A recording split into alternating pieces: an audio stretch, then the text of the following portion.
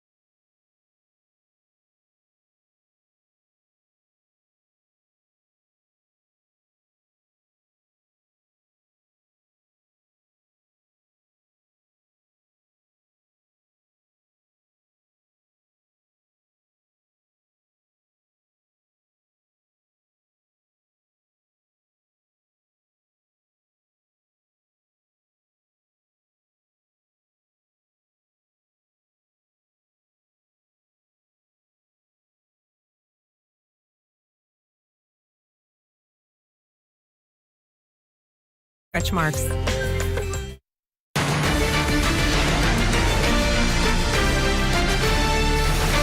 Top there. Welcome back to Court TV Live. Our cameras are in place in Virginia. It is day 2 of testimony from Amber Heard, and it is likely going to be a grueling and crucial full day of testimony for her case. At any moment, court's set to get underway. Amber Heard is inside the courtroom along with Johnny Depp and the attorneys, just waiting on the judge to take the bench. There's a live look inside the courtroom. You see Amber Heard is already sitting at her spot at the witness chair. She will likely be put under oath again. And here's the judge. Let's listen to the opening statements from the judge, the greeting. Good morning, Judy. Good morning. All right, before the jury comes out, I just want to let you know for planning purposes, I plan to go to 5:30 today because we've lost a little time throughout the week.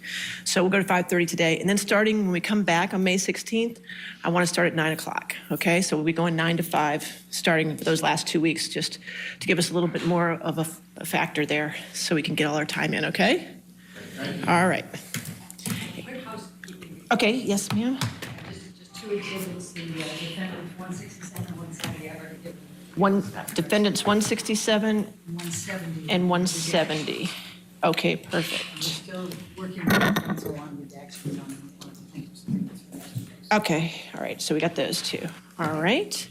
Anything else before the jury comes out? All right, thank you. Give the jury. All right, there you have it. The long expected day got a little longer. They're going to go till 5:30 today, per the judge's order, and the jury has just been called for. Amber Heard. You wonder how much sleep she had last night after a full or half day of testimony and realizing what was ahead today. This is indeed a marathon and not a sprint. As everybody stands, the jury making their way into the courtroom. This should be a full day of direct testimony. And then, of course, cross-examination will take place. You heard the judge talk about it. They have next week off. All of next week is dark. They'll be back May 16th. And we expect, scheduling-wise, that's when cross-examination will begin. Amber Heard standing, watching the jury walk into the courtroom and getting ready for day 2 of her testimony. Let's go in live. Good morning, ladies and gentlemen. I just want to let you know that today we're going to go till 5:30. So I just want to let you know at the beginning of the day that we'll be going till 5:30, okay? All right, thank you. All right, your next question, yes, ma'am? Thank you, Your Honor. Amber, when we finished yesterday, we were talking about the Bahamas and the yacht and flying off in a helicopter. I'm going to just ask you to take a look at, Michelle, if you can bring up Defendants Exhibit 1091.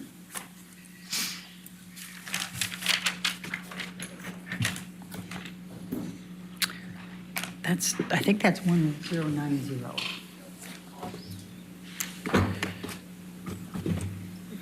Scary that I would know that.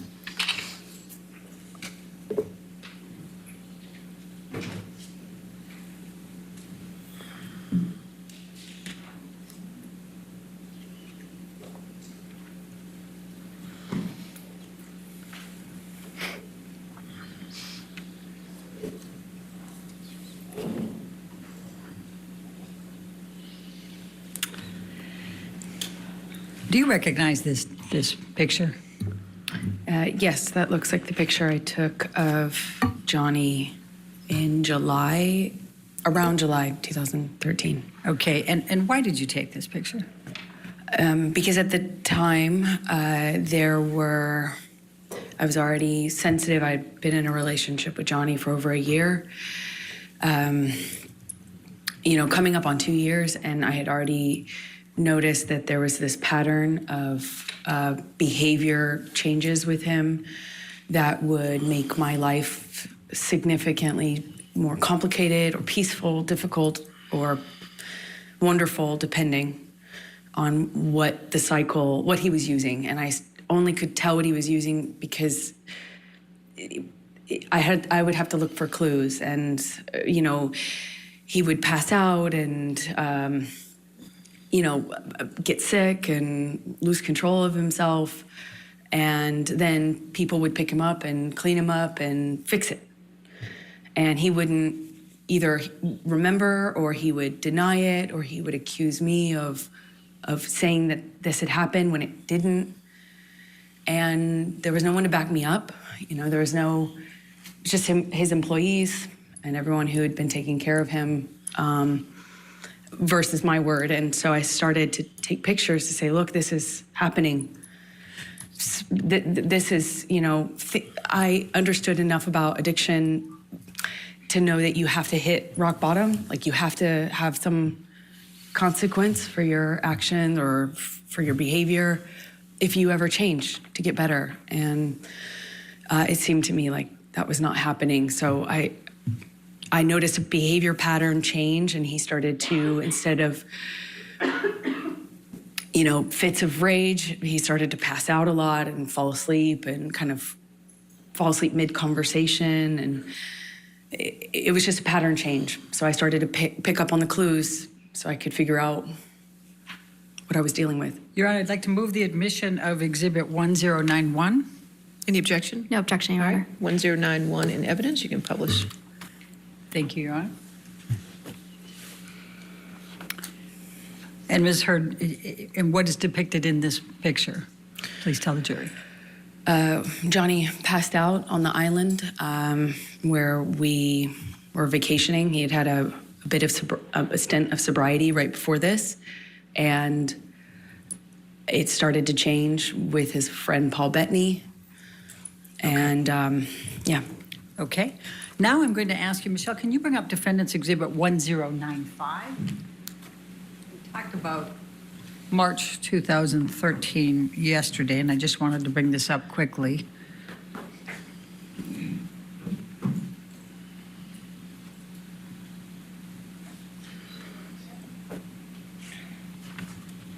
Do you recognize this picture? Yes, that was taken. Before you go further, did you take this picture? Yes, I did. Your Honor, I'd like to move the admission of Defendants 1095.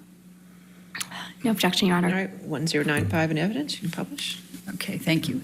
Okay, now, Amber, will you please tell the jury why you took this and when you took this? This was after a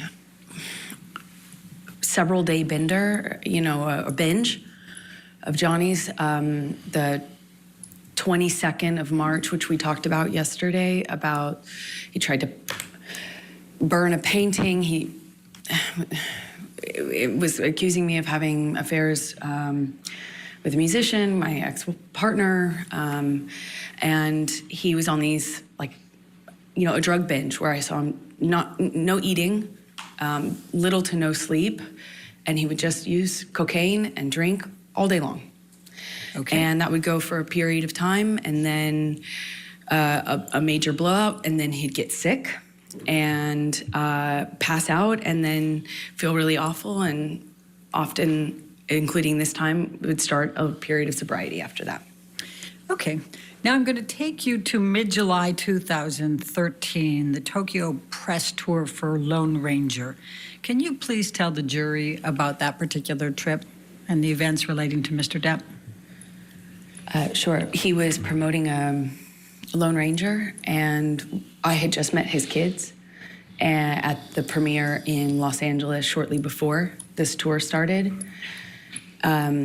They found out about me. Amber, I'm going to just ask you not to go through that. Sure. Just take us to Tokyo, please. Okay. So I believe we went from that stop to Tokyo with the kids, and he had difficulty with drinking in front of them. He was trying to hide it, and yet he was dealing with some stress around his career. I didn't have a lot of details, but he was drinking at the restaurant, and the kids were kind of,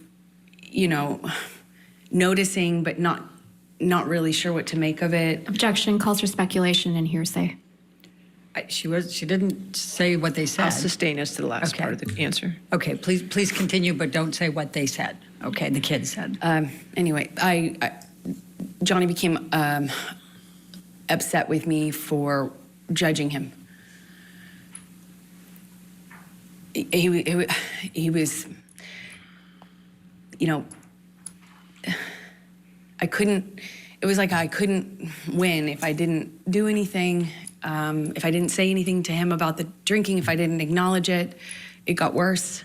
If I did acknowledge it, it was my fault and I was nagging. And I get it, you know, I wouldn't like to be told what to do either, so.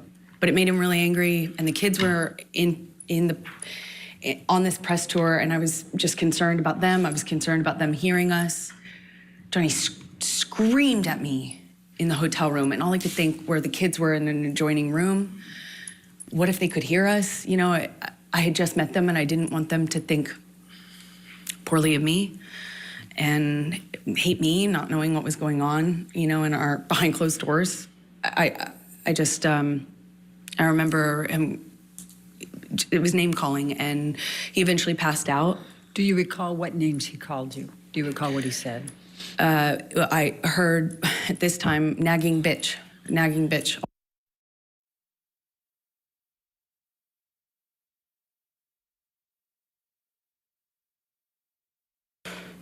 With me, and then he didn't want to, that when we touched back down, he'd get rid of me and I'd go back to, he said some disgusting things to me. I don't know if I need to repeat it. Okay, let's go. Michelle, can you bring up Defendants Exhibit 1090? You indicated, I think, that he passed out at the end of that. Did you take this picture? I did. Okay. Your Honor, I'd like to move the admission of Defendants Exhibit 1090. No objection, Your Honor. Thank you. 1090 in evidence. You can publish. Thank you. And where was Mr. Depp when you took this picture? He was passed out with his head in a table in the hotel room, in our hotel room, not the kids' hotel room in Tokyo, on that press tour. All right.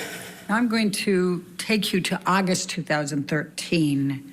What, if any, discussions did you start having with Mr. Depp about moving in with him? Well, after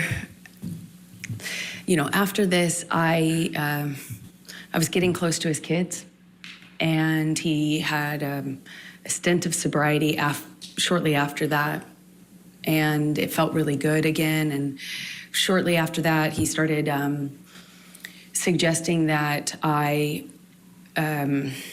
let him rent my apartment for the vultures. That's what he called the press. And he said now that we were like a known couple, now that it was out in the press, that my apartment wasn't like safe effectively for me. And I had a modest apartment in Los Angeles. And so he started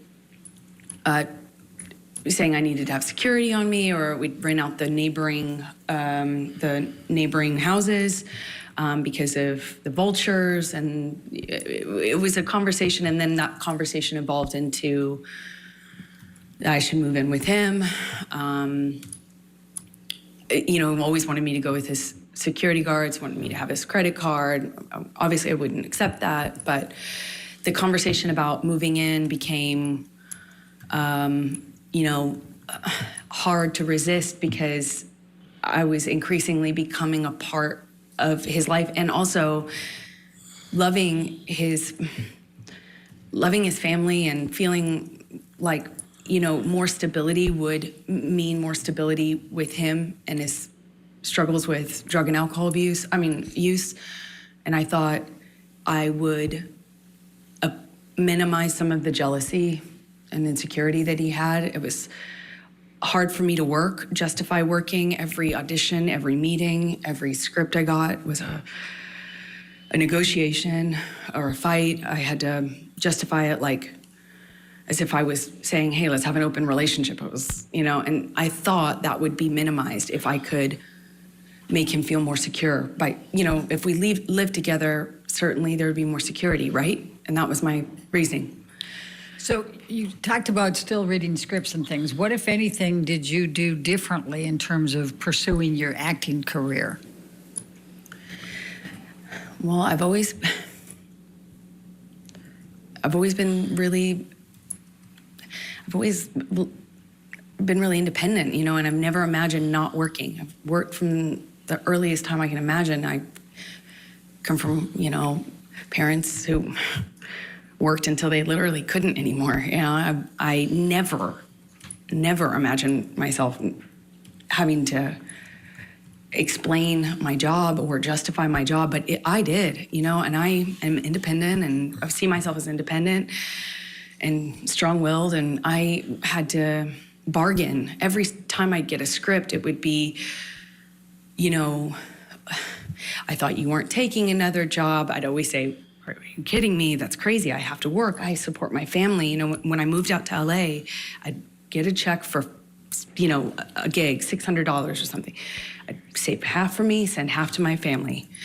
I kept having to justify taking work by saying, I'm supporting my parents, I'm supporting my sister, I'm supporting my family, I have to work.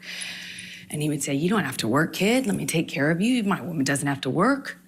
And that sounds really sweet and really romantic in some way, but it became a real fight. Every time I got a script, it was what kind of, how I was dressing, what kind of behavior I'd have, how did I have a sex scene? And then I started saying, no, I won't take the sex scenes, or, I'll take the part where I don't play, that kind of character, or then I started minimizing the kinds of kissing scenes that I had, and eventually I had to change the wardrobe that I could have in the movie. I couldn't have a sex scene, but that all, it didn't happen all at once, of course.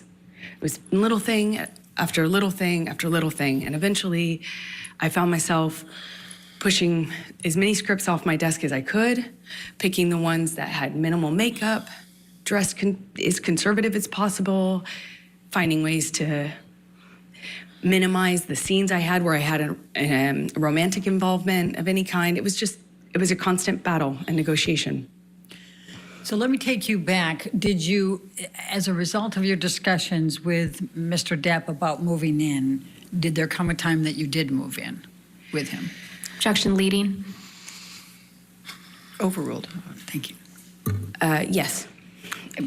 Please, and let me ask you this. You've talked about penthouse, we've heard a little bit about penthouse appointments and suites here. Could you just explain to the jury the different places that Mr. Depp had in Los Angeles and what they were called, just so we have some context here when we're going through all this? It's a little confusing, I imagine. He had about, I think, 4 or 5 mansions in this beautiful, border of Beverly Hills and West Hollywood, and they were all in a cul-de-sac, and we called it Sweetser, because that was the name of this street. And there are 5 houses, I think 5 houses, it could be 4, all, effectively, he had the whole street. Then he had about 5 penthouses downtown on the same floor of the Eastern Columbia building, which you've heard about, the ECB. And Sweetser was, Johnny's kingdom. One of those houses was like a whole house was his man cave. It was a studio, and it was where he made music and hung out. And we spent some time in there, but that was effectively Johnny's, place. And then there was the downtown places, and they were effectively empty save for some furniture and one of Johnny's friends, Isaac, who you met, and he lived there some point before Johnny and I eventually decided to move in together. Let me just stop you there. I just want to make sure we're clear. Are we talking about the penthouses, or are we talking about Sweetser? Isaac lived in the penthouses. Okay. The rest of them were pretty much empty. And my best friend, who I was very, very, very, very close to, went through a breakup, and he very kindly insisted on moving her into this penthouse. And of course, she said no for the first few times, but he insisted and said they were empty, and he would love to have her move down there. And he very kindly moved my best friend downtown. Problem is, Rocky? Yeah, okay. Rocky Pennington. But the problem is it's like 30, 45 minutes from West Hollywood, where my place was, which we call Orange at the time. Okay. So when did you move in to the penthouses? Shortly after he moved Rocky, my best friend, into the penthouse. So she was in one of these empty-ish apartments, and somewhere around that time, I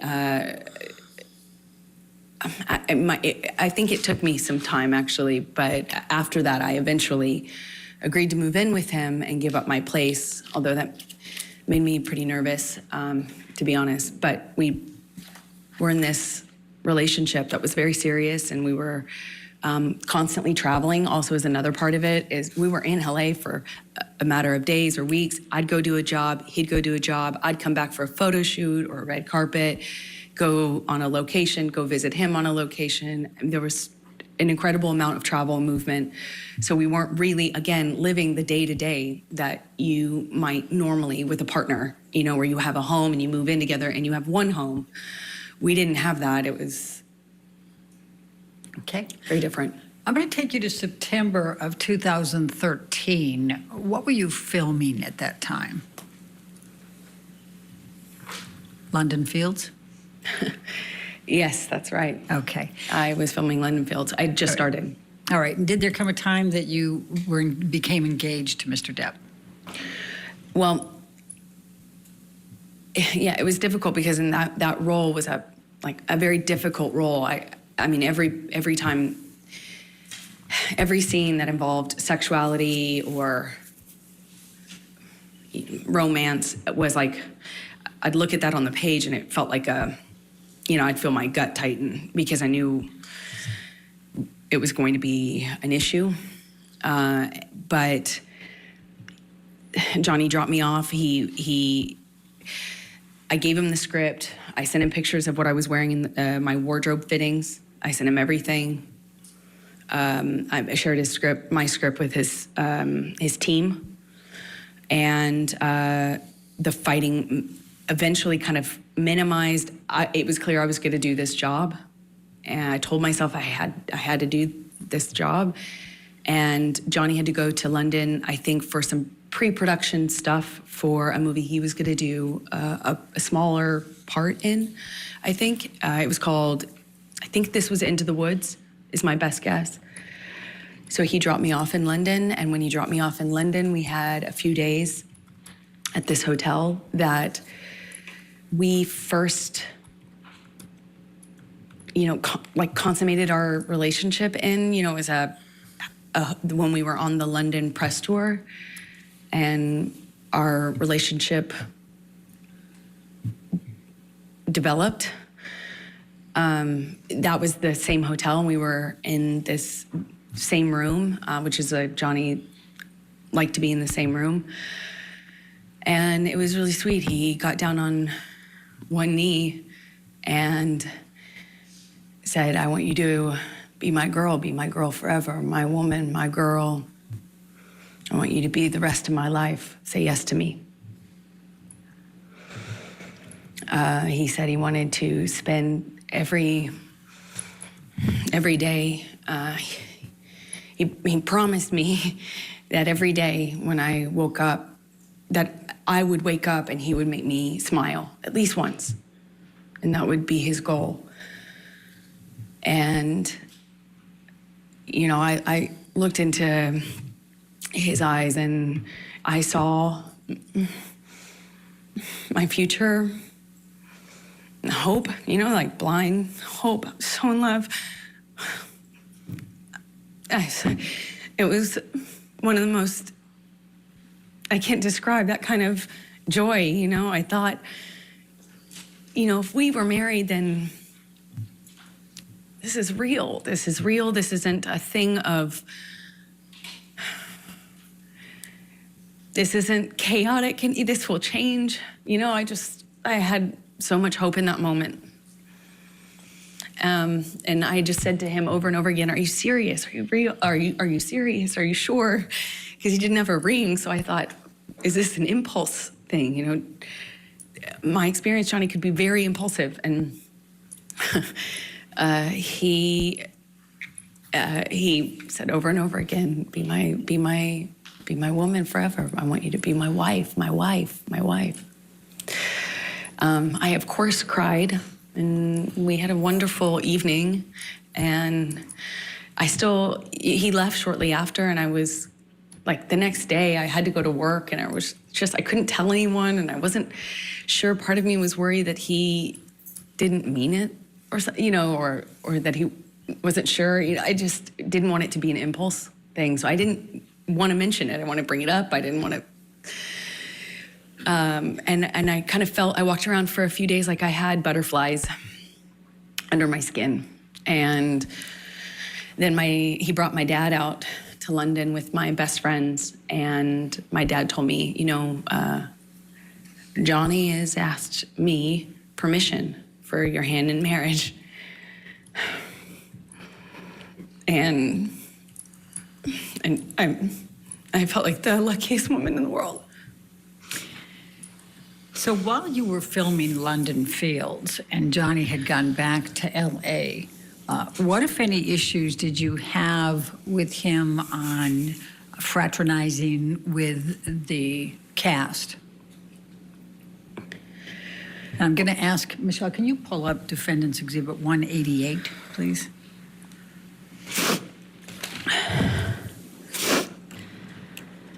Your Honor, I'm going to object on hearsay. Your Honor, I'm going to... Slipping a break here. We'll cue it up right where we left off. You won't miss a thing. Back with more testimony from Amber Heard on the stand. It's day 2. Be right back.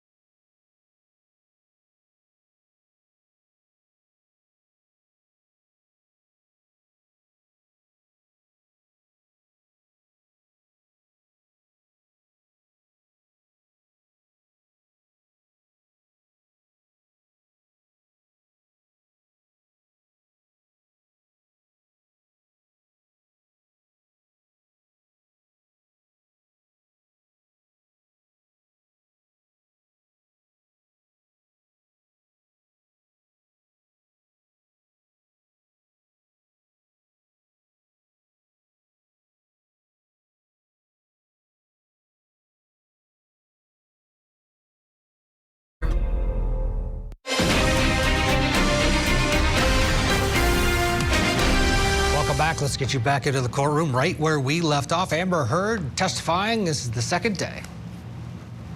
Can you tell us what transpired between you and Mr. Depp when you wanted to do something with a cast member? So, as I said, he came to London for his own work and also dropped me off in London, where I had to be for a few months to film this movie. And he asked me to marry him. He brought my best friends and my dad out. They left. And shortly after they left, my co-star, one of my co-stars, invited me to go to a concert with him and some of the cast to kind of break the ice, and I'd be working with them for the next few months.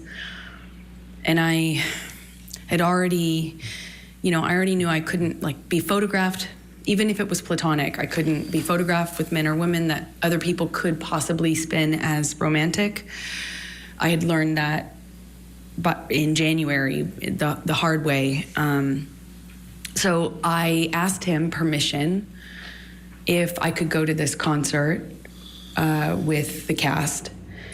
And I said, Johnny, that he's my co-star. Objection, Your Honor. Hearsay.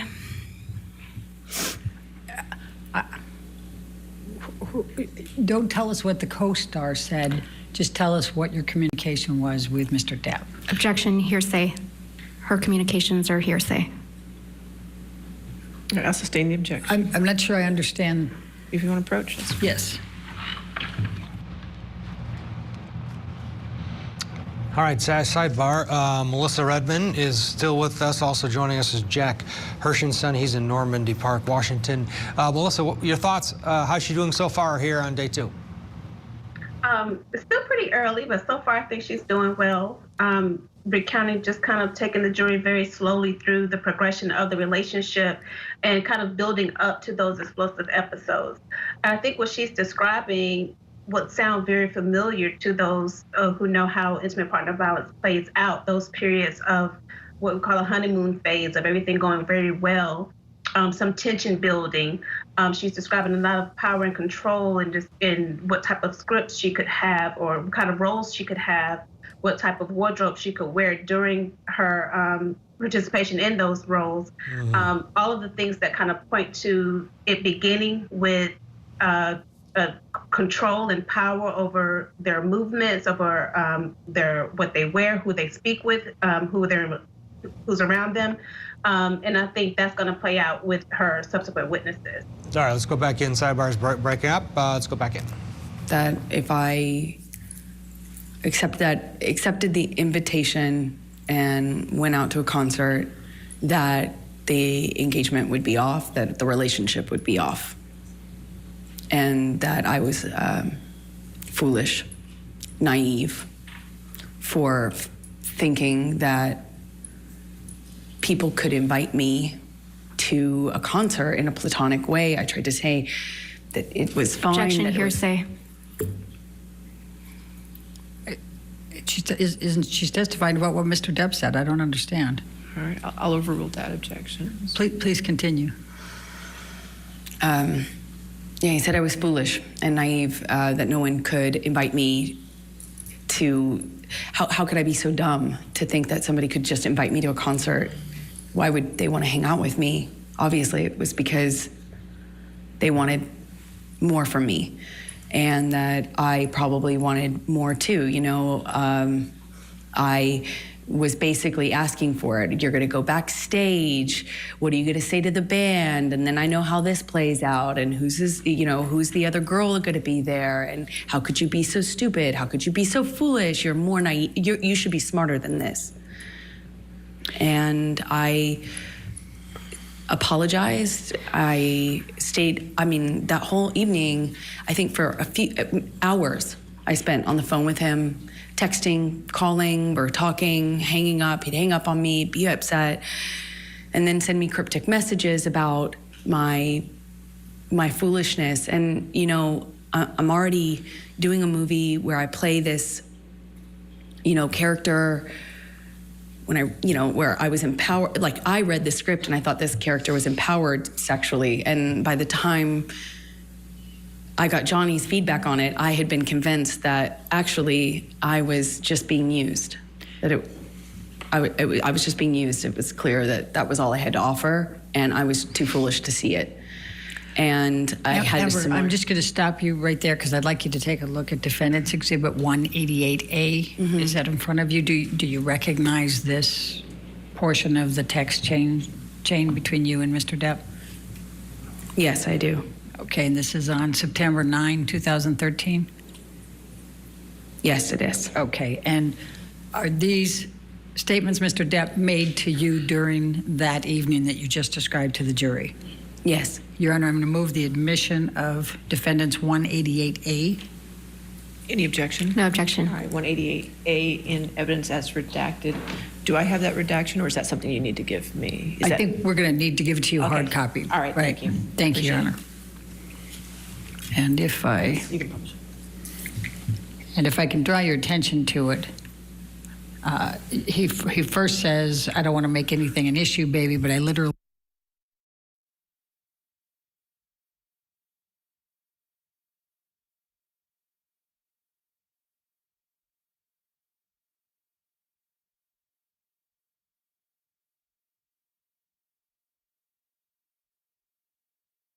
Will always attract me into a very tempting test.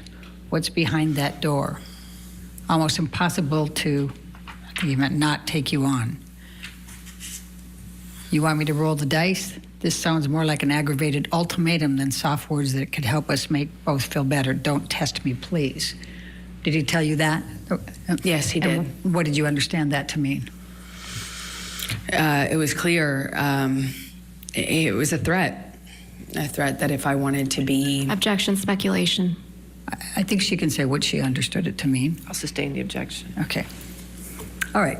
Let's move on then to the filming of Mordecai with Mr. Betany in October, November 2013. Where did that take place? In London. Okay. And what, if any, involvement did you have? Were you there for any part of that filming? For part of it, I happened to be in London already for the film I was just telling you about. And Johnny came to London shortly after to film his own movies. He did the smaller, I think it was a smaller role in Into the Woods, and then he was filming Mordecai after that. So after I finished my movie, I moved in with him into his house in London, a rented house in London. Okay. And describe your experiences during that time period with Mr. Depp. It was really touch and go. He was filming with Paul Betany, and there were days when he wouldn't come home, or they couldn't get him up out of on set. He'd be asleep in his trailer, sleeping whatever he'd done the night before off. I remember he missed a few days of work that way. It struck me because in my experience in our job, you don't miss work. It doesn't matter how sick you are, you go. You know, it's millions of dollars every single day they're filming, and I had not experienced someone who could effectively just control the set like that, you know, I mean, to that extent. And one day he didn't come home, and I was worried sick. I found out that he was in a hotel room with Paul Betany. Objection, hearsay. Okay. Move forward, because When he came home, they had to carry him home. Objection, hearsay. Did you see them? I carry watched him? it. Okay. Go ahead. Okay, please continue. I watched. Actually, I was shocked that he could do it. One of the security guards carried Johnny like a baby into the house, and I looked at that, and I mean, his boots were hanging over the security guard's arm, who had to negotiate getting through the doorway, carrying Johnny like this. And I watched this. His assistants and the other security guards shaking their head, you know, just shaking their head, acknowledging this is how bad it is. And I remember thinking, this has got to be it. Like, this has got to change. This is it. And he was understandably very, very sick for at least 2 days, is my recollection. And in that 2 days, I had a lot of conversations with his team. I won't say what they were, but I felt at that juncture very encouraged that everybody and myself were on the same page. And I felt encouraged that we were in a new chapter, that Johnny had finally hit rock bottom, and finally he felt like changing for good. And I felt buoyed, supported by these conversations I was having with people that he was close to, that he trusted. November 2013, did you have any contact with Lily Rose that led to any discussions with Mr. Depp? Objection, leading. Sustained. What, if any, communications did you have with Lily Rose in November 2013? Objection, calls for hearsay, leading. I'm asking what her connection was. I didn't ask what she I'm said. going to sustain the objection. If you want Okay. November 2013, what, if any, interaction did you have with Lily Rose without saying anything she said? Objection, hearsay. It's interaction, Your Honor. I'm not asking for what she said. If you can lay a foundation out. Okay. Did there come a time in November 2013 that you saw Lily Rose? Yes, they came to stay with us for some time in the winter. Yeah, around November, I believe, 2013. When you said they, who were you referring to? Johnny's kids, Okay. Jack and Lily Rose. All right. And was there a particular incident that led to a disagreement with Mr. Depp? Objection, leading. Sustained. What, if any, interaction did you have with Lily Rose that led to an argument with Mr. Depp? Objection, leading. That, what, if any? If we could approach for a minute. Okay, going to a sidebar. We'll squeeze in a break and get you back for more testimony right after this.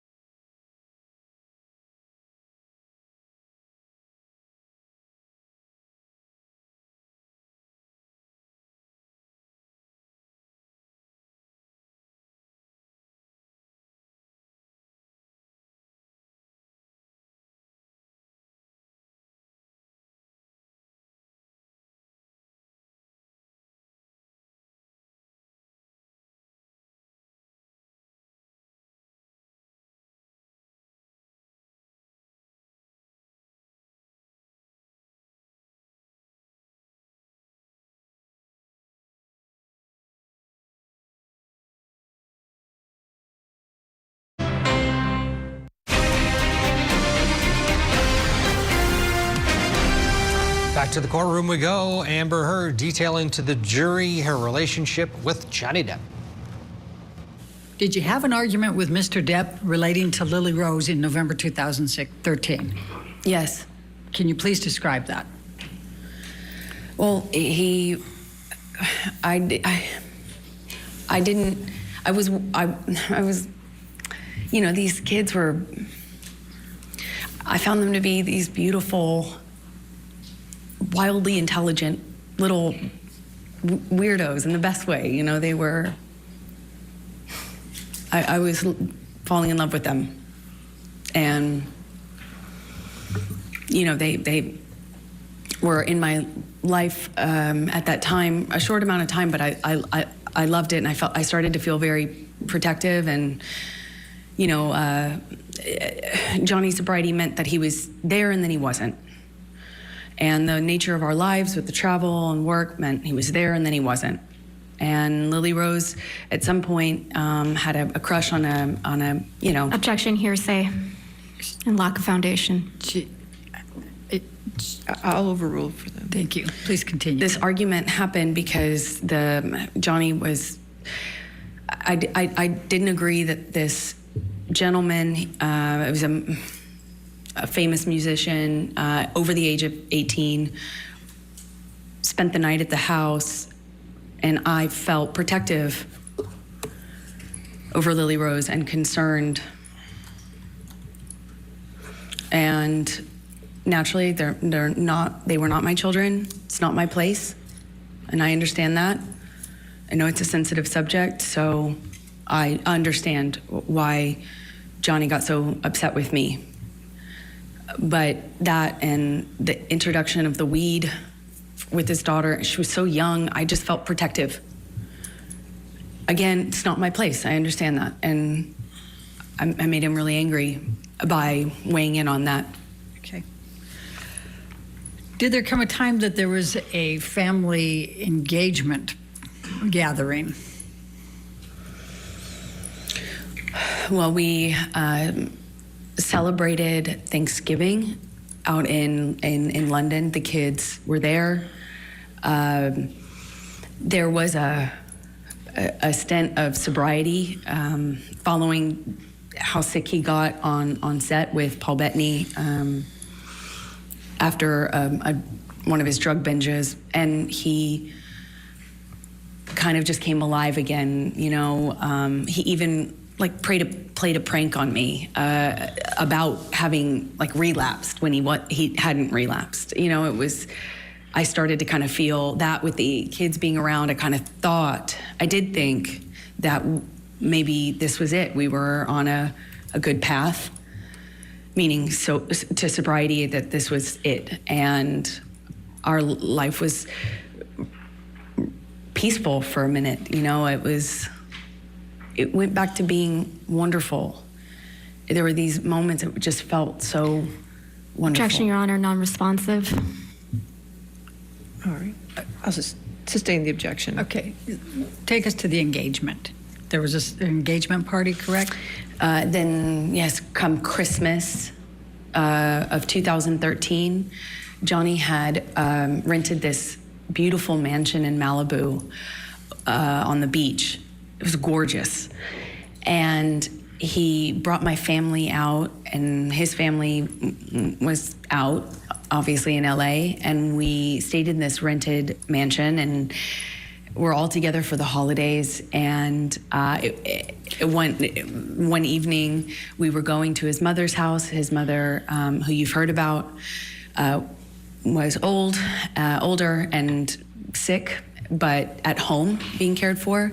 And one evening, we're going to have dinner, Christmas dinner there with her around the time of her birthday as well. And my best friend said, "You should." Objection, hearsay.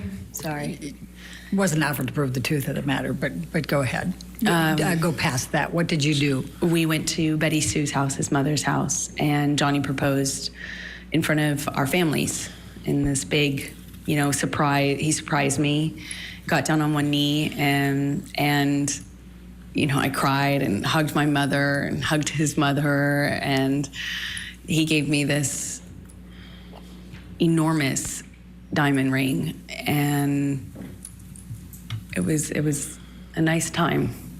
Okay. I'm going to take you into January, February 2014. You employed a woman named Kate James, is that correct? Objection leading.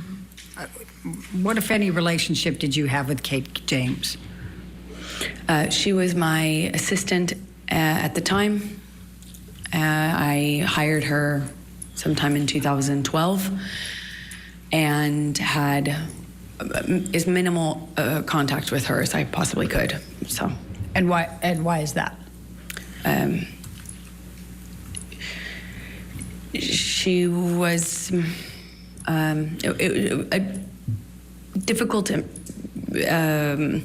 troubled, and inconsistent. She drank on the job and stuff like that, and her behavior was Objection relevance. horrible. She's already testified. Kate James has testified, and I think the bias, we can... All right, I'll allow that. Go ahead. Thank you. Okay. Please describe for the jury what job responsibilities Kate had and how you communicated with her and kind of how that worked. Objection compound. Overruled. Thank you. We had minimal person-to-person interaction because I was hardly ever in LA.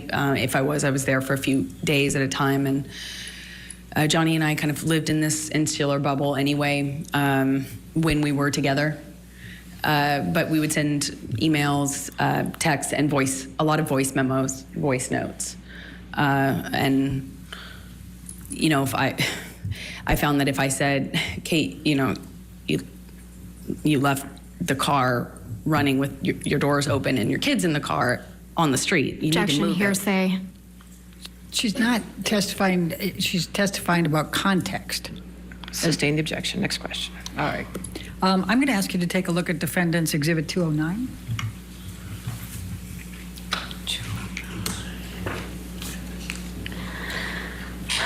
Your Honor, I'm going to object on hearsay grounds. All right. We lay a foundation, Your Honor. But still hearsay. May we Ms. Hurd, approach? did you? May I lay the foundation first? Ms. Hurd, did you communicate with Kate James by email in the ordinary course of your business? Yes, I did. Okay. And I'm going to ask you to take a look at Defendants 209. Is this a communication that was between you and Kate James that was in the ordinary course of business with her as an employee? Yes, it is. So, Your Honor, I'm going to move the admission of Defendants Exhibit 209. Business records exception. Still hearsay, Your Honor. Business record exception gets the business record, but it's the hearsay. If there's hearsay involved inside the business record, there's still objection to hearsay. Your Honor, the business records exception, I mean, I don't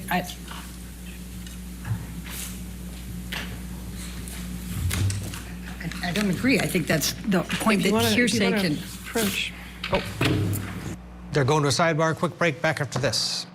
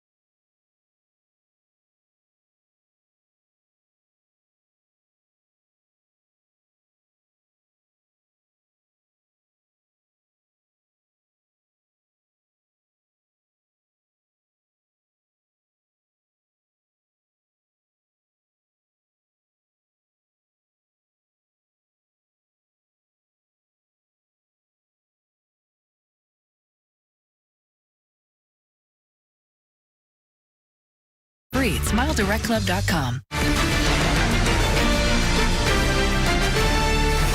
Top of the hour. Welcome back to Court TV Live. I'm Ted Rollins. Glad to have you along with us as we continue our gavel-to-gavel coverage of Johnny Depp versus Amber Heard. Amber Heard, of course, is on the witness stand, so we're, of course, going to get you back into court. What, if any, communications did you have with Kate James about your issues with Mr. Depp? Objection hearsay. Your Honor, Ms. James has testified. I'll sustain the objection. All right, well, we can take that down, Michelle. In the February, I'm going to jump to February, March 2016. What, if any, communications did you have with Mr. Depp about a prenup? Well, after the engagement, but before the engagement party, I started to feel like it would make, you know, I know that he earned significantly more than me. He's a successful actor. I wanted to eliminate any doubt in his mind and in other people's minds. So I brought it up to him and brought it up to my therapist. Objection hearsay. She's just saying that she brought it up to her therapist. She's not saying what she said. But please focus on Mr. Depp, okay? Of course. Johnny said he would tear it up. He said, if you ever brought one up to me, or if I ever saw one, got my hands on it, I'd tear it up. Only way out of this is death. Only way out of this is death. And I thought it would, like, I didn't care either way, but I did feel that it would eliminate suspicion or doubt, and it would make things easier. And I told him over and over again, you know, are you sure? Are you sure? Maybe we should do this. And one time he said to me, he's like, kid, are you already thinking of how you're getting out of this? Are you already planning to get out of this, kid? You already planning on leaving? It was around the same time as the moving in together conversation. He accused me of having one foot out. And they kind of were happening around the same time. You know, I still had my apartment and we're engaged now. He was asking me to redecorate Sweetser, his main house, and kind of move into the ECB building downtown where my best friend was living at this time. While the decorations and the remodeling had been done on Sweetser. And so these conversations were kind of happening about how to build our future together and how we were going to move forward together. And I would have forgotten about the extent that we had those conversations early on in the engagement if it hadn't have been for my therapist's notes. I'm sorry, if it hadn't been for your what? If it hadn't been for my therapist's notes, which were taken at the time when I was talking to her about this and my conversations with Objection Johnny. hearsay. Okay. I'll sustain the objection. We'll move on. Okay. Let's take it to March 2014. Did there come a time there was an engagement party? Yes, so it was March 2014. Please describe for the jury.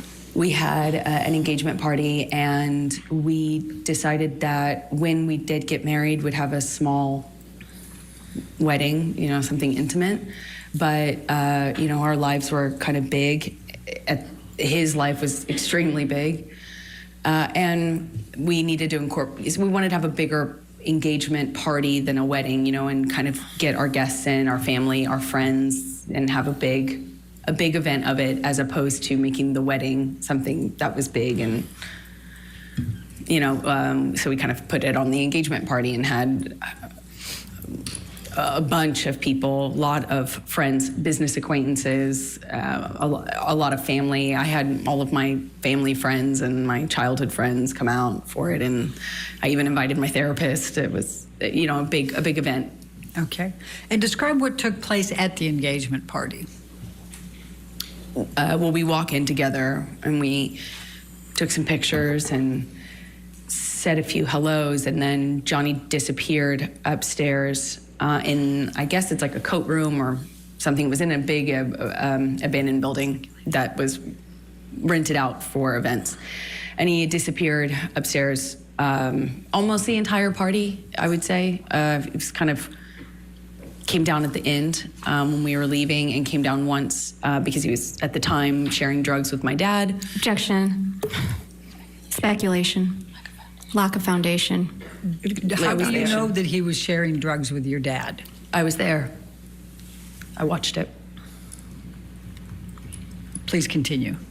My dad at the time was was addicted to the same thing Johnny was. Okay. And so my dad had, either my dad ran out or Johnny ran out. I can't recall which of the two ran out, but there was they needed more, of course, and had to leave the party. My dad actually left with Johnny's security to go get more drugs from Objection. West Calls for Hollywood. speculation. How do you know that? They told me. Hearsay. Sustain the objection. Okay. And they left to go whatever, and then they came back with drugs, and everything was okay in terms of the withdrawal symptom, or I don't know what you call it at that point. But he still stayed upstairs. And Are you referring to Mr. Depp? Yes, I am. Okay. Please so continue. shortly after that, I tried to get Johnny to come downstairs, and he just snapped at me, just verbally. And I remember talking to my mom about the irony of it. Okay. We were at an engagement party, but that was pretty much it for the engagement party. And I went downstairs and entertained guests and smiled and took pictures and put on a face and, went about my evening. All right. I'm going to take you to May 2014, the Met Gala. Could you please tell the jury what a Met Gala is and what's involved in that? Objection. Compound. Overruled. Met Gala is a big event, annual event, celebrity event in New York. It's a fashion event, but it's just a major red carpet event. And you have to be invited, and it's kind of a thing, and we were invited that year. And I had already gone for the previous year or two, and this year we were going to go together. And at some point in the evening, we're sitting across the table, and Johnny starts asking me about this woman. He thought I was looking at this woman in a sexual way, and I kind of turned it around on him and said that exactly. Objection. Hearsay. All right. It's context, Your Honor.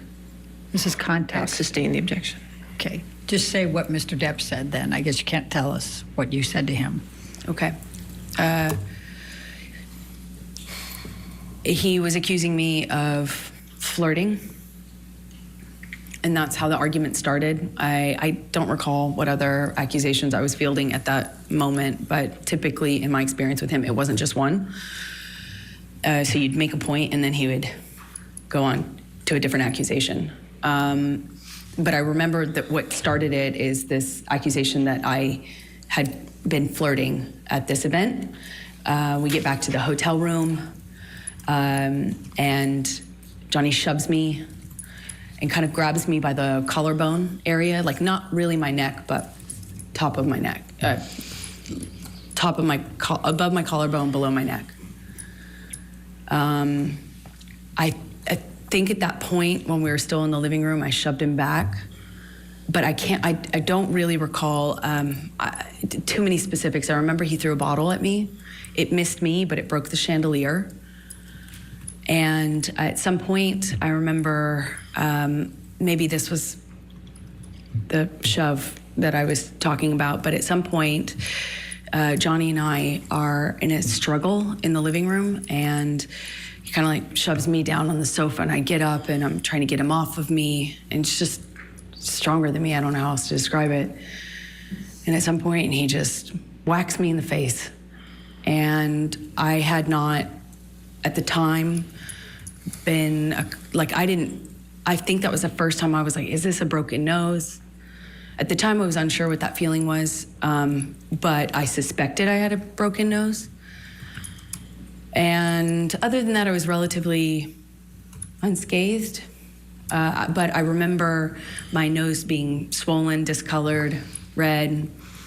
And I took a picture of my face at some point and made a joke about it to my friend about how bad I looked compared to how the red Objection, carpet. hearsay. All right. It was not for to prove the truth of the matter. Yes, asserted. I'll sustain the objection. Okay. Okay. Just don't say what you told a friend. Okay. Okay. Let's take you to the Adderall Diaries. When did you start filming the Adderall Diaries? Believe May. I filmed another movie in New York, March, April, May. I went straight from that movie to another movie, an independent film with James Franco. The one I had previously shot was with Christopher Walken. That's right. Okay, so I went from one to the other and saw Johnny in these, in between, like if I got a long weekend or, I'd fly home to be with him and then fly back. It was kind of like that. Fly back from where? Where were you filming those? In New York. Okay. And where was Mr. Depp at that time? Johnny was in LA at the time and then eventually went on location for his movie, Black Mass, in Boston. So you were in New York and Mr. Depp was in Boston at some point Eventually, by May 2014. That's it. All right. And what, if any, discussions or arguments did you have with Mr. Depp relating to James Franco in that time frame of May 2014?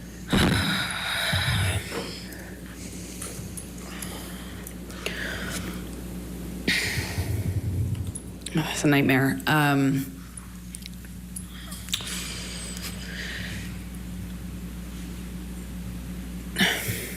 I wanted to do this independent film. I liked the story. I liked the character. I, told him I'm not going to wear makeup in the thing. Objection, hearsay. Apparently, Ms. Bureau, if you could approach, please. Okay, another sidebar. Let's get a break in here. More testimony from Amber Heard when we return. Stay with us.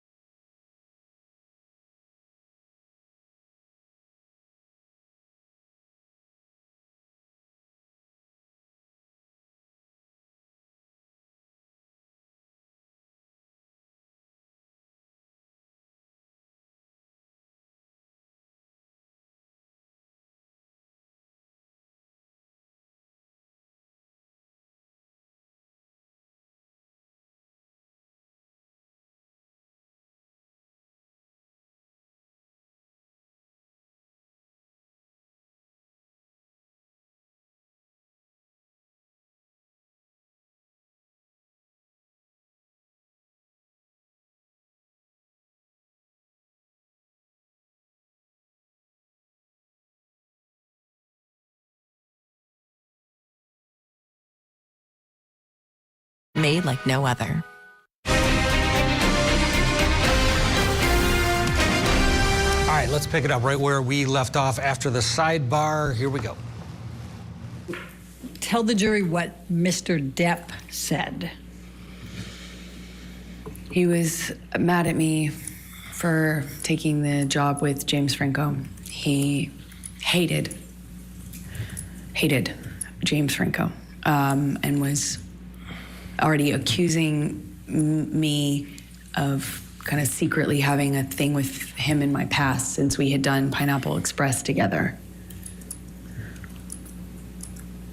Okay. So I'm going to take you to the Boston plane incident. We've heard about that earlier, May 24. Can you please describe for the jury what took place on May 24 relating to the plane incident? Well, I had spoken to Johnny. You know, he's in Boston, I'm in New York, and I spoke to him.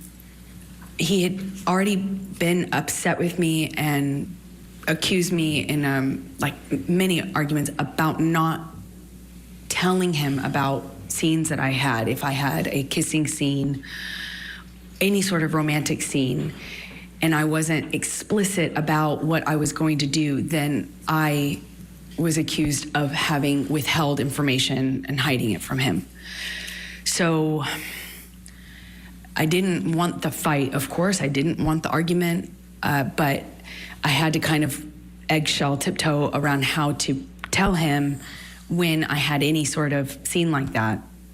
And I did tell him in this occasion. Objection, hearsay. We need to stay with what Mr. Depp said, okay?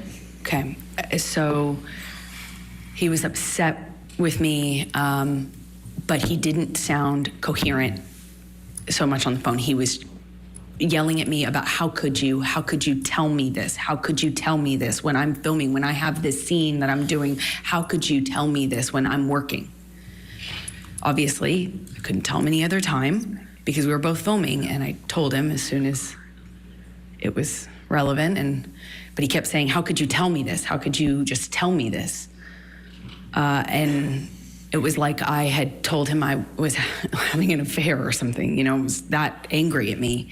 But he kind of started to sound less connected to reality as these like arguments would happen on the phone. This is in one day.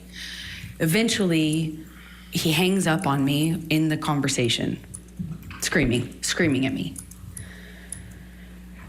I talked to his assistants. I won't say what they said, but I had conversations and felt encouraged that I could continue on with the plan, which was for me to get on the plane, go to Boston, pick him up, and we would go back to LA for his daughter's birthday. I was nervous because the conversation I had with him, and he was so upset with me on that conversation, but I figured I assumed he had passed out and that he would have been kind of sobered up the next day, assuming that the work would mean that he felt pressured to kind of pull it together. And I get on the plane. He sent the plane, so I assumed he's not that mad at me. He's over it. We're moving on. He's sobered up. There had been a lot of talk about a sober plan, like a full detox, a full recovery, a doctor, a whole plan. You know, there were talks of that following what had happened in London. So I was feeling like, okay, well, maybe we're here. And I get on the plane, it touches down and the SUV pulls up and it sits on the tarmac for a very long time. He knows I'm on the plane waiting for him. So I kind of started to anticipate that things weren't as I hoped, meaning that he was sober and had slept it off. And I'm sitting on the plane for a very long time waiting for him, and he finally opens the door, and I see him get out of the SUV, and I can guess by how he's moving, how he's walking. I didn't realize at the time I had already become really sensitive to these little changes because my life changed depending on what he was on. And he gets on the plane, and I just knew in every cell of my body something was wrong. And he comes straight up to me, doesn't say anything to me, but is looking at me. He's got these glasses on, and he takes them off in this kind of aggressive manner and sits down across from me, not in the usual spot. We'd kind of have our places on his plane, you know, where you get used to sitting. And I remember I got up and moved to accommodate him getting by so he could sit in the normal seat as per usual. He didn't. He sat across from me. At some point, and I don't really remember the exact sequence of it, we take off, and at some point he's asking me what's wrong with me, what do I have? Do I have something to tell him? Do I have something to tell him? You want to talk to me about your day yesterday? And then it gets, I already know that he's drunk. I already know he's using, he reeks of weed and alcohol. I mean, his breath smelled so bad, and I could,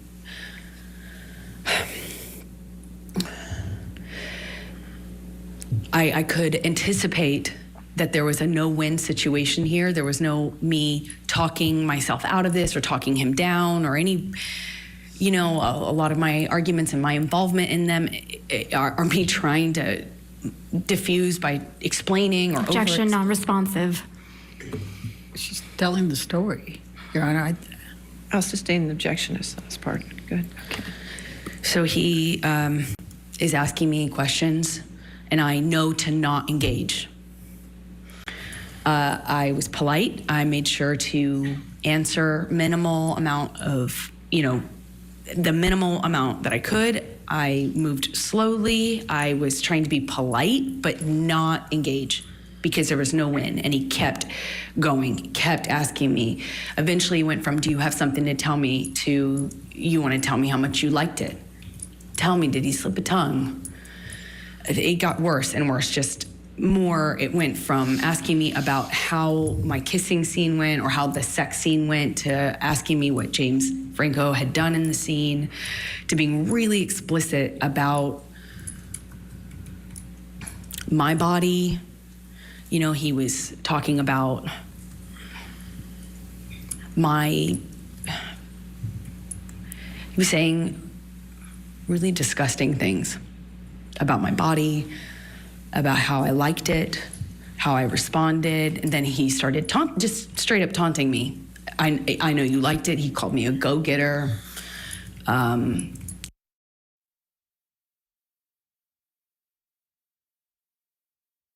And his assistants on the plane, and I remember I felt I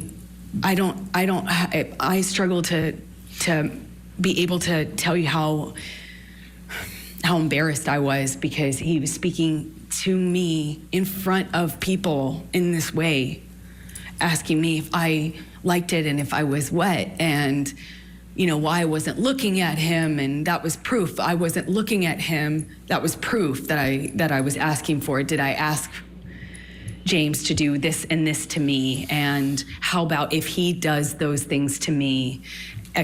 Insert sexually explicit descriptions of what he accused me of wanting or deserving. And I, at some point in this, get up and move to the front of the plane. And I remember getting up so slowly. I didn't want to aggravate him. I didn't want to give him any excuse to pounce on.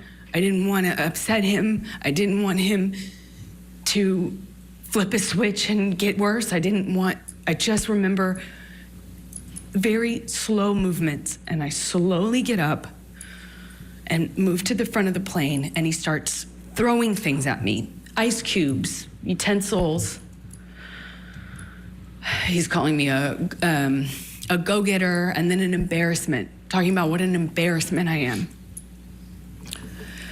I don't know how many times I moved seats. I wish I did. I don't. I remember moving more than once, and Johnny came to me each time, not the other way around. He sits down in front of me at one point, And because I'm not answering him, I was looking out of the window and he slaps my face.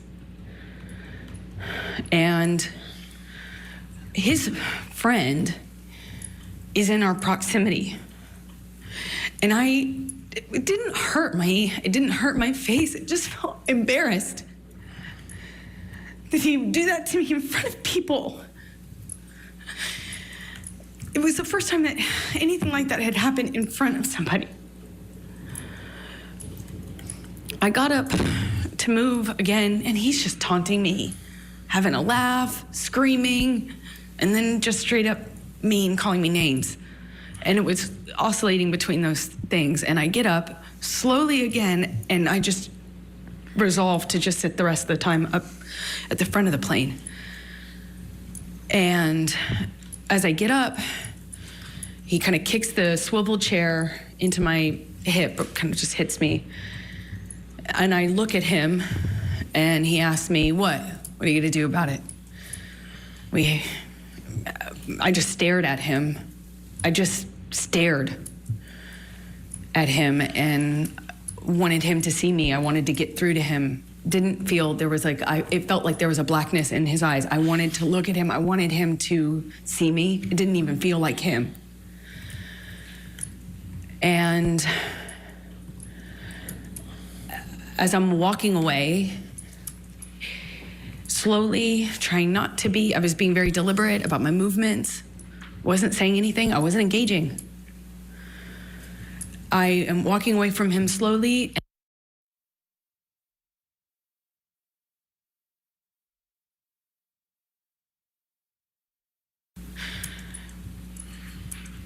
Wanting to penetrate the monster to see the man that I love underneath that.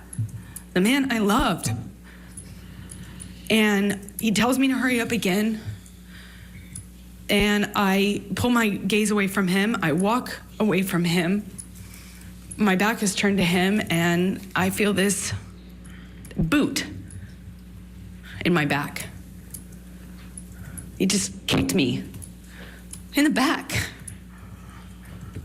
I fell to the floor. I caught myself on the floor, and I just felt like I was looking at the floor of the plane for felt like a long time. And I thought to myself, I don't know what to do. I can't believe he just kick me? No one said anything. No one did anything. It was like you could hear a pin drop on that plane.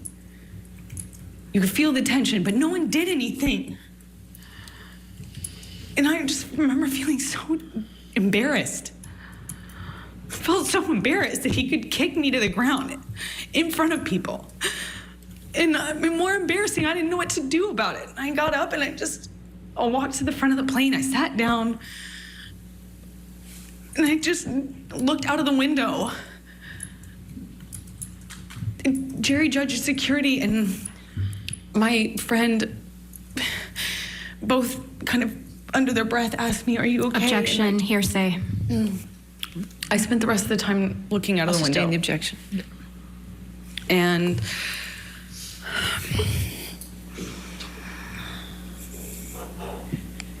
did there come a time that you tape recorded Mr. Depp on this plane?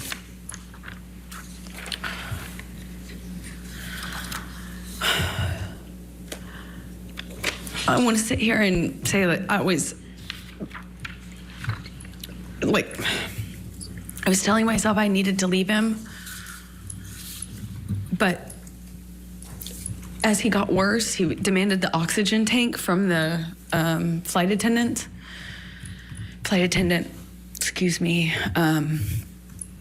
and he continued to drink and then eventually started howling like an animal and passed out in the bathroom with the door locked.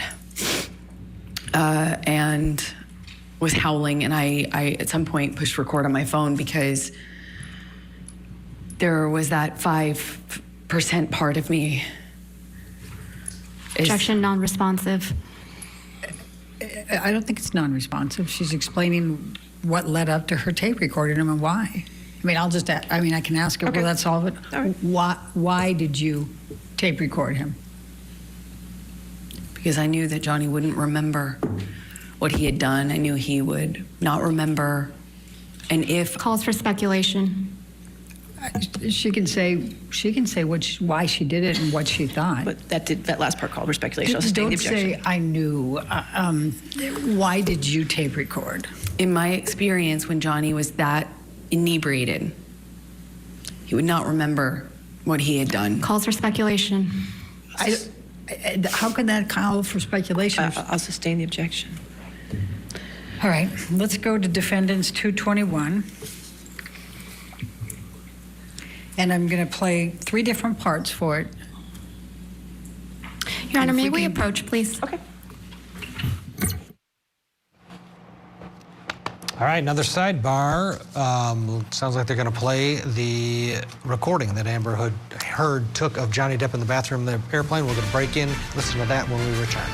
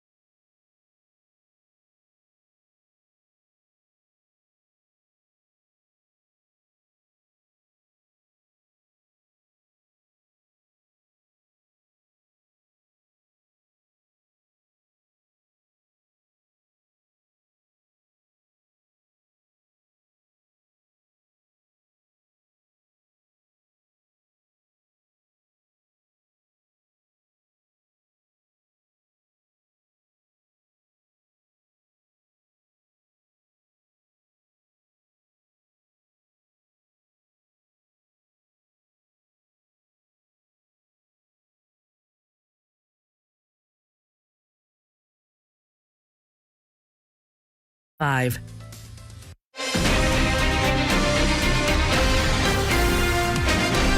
All right, let's get you back into the courtroom right where we left off after the sidebar breaks up and they play the audio that Amber recorded of Johnny moaning in the bathroom on that flight from Boston. 2:21, and we're going to call it A, and that'll be 0 through 1 minute.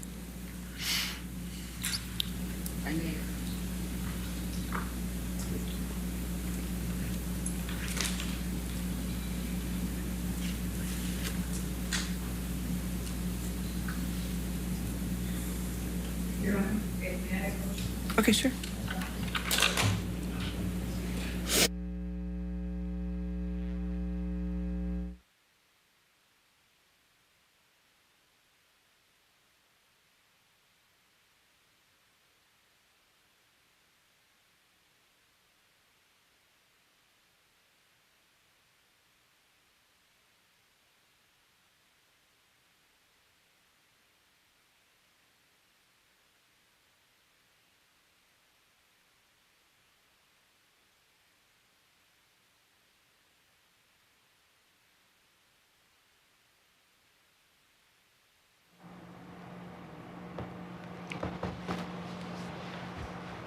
With the first one with 0 to 1 minute. And can we turn up the volume just, I mean, there's part of it that the noise of the airplane is a little bit loud, but to be able to pick up the noise.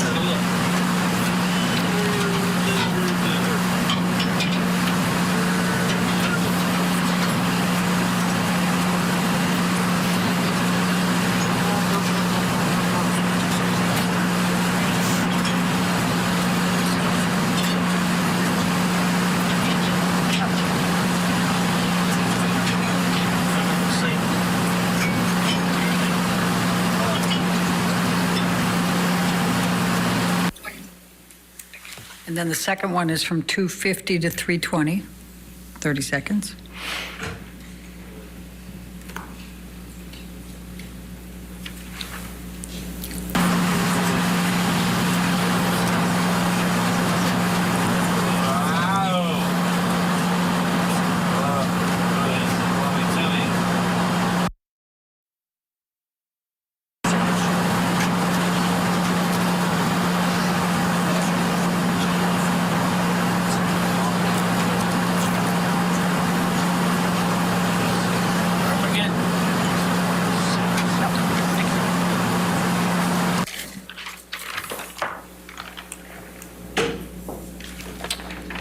You, 221 is in evidence.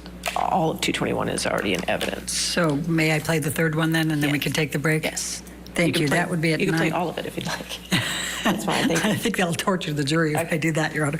9:30 to 10, just 30 seconds more.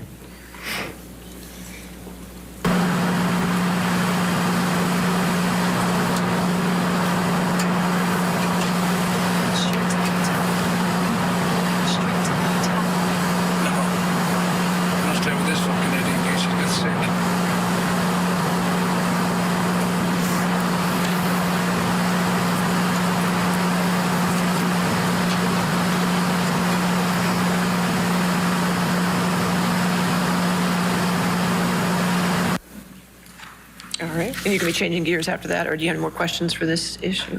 No, I think this would be fine Okay, for a break. all right. Ladies and gentlemen, let's go ahead and take our morning break then.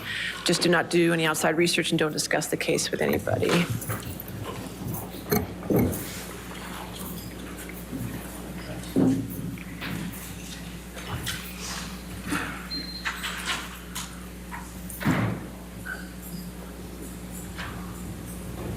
All right, mid-morning break. You see Amber Heard standing and watching the jury leave the courtroom, wondering what effect her testimony had on that jury. Since you're still testifying, don't discuss your testimony Let's listen in. at this point, okay? All right, so let's just come back at, let's make it 11:42. All right, 11:42. Thank you, Your Honor.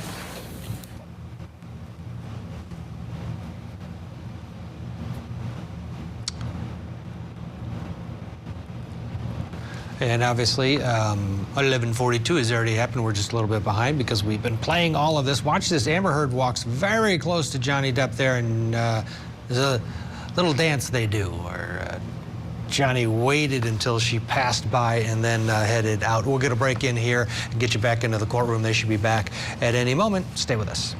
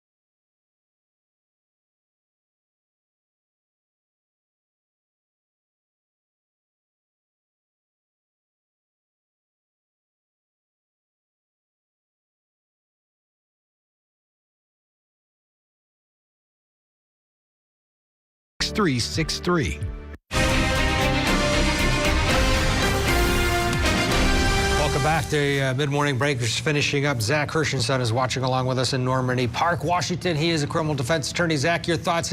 Is she connecting, in your opinion? I know we're watching on television with this jury. I think she improved quite a bit from yesterday's testimony. Been much more constrained in the manner in which she's presented the evidence. I think when you look at what she's saying, some of the stuff is going to have to be weighed by the jury, and the facts that surround it are going to be evaluated in the context of what actually is being testified to. So when it comes to credibility, the facts matter, and if one of the jurors, for example, catches one idiosyncrasy or inconsistency, that is something that spreads like wildfire among the jurors when they actually deliberate. So that's really the test. All right, jury's back, and questioning just beginning of Amber Heard. Let's go back in. Amber, following the plane ride, what did you do once you arrived, once you landed in LA? I called for a car to pick me up, met me at the private airport, and I left.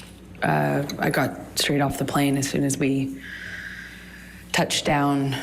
Johnny had been saying what he would do to me once we got on the ground, and I didn't know how long this cycle would last, so I wanted to just get out of there. I went to a hotel and called my friends to join me, which was my coping strategy at the time. Okay.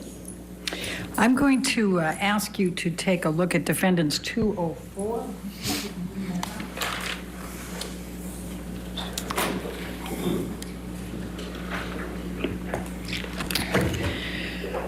Did you reach out to... Objection, Your Honor, hearsay and bleeding. Your Honor, I would direct Your Honor's attention to the first one in blue, and the third one in blue, and I would say present sense impression, and the state of mind at that time. All right, you want to approach? Yes.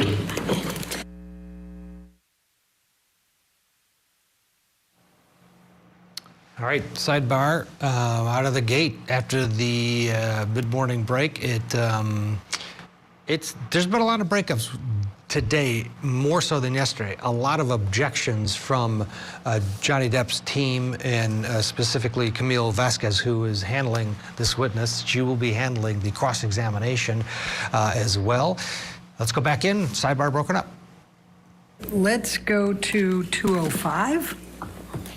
Defendants 205.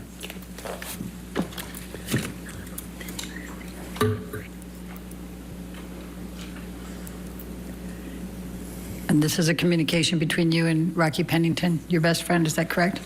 That's correct. Okay. Objection, hearsay. You want to approach?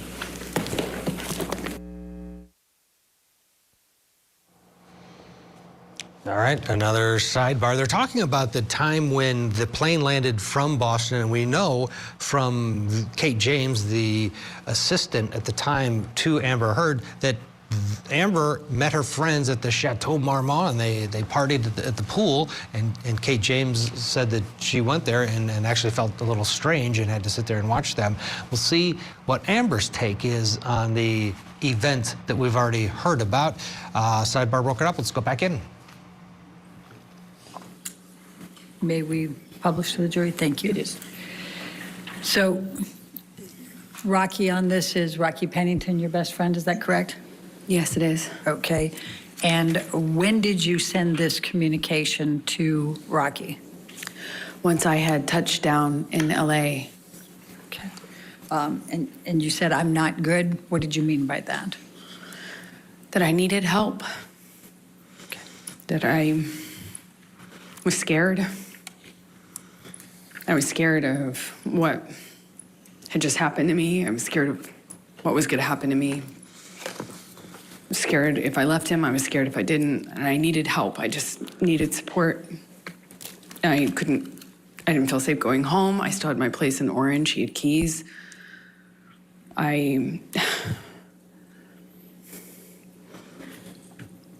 was scared. Did you text your mother and your father about this incident? Objection, hearsay. If you want to. What, if any, communication did you have with your mother or your father following this incident? Objection, hearsay. Sustain that objection. Let's go to Defendants 222, and Your Honor, I suspect we're going to be back up at the All right, you want bench to on take on this one. approach? That's fine. Thank you. And they're back to another sidebar, trying to get this testimony out.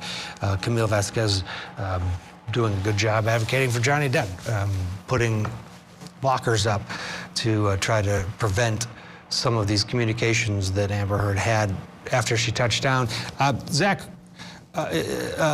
what do you think about the aggressiveness on the side? Well, you know what? Let's go back in. Looks like they broke up.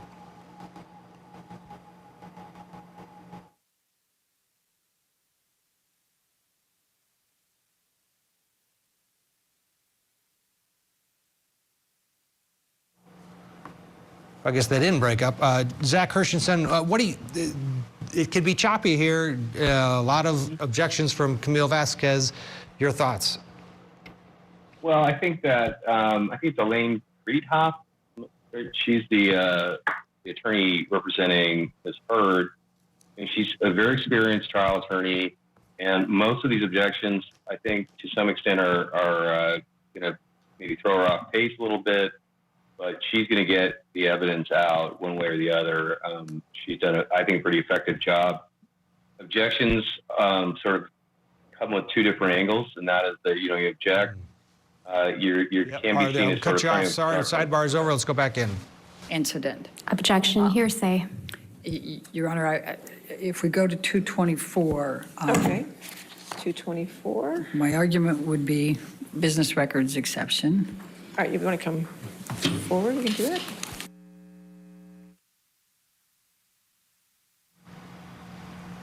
Finish your thoughts, Zach. Another sidebar. The thought is that these objections. A lot of jurors don't care for objections, and they interpret them as an attempt to sort of to shield things. And when things are shielded, there's always a suspicion. So those would be the things to weigh. I think Elaine Friedhoff, who's representing Ms. Heard, is doing a very effective job of eliciting testimony. And I think the testimony is from Ms. Heard is superior to what I heard yesterday. So kudos on that. Absolutely. All right, why don't we do this? Since they are still at a sidebar and we are approaching the top of the hour, we'll slip in another break. But before we do that, we want to thank Zach Hershenson in Normandy Park, Washington, for joining us and lending his expertise to our coverage today. And then we're going to go back. We do expect Amber Heard on the stand for the entirety of today. It'll all be direct, but it's still difficult and arduous. How's she doing so far? It's a long day still to go. We'll get a break in here. When we come back, Julie Grant will be here. You won't miss any of it. This is Court TV, your front row seat to justice.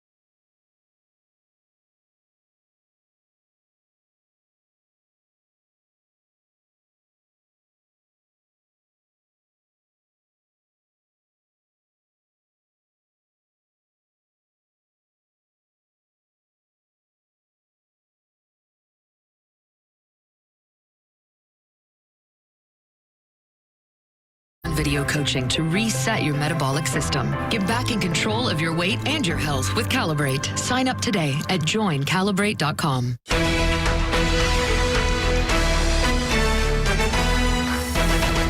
And Johnny proposed in front of our families in this big, surprise. He surprised me, got down on one knee, and I cried and hugged my mother and hugged his mother, and he gave me this enormous diamond ring, and it was a nice time.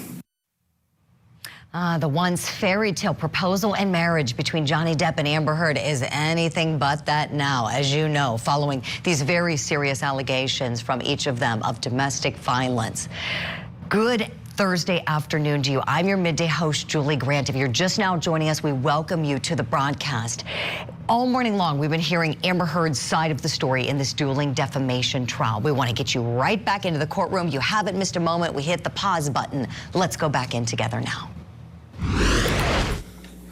What, if anything, did you do the evening of the 24th of May?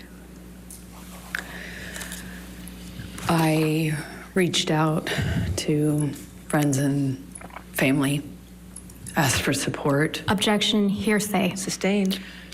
And surrounded myself with them, with that. What, if anything, did you do for Lily Rose's birthday? That's why we had gone back to LA. Johnny was sick after having passed out on the plane. So I took her to dinner. We went to Benihana's. It was, again, put on my smile, took her out, tried to make her feel loved, and celebrated for her birthday. And then I booked a flight out to New York to go back to New York, obviously without Johnny. I'm going to ask you to now turn to 225.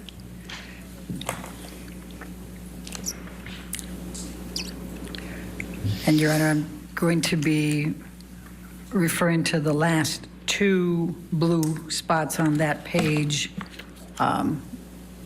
with the state of mind.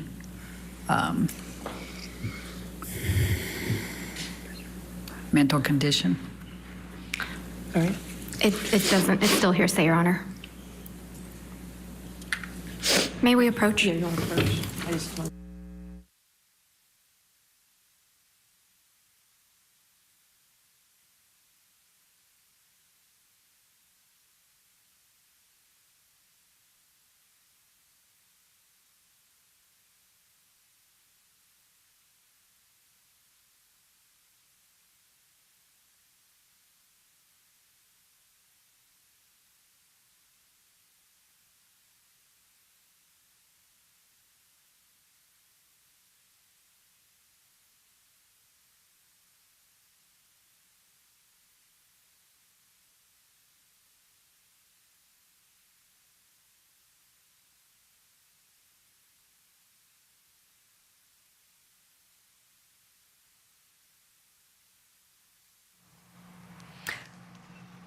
All right, well, the attorneys are at sidebar talking with Her Honor, and we've seen a lot of this. It gives me some time to talk with my guest I have with me in the studio, criminal defense attorney Josh Schiffer.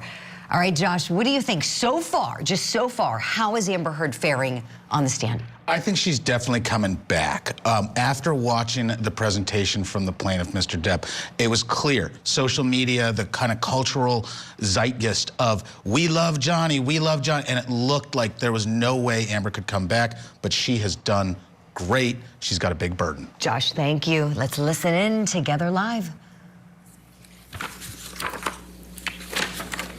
Your Honor, we're going to object on hearsay. First line, Your Honor. Okay. Is all I understand in Your Honor's ruling, but I think.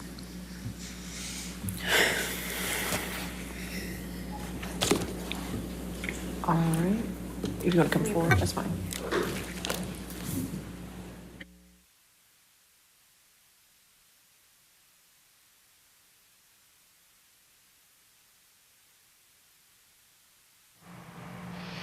All right, so we have been hearing lots of hearsay objections this morning. Time for a little hearsay lesson. I will tell you, the attorney who best knows the rules of evidence has the advantage at trial because you can use the rules to get in the testimony you want the jury to hear. And something I'm noticing, Josh, all morning long, the Depp team attorney is making objections to hearsay statements made by Amber Heard. And that attorney is correct to do that. If she's making her own out-of-court statement, she's trying to tell the jury about it, yes, it's hearsay. But there are exceptions. Amber Heard's attorney needs to try to get the statements in using the exceptions to the rule. Was it her present sense impression? Is it just being offered for the fact that it's said, not being offered for the truth of the matter asserted? What I'm seeing here is her getting defeated every time because she isn't responding the right way with the exceptions. Your thoughts, Josh? Yeah, absolutely. And on the many levels this game is getting played, there's one part of it, which is whose lawyer's winning and whose lawyer's losing when it comes to these objections. Regardless of what the information is, who's making the good objections, who is the judge shutting down every time. And if you're on the losing end of every one of the judge's arguments or rulings, that just doesn't look very good. Right, no. Something else, and this is a little bit of an inference I'm making here, and I am so certain I'd bet my bottom dollar on it. Notice how there are different attorneys trying different parts of this case, right? They're working as a team, and we see that the female attorney on the Depp team who's sitting in the second row, she's up at sidebar now. She is making all of the objections. She has the green suit on, she's walking back. She will be the one, mark my words, to do the cross-examination of Amber Heard. Am I right, Josh Schiffer? What do you think? I think that definitely there's a targeted attack there, and I also think that lawyer may be one of the appellate specialists.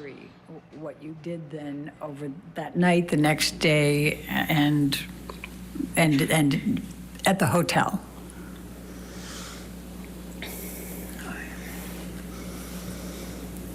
I cried a lot, tried to surround myself with my friends, and resolved to leave him. I felt powerless. Nothing I did made a difference. You know, on the plane, I was so careful. Objection, non-responsive.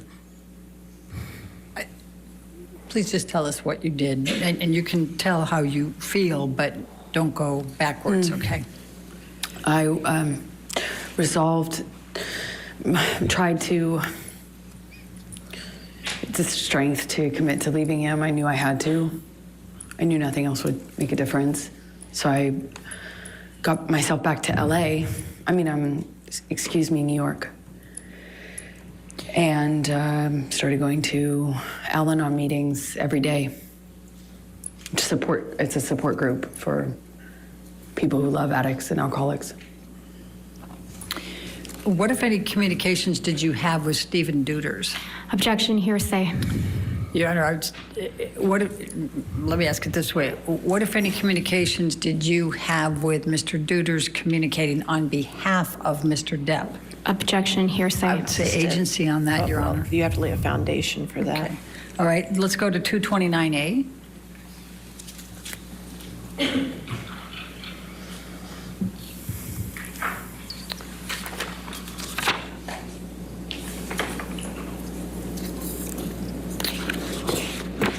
And could you, without saying what the content is, can you tell us who this text message is with? Johnny's assistant. What's his name? His name is Stephen Deuters. Okay. And what, if any, communication were you having with him following the Boston plane incident? Objection, hearsay. May we approach? All right, Ms. Means.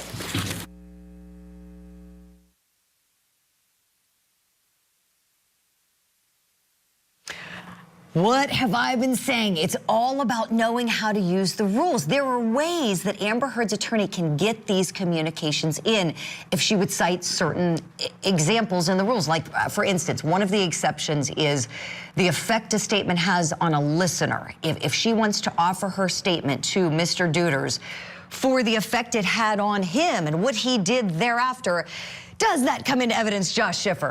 The real issue is how the jury's going to actually understand this, because jurors aren't taught the vagaries of hearsay prior to sitting on a jury. What they see are really professional, smart lawyers struggling to ask questions. Yes. And that inability to even get a question out, it reflects poorly. It does. You're right. And one thing I teach when I teach trial advocacy is when you formulate your questions, whether it's a direct examination or a cross, you make them bulletproof.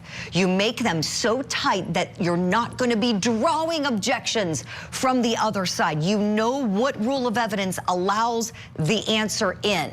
And this is the problem. It's almost like she wasn't prepared for this. At least that's the way it's coming off to me. And she's not sure how to respond to the objections from the Depp side. And I think that's the top gamesmanship that's going on here, because obviously these lawyers are experienced and smart, that they're being able to be pushed off their game. Their strategy cannot materialize or manifest in front of the jury because of what the opposition is doing. They can't even get their questions out. Doesn't matter what the response is if the jury can't even get to the question. It's frustrating for the jury. I can tell Amber Heard's attorney is very frustrated. It's frustrating for the jury, and it's frustrating for people like us who know the rules of evidence and want to say, look, you could offer it for this, that, even for just saying, Your Honor, this statement isn't being offered for its truth. It's offered for the fact that Amber Heard said it. That would let it come in. There's your evidence lesson for now. We're going to squeeze in a break while they're at this sidebar. Thank you for being with us on this Thursday afternoon watching Depp versus Heard. We are Court TV Live, your front row seat to justice.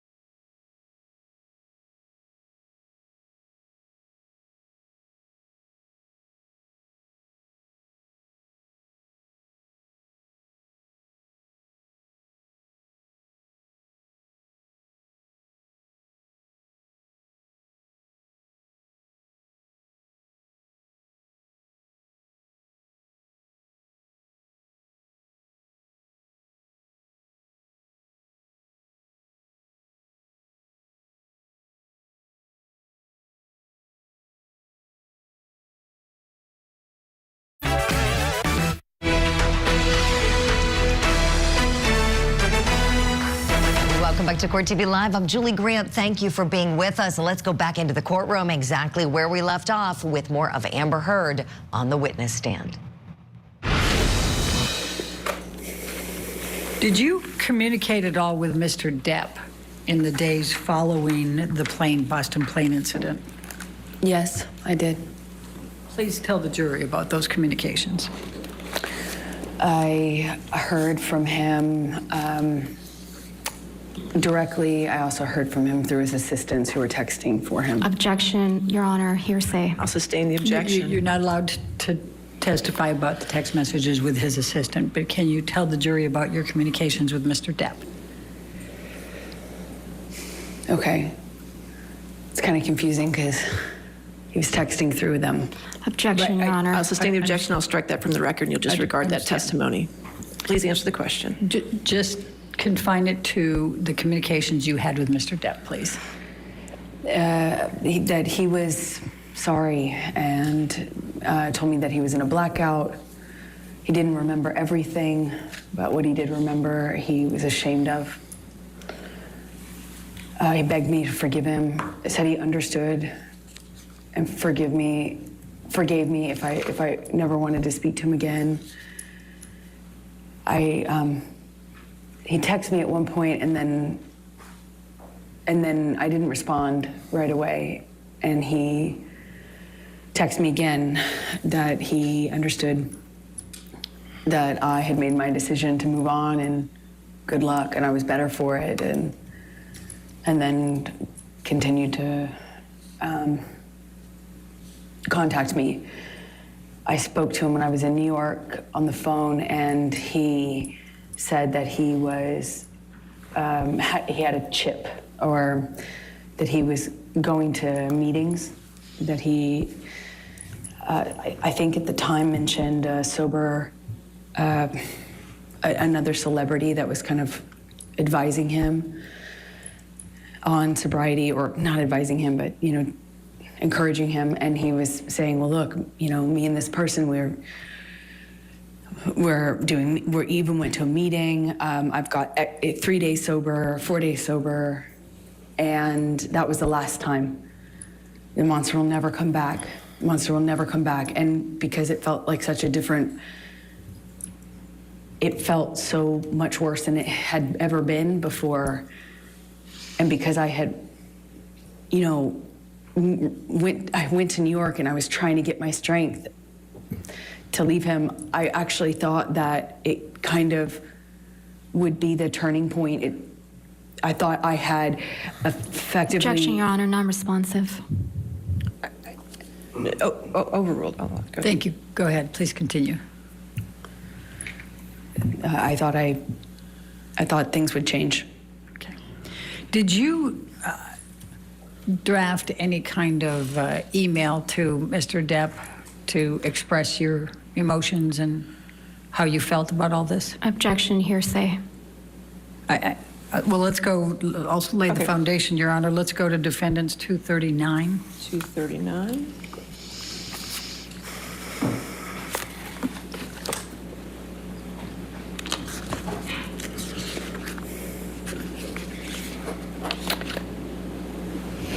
Objection, hearsay, Your Honor. And I would say both present sense impression and definitely state of mind, Your Honor. I'll sustain the objection. All right. Yes. So, did you ultimately communicate to Mr. Depp what you first drafted up in an email without saying anything about what's in the email? That calls for hearsay, Your Honor. I'm just asking if she did. No, what she said. Correct. Okay. Overruled. Did you communicate to Mr. Depp what you had drafted in the email? And you don't get to say what you said? Yes. Okay.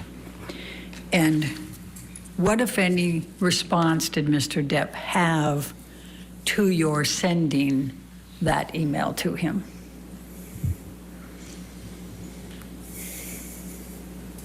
He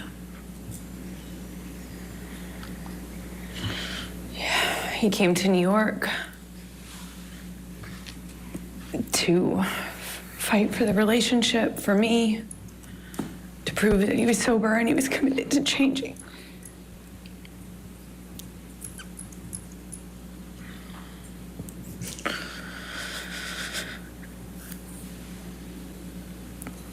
I believed he was embarrassed and sorry. He said he was, and I believed him. So I took him back, or I got back with him on the condition that he would uphold his promise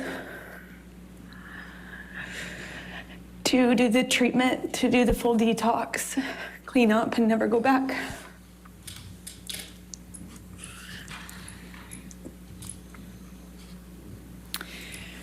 So I'm going to take you now up to the June through August 2014 time frame. And I think you testified earlier, and others have as well, that Mr. Depp brought in Dr. Kipper and his group, correct? Yes, he did. Could you please describe for the jury what those next few months were like?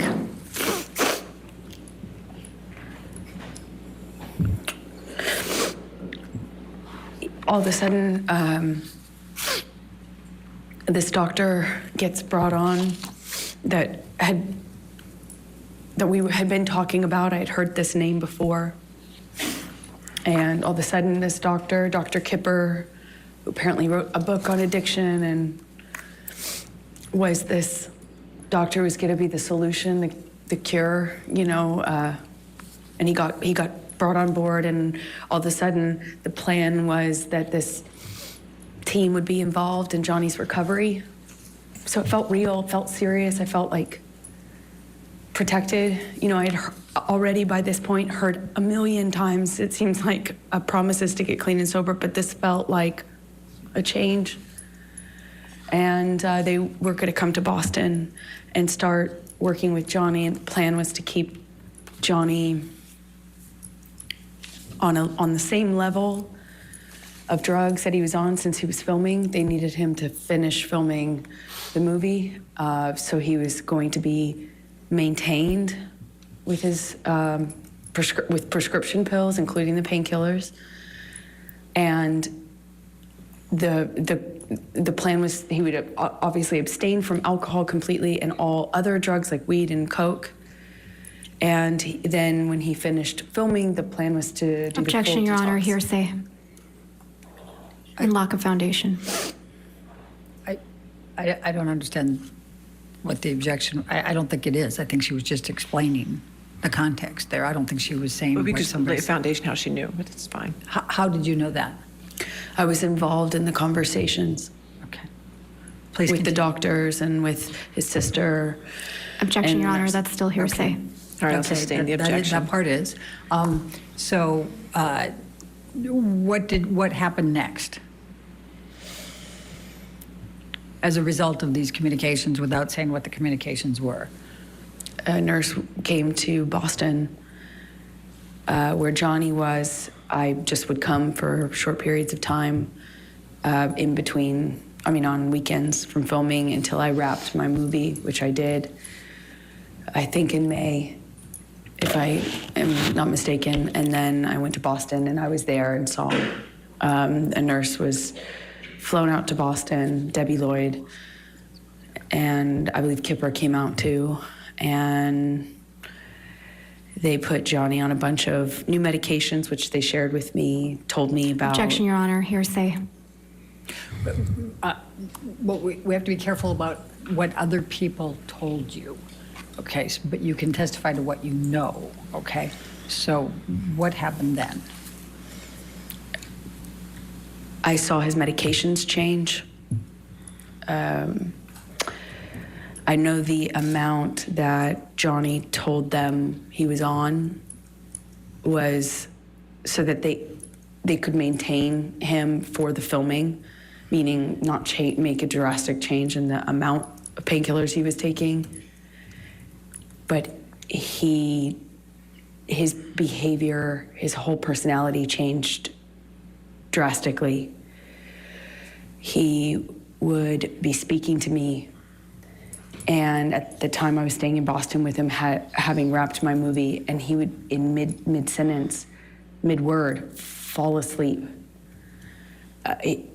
One time I was sitting across from him, and he would come in and out of sleep, of being awake, or completely what appeared to be asleep while talking to me, and he had a cigarette in his hand, and, you know, Johnny constantly smoked, and he just set the cigarette, you know, as he fell asleep while speaking, down on his leg. They're hand-rolled cigarettes. They don't stay lit very long, thankfully, but, you know, it was things like that, and I didn't understand it. Even though I had experience with drug use in my family, I hadn't seen anything like this, and it was so dramatic, the change, that I was trying to figure out with the nurses and doctors what happened, what changed, how we could explain the change and what medications were causing it. I knew there were new medications involved, so, you know, I was constantly worried and in communication, and Johnny's behavior got worse and worse, more of this passing out, nodding off, waking up in the middle of the night, screaming, waking up in the middle of the night, sometimes crying, and the emotions would change from one to the next, like by the second. I remember we were on a long weekend when he was filming in Boston, and we went to this like a resort retreat hotel, and, you know, he was just bawling. You know, it broke my heart. There was just a lot of changes, and I really didn't know. I felt so bad for him, and I thought maybe it was just what Kipper had introduced into the regime, the medications. But what I found out in that time is that he was taking about double the amount. Objection, Your Honor, hearsay. Was this your observation? I saw it. Okay, overruled. Thank you. Please continue. It was taking about double the amount that he told them was his normal when he started the process with the doctors. So after a few, you know, I think months of going, what is wrong? And, you know, turning him over when he vomited at night or checking his pulse, there were, all of a sudden when I realized the amount was about double, I realized then he had been lying to them and me about the amount so that he could get extra high before he had a detox. But that I can't, it was such an agonizing weeks, months. It was so agonizing. I don't know how long it lasted, but I was so concerned for this person, and he had just been doubling up his meds because he didn't. So, Michelle, can you pull up 1092, Defendants Exhibit 1092? All right, we're going to head to break. We're hitting pause. You're not going to miss any of this. Two things. That last hearsay objection was wrong. She didn't put out a hearsay statement. She didn't even, it was so premature, that objection. That's number one. Number two, did you see that Amber Heard's lawyer now is citing some of the exceptions to the hearsay rule? Now she's cooking with gas. All right, we're gonna hit a break. We'll be right back after this.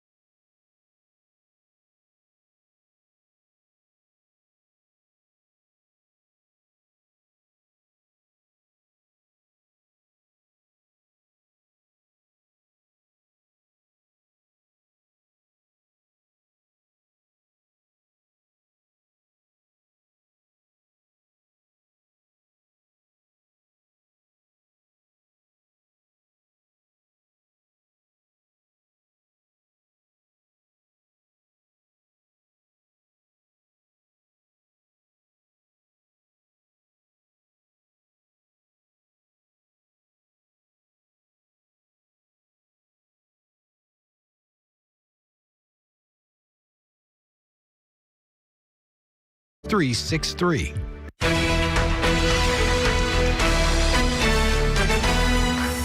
This is Court TV Live, your front row seat to justice. I'm your midday host, Julie Grant. Great to see you this Thursday. Let us know, tweet us, let us know what you think about Amber Heard's testimony so far. It is still very early in this game. Too soon to call it, far too soon. She's still on direct. It's very easy to do very well on direct examination. Let's go back in now and hear more. We hit the pause button, so we're picking up exactly where we left off before the break.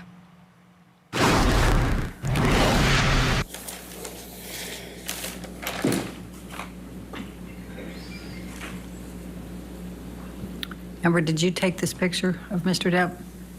I did. Your Honor, I'm going to move the admission of Defendants Exhibit 1092. All right, any objection? No objection. All right, 1092 in evidence. You can publish. Thank you. And can you describe what's depicted here and why you took this picture? This was during that time when the prescriptions that he was on in the doubling up of the opiates got so bad that he was like this just throughout the day, off and on, and then he would take Adderall and he'd be really animated and ready to go, and then it would be this again, and it was so erratic and it changed so quickly, and I naively now really did not understand what was going on. I deeply cared about this human's well-being. All right. And it was very confusing and scary. So did there come a time then that Mr. Depp went into detox for oxycodines or whatever they're called? Yes, when he finished filming, the plan was to do the detox, and that's what we did. And when was that? That would have been early August of 2014. I believe we left. We were there for, I think, a week to 10 days, 8th through the 18th, more or less. And we've heard some testimony about this, but can you please describe for the jury what took place during this detox on the Bahama Islands in August 2014? It was, for the first few days, okay, peaceful. The nurse, and then later nurse and doctor were staying on a different part of the island, a few minutes drive by ATV, like 10, 15 minute, by one of those ATV vehicles. But we communicated via walkie-talkie and occasionally through text. And it was okay at first, and then the behavior, that it just really wasn't okay. It was up, down, he'd be mad at me. Then he was wanting a hug. He cried a lot, and then he, wanted to have sex a lot, which is just not like Johnny at all. And it was just like that. It was just up, down, mood, and it was like I felt like I constantly was catering to the mood. That whatever he was going through at the time, I was just trying to adapt and kind of roll with it and provide support. I was taking his blood pressure. I was on a schedule and constant communication with the nurses about delivering the meds, giving him his meds at a certain time. I was just trying to take care of him. And a few days in, I guess the effects of the detox really started to change. And it went from this erratic behavior up and down to just really down or mad. He would burst into anger at me, yelling at me. I crossed the table. I walked away from it at the table. I crossed the table in a certain way, and he screamed at me about that and tried to overturn this table. Luckily, it was bolted down to the deck. But I remember him shaking it and screaming, and at a different point, he was really calm and sweet and thanking me. And then another, he looked like he was balancing out, and we had a conversation, and he was saying he wanted to quit the detox, and he couldn't do it anymore. And I was trying to find the language to encourage him You know, I was trying to remind him how much he wanted that, how much he had told me he wanted that, how much I was reminding him, he told me all the time, I saved his life and he wouldn't be doing this without me. And I was telling him these things, and at one point in our conversations, I told him about how... Objection, Your Honor, hearsay. Please try to continue without what you said, please. I said something to him, and he got so angry at me, he slapped me across the face. But he did it, like, while crying. It was the weirdest thing. Just crying, saying no woman had ever embarrassed him like that. No woman had ever made him feel like that. I heard that for the rest of the trip, too, just on repeat. And I felt bad. I feel bad. Still feel bad. But, you know, I didn't want to make him feel embarrassed. That's not what I wanted to do. It just was in over my head. I don't know how to detox someone. You know, I don't know how to help them through that. And I shouldn't have been there. You know, I don't... Why were you there? Because he asked me to. And I didn't know that that was a phenomenally dumb idea. I don't know why anyone... No, why the doctors and nurses didn't tell me not to. I had no idea what that was gonna look like or be like. And it was hell. You know, we're on an island. I'm trying to take care of him, and he was hallucinating and... Objection, Your Honor, non-responsive. Overruled. Screaming at me for things that I said when I didn't say any... I hadn't said anything. I would tell him, Johnny, Objection, Your Honor, hearsay. Well, I think in the context, Your Honor, it's not offered to prove the truth of the matter asserted. What's it for? It's just telling the context of... I'll sustain the objection. Thank you. Please continue and just say what he says and what he did and what your observations were. He was accusing me of having a man in the house with me. We were in a single, you know, in a cabin. It's basically one room with a closet and a bathroom. I mean, there's nowhere to hide, really. I mean, there's a closet and a bathroom. And he, at one point, told me that I was hiding somebody in the house. Another point, he was communicating with someone not in the room. It would yell at me and then yell at someone else. It wasn't there. And I tried to ask for what I should do. I didn't know what to do. It was terrifying and strange. The whole week. Did you see that? Amber Heard's attorney almost got there. She was halfway there with the judge when she said, Judge, we're not offering it for its truth. And then when the judge said, well, what are you offering it for? She didn't have an answer. She could have said something like Amber Heard's emotional state of mind at that time, what existed at that moment that she said it, that could have gotten her there, or just simply for the fact that it was said. So we'll see what happens when we come back. We hit pause. Don't worry, you're not going to miss any of this. We thank you for being with us here on Court TV Live.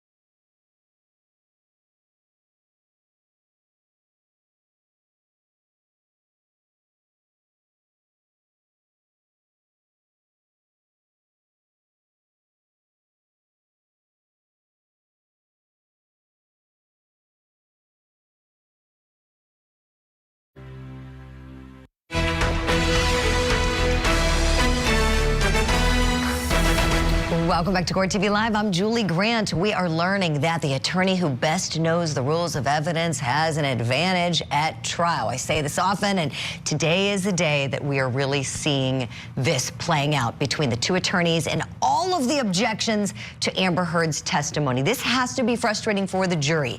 Let's go in now where we left off.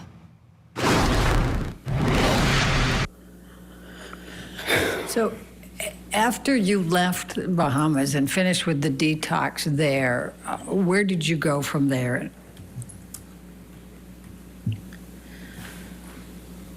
We, meaning Debbie Lloyd, Dr.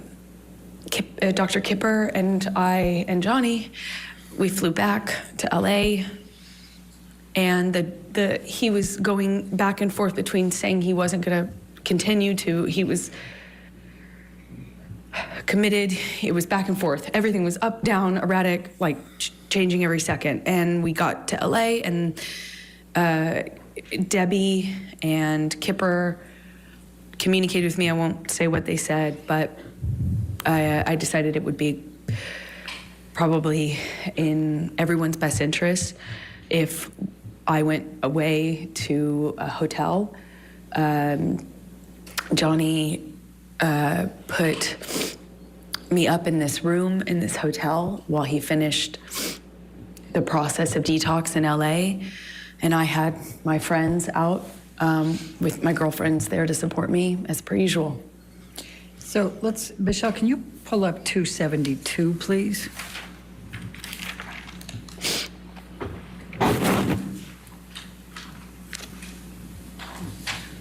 And after you both returned to LA, did Mr. Depp communicate with you by text while you were apart, while he was finishing the detox?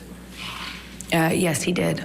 Your Honor, I'd like to move the admission of 272. Any objection? Yes, Your Honor, to the first message. Excuse me, Your Honor, to the second. You mean the response? Right. Okay.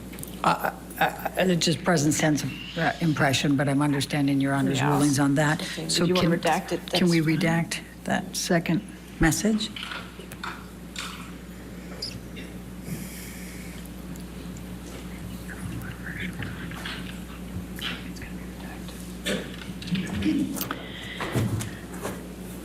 All right, Your Honor, All right. Any objection to 272 redacted?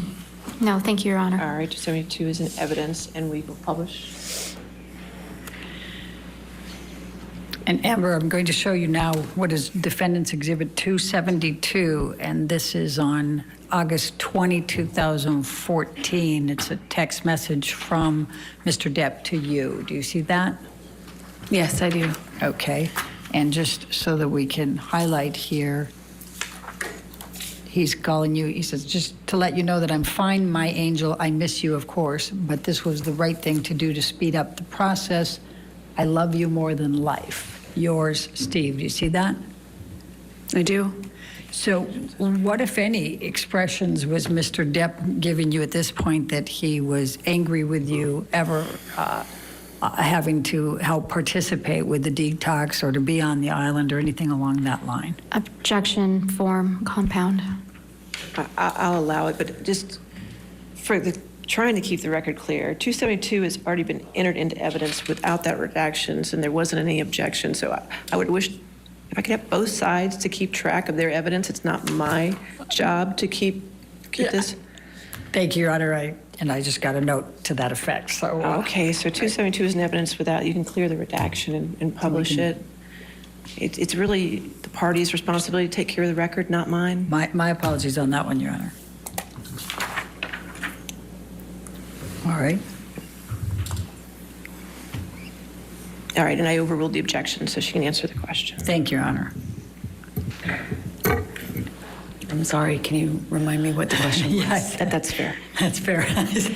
What, if anything, did Mr. Depp say about that you were torturing him on the island and he didn't want you there?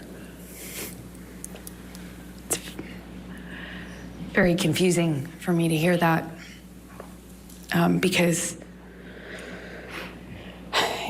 even though he was hallucinating and angry at me at various moments when he would have these kind of episodes. I did nothing but try to take care of him. I'm not a nurse. I did my best to support him. And he thanked me. He thanked my mom. He thanked my dad. And told me, of course, I saved his life. That he wouldn't be able to make this change without me. And that this process was horrible and hard on him and us and me. But that he was so thankful that I was there for him.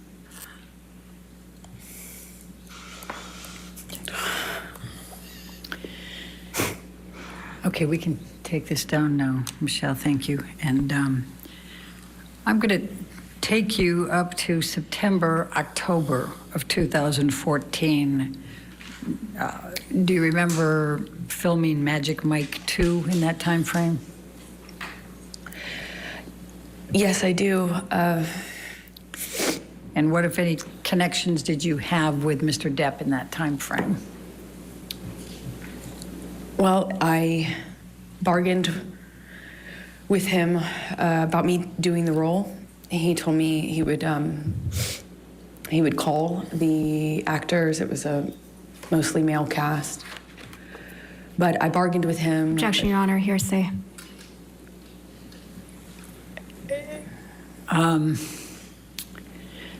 Don't say what you said, just say what he said, okay?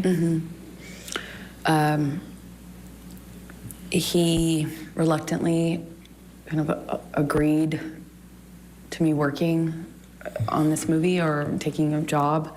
He was filming a different movie in London at the time. I wasn't going to play a sexualized character. I wore no makeup or minimal makeup in the movie. No sexy clothing. No kissing scenes. No sex scenes. So I went and did that film in October of 2014 in Georgia while he finished his movie in London. And then at some point he came out to pick me up in Georgia and was there for my last day or two of filming.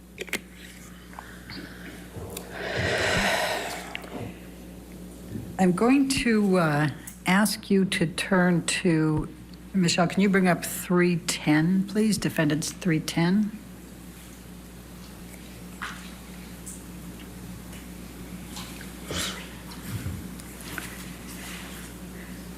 Did you have communications with Mr. Depp about auditioning for another role in this time frame?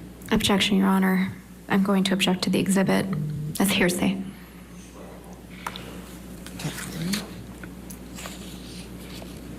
I'm not sure who's in the text exchange. It is a text exchange, Your Honor, so, but the green is Mr. Depp. And the one I'm most focused on is on the second page, Your Honor, the top. The green bubble on the second page? Yes. All right, so just that text? Based on Your Honor's rulings, yes. Any objection to that text? No, thank you, Your Honor. If we can get that redacted.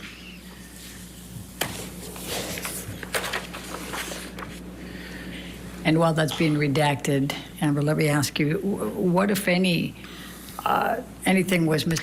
We're going to hit the pause button, so don't worry, you won't miss a moment of Depp versus Heard here on Court TV Live. We just have to hit a break because we're nearing the top of the hour. Thank you for being with us here on Court TV Live. We'll be right back after this.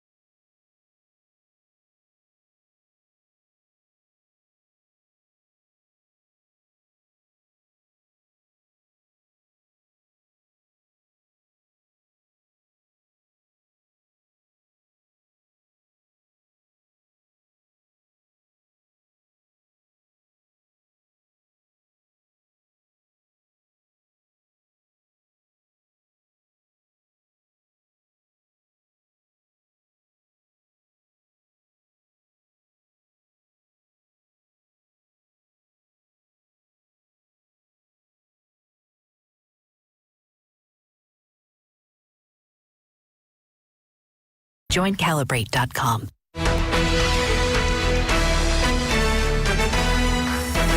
You are watching Court TV Live, your front row seat to justice. I'm your midday host, Julie Grant. Thank you for being with us for Depp versus Heard in Virginia. This is day number 2 of Amber Heard on the witness stand. She's still on what's called direct examination, where her attorney is doing the questioning. We're going to go back in now exactly where we left off. To you in this time frame, we're talking November 2014. About you not working anymore or not taking on any more work or auditioning. Objection, Your Honor. Compound. They're all the And same leading. subset. Overruled, I'll allow it. Thank you. Johnny was angry with me for working. I had finished my job and I needed to eventually find another job, meaning a movie, to work on, and he was furious at me for, he found, like, we call them sides, they're just pieces of an audition, pages. Right. And he found something that had been sent to me to consider auditioning for, and he blew up at me for, yeah, I think what he said to me is that I didn't tell him, that I didn't ask him, and that because he didn't know about that audition that I hadn't done yet, that I had been hiding it, and was furious at me.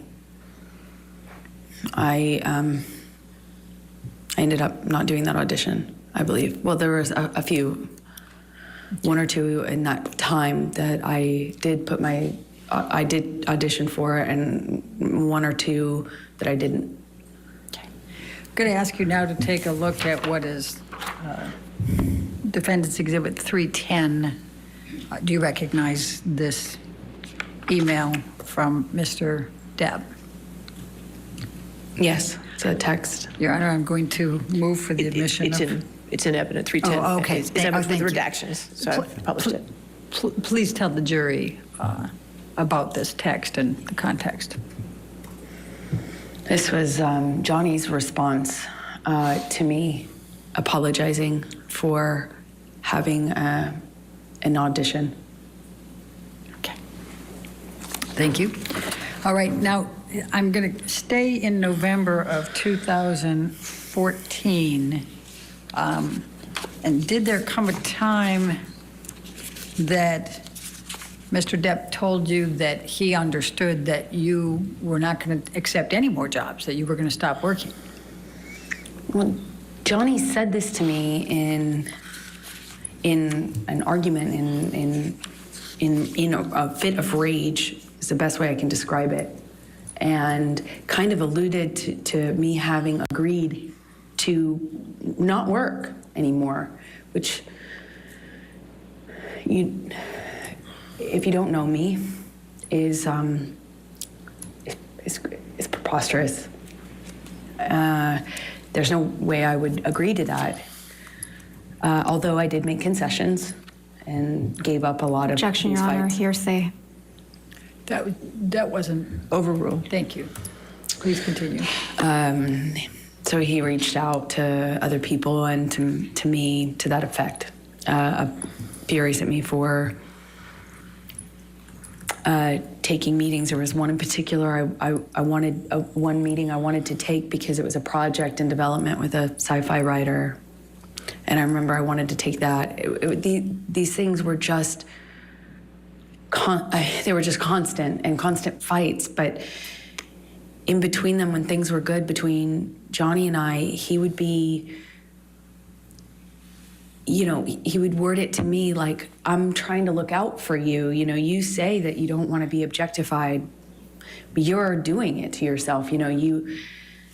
But at first it was because I dressed a certain way or had sex scenes, and then it just got more narrow and more narrow and more narrow what I could do without being the blame for why the industry, Hollywood, the entertainment industry, was putting me in a box and objectifying me. So it became my fault. I mean, I believed it. You know, I believed it. I adopted a lot of these changes myself, not because Johnny, you know, said you have to do it this way, but because of all the other things that he said and did, I eventually found myself making decisions about my own career, about how I dressed, about how I wore my hair, how I presented, where my eyes were cast when I walked into a room. And I believe those were my own decisions. Amber, did there come a time in November of 2014 that you engaged in some couples counseling with Dr. Cowan and you and Mr. Depp?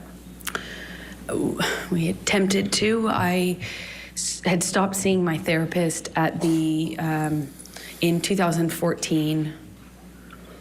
I couldn't sustain seeing her and be in the relationship with Johnny, and I chose Johnny. Eventually, Dr. Kipper introduced me to his close friend, Dr. Cowan. And I met with Dr. Cowan and agreed to let them share communication about my care, my treatment, both what I said to Cowan and what I said to Dr. Kipper, who had become my physician as well. He also put a nurse on me that would be my travel companion, and that travel companion would keep tabs on me and report to Dr. Kipper, who reported everything to Johnny. Objection, hearsay. Calls for speculation. I'll sustain the objection. Okay. So tell us about the couples therapy in November 2014. So Dr. Cowan, this man who is friends with Kipper, who's treating me, agreed to see Johnny and I together. And I don't know how many minutes of that went on before Johnny stormed out, knocked something off the table on his way out, and rolled a joint in the bathroom before storming out of the office, slamming the door. All right. So I'm going to take you up to December of 2014, and specifically December 17, 2014. And I'm going to ask you to take what, if anything, do you recall of an incident with Mr. Depp relating to Clive Barker? He was the sci-fi writer that I liked. Well, fantasy sci-fi writer. I kind of had a dream project based on a book that I loved of this author. He's just a weirdo genius, artist, writer. And I had a meeting with him through another director about a piece of property he wanted to make into a movie. And I just remember I believe we were at the ECB. It was in December of 2014 when Johnny found out that I had this meeting scheduled, and was furious at me. Accused me of having this plan to sleep with this. He was mad that I was taking the meeting at this man's house, but the man was very ill, like terminally ill, and not able to leave his bed or his home. He was under home care and very ill. And the person who was introducing us explained to me how we had to meet, and I did. And that was a big problem for Johnny. At first, it was that he was concerned about my safety, and I thought that was sweet. And you know, there is something that's I thought was sweet and romantic about that, but combined with the drinking, it was not very long before I was being accused of full-on having this other plan to sleep with the writer in order to get this part that I was already being, basically offered to develop. And it was just this, he switched from me he was accusing me of having this ulterior motive with this director, the director having it with me, then with this writer, and the important thing that I can try to get across in this moment is that nothing I said, no amount of explaining, apologizing, accepting, not accepting, agreeing to not go, nothing worked. Nothing changed. How mad he was at me and constantly telling me I had done something wrong to deserve what was happening. Until, of course, he takes it too far, hits me too hard, breaks too many things in the house, and then leaves, which was the pattern. And he would leave and not have to deal with the cleanup. He never had to deal with the cleanup. He never had to deal with the destruction or see me or the house that he had destroyed. He never had to deal with my face the next day. He would just go. I called it splitting. He just split. And eventually I'd get an apology of some kind, or I would get an offer to have him come over. He would offer to come over and talk or give me my peace or give me my goodbye. And in many ways, I found myself accepting that, knowing it was kind of false pretense, because I too wanted to resolve it. I didn't want him to think I was sleeping with this sci-fi writer. I didn't want him to think that I was this slut he said I was all the time. I mean, part of me really wanted to believe that he didn't mean those things, and I wanted to get to that part of him that would tell me he didn't mean what he said and that he was acting this way because he was messed up, And the cycle would repeat, I suppose. Was there any physical violence on or around December 17, 2014? Yes is the answer to your question. I don't really remember what happened in that fight. I remember more afterwards. I remember how apologetic he was for it. I remember him telling me he took it too far.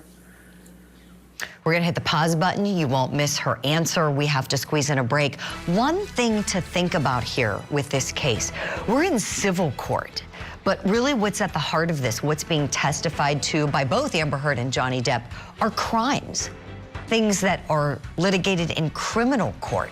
Just something to consider as you continue watching. This is Court TV, your front row seat to justice.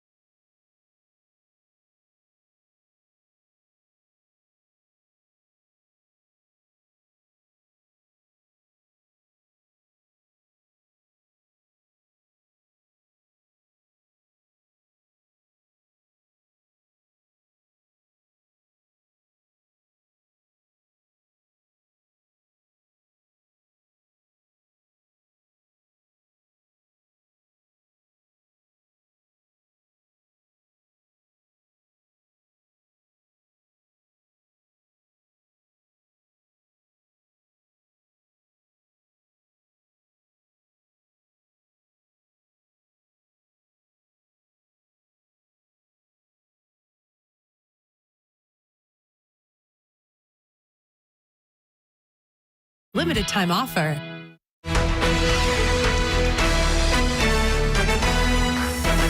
Thanks for staying with us here on Court TV Live. I'm Julie Grant. Back into court. Together we go now for more of the direct examination of Amber Heard. I remember him saying he'd never do it again. And I remember wanting to get to Christmas. You know, Christmases are hard probably for everyone. And I remember it was close enough to Christmas that I was tired. And I wanted to be in a I wanted to be in a kind, gentle, peaceful state for Christmas. I didn't want to go through a breakup at this time. I didn't want to, you know, that's what I remember of that time. Let's bring up Defendants Exhibit 321, Michelle.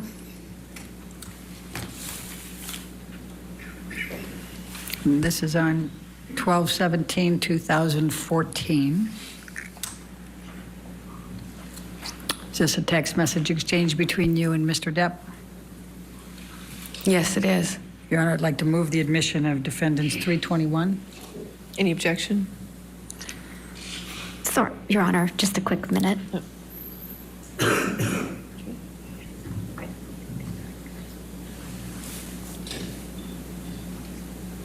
Yeah, Your Honor, no objection. All right, 321 in evidence. You can publish it, please.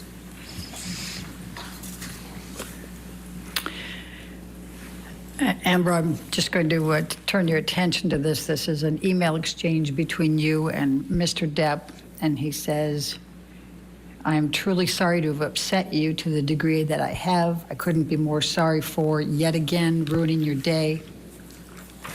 I do, of course, take your generosity, your selflessness, your affection, and your sweet doting deeply into my heart, and I think that I've been reciprocal. Agony is never the answer to any equation or occasion, nor is rage. Please know that my apology is sincere and solid, and as stupid as it sounds, I hope your meeting with Clive Barker is excellent. You see that? Yes. Okay, and then you respond, thank you for your words, and you indicate you just left Betty Sue's, that's his mother? Yes, and I then had a glass of wine with my former agent, Megan. Okay. That afterwards, she encouraged. Objection, hearsay. Yeah. Okay, thank you. Sure. All right, and we can take that down. Let's bring up 325, Defendants 325, please.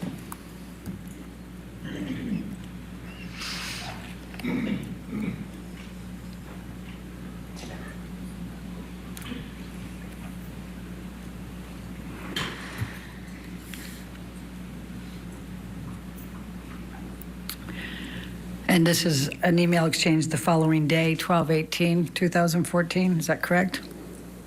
Yes. Okay, Your Honor, I'd move the admission of Defendants 325. It's already in. Oh, it's already in, Your Honor. My apologies. We'll get that figured out at lunch. With what redaction is it? It's already in, so. It's been in evidence. Does anybody over there have the list of evidence that's already in evidence? Yes. Okay, we're making sure. The redaction. Ours indicates it is. It's in. It's in evidence. Without redactions, Your Honor? It was redacted. I don't know what it was redacted to. The redactions don't. Can someone pull it up? Is that's how it is in evidence, Mr. Murphy? We can check. We'll check our copy. Thank you.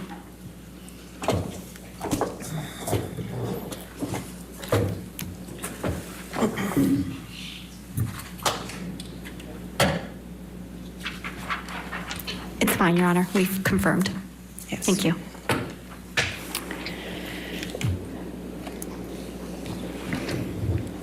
All right. It can be published. Thank you.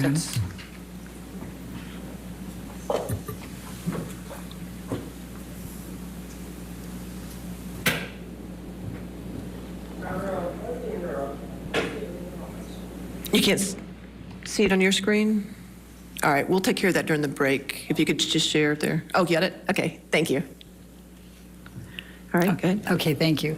So this is from Mr. Depp, right? Says, it's a way, I've let it go too far, went too far. Do you see that? Yes, I do. I always regret it when I jump, or worse, when you jump. I don't want to be conditioned to continue that behavior. Therefore, I'll put in heavy work with shrink. What is your understanding of what he's referring to with shrink? Psychologist. Objection calls for speculation. Did you have an understanding of what he meant? Yes, I knew exactly what he meant. And what did he mean? Shrink is shrink. What did he call shrink? Johnny called shrinks, meaning of psychologist, therapist, shrink. Okay. I'm sorry for being less for your disappointment.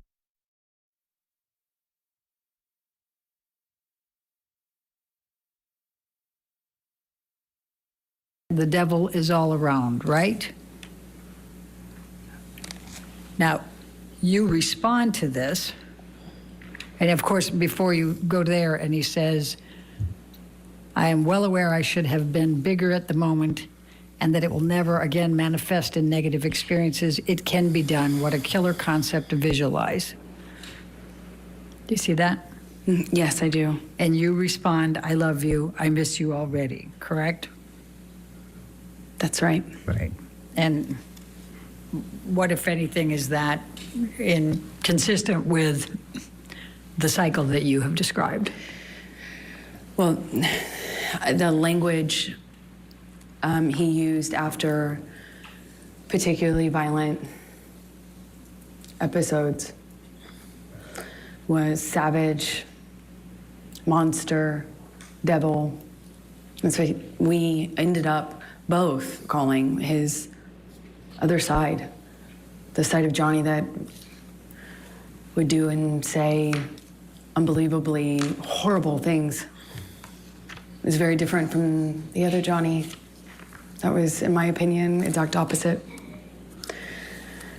And this is typical of the apologies that I would get when he took it too far physically.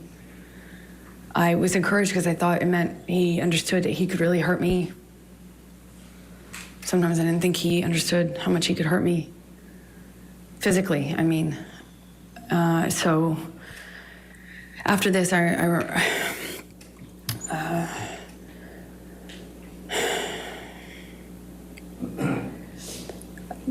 had a visible bruise. I don't remember where, but I remember what other people, well, I can't say that, what they said, so. Anyway, and I,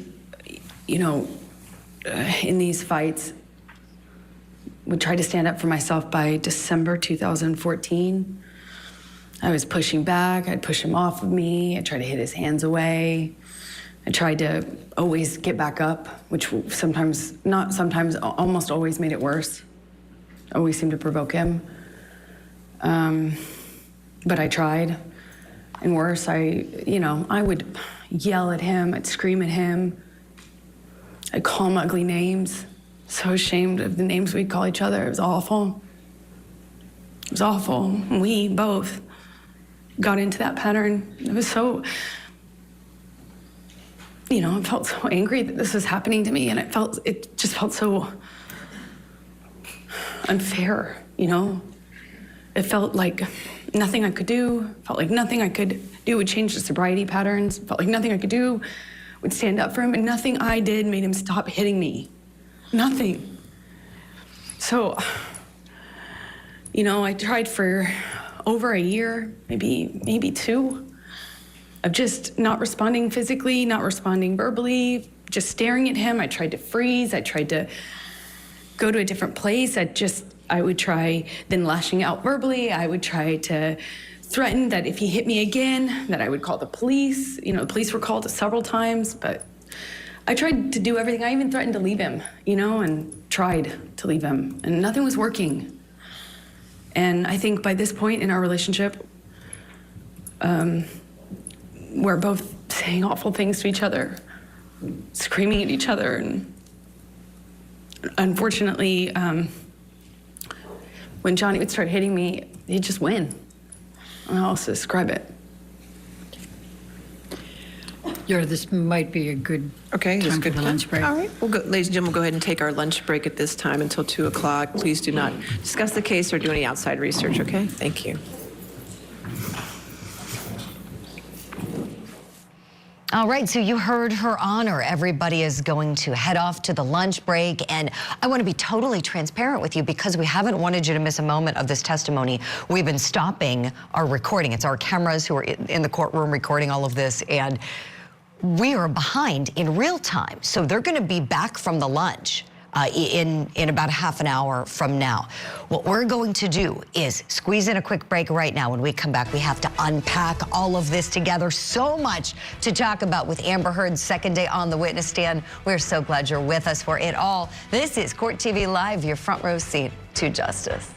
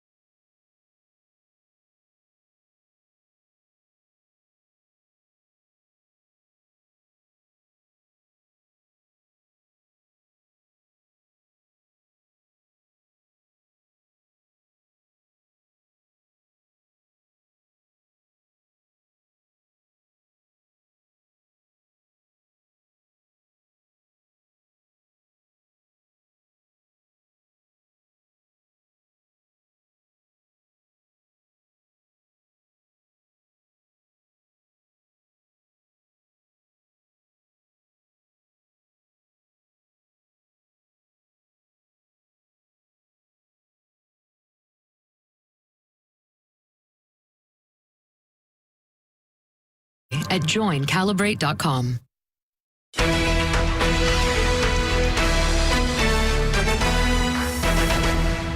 I didn't want to leave him. I wanted to leave him. I wanted him to get better.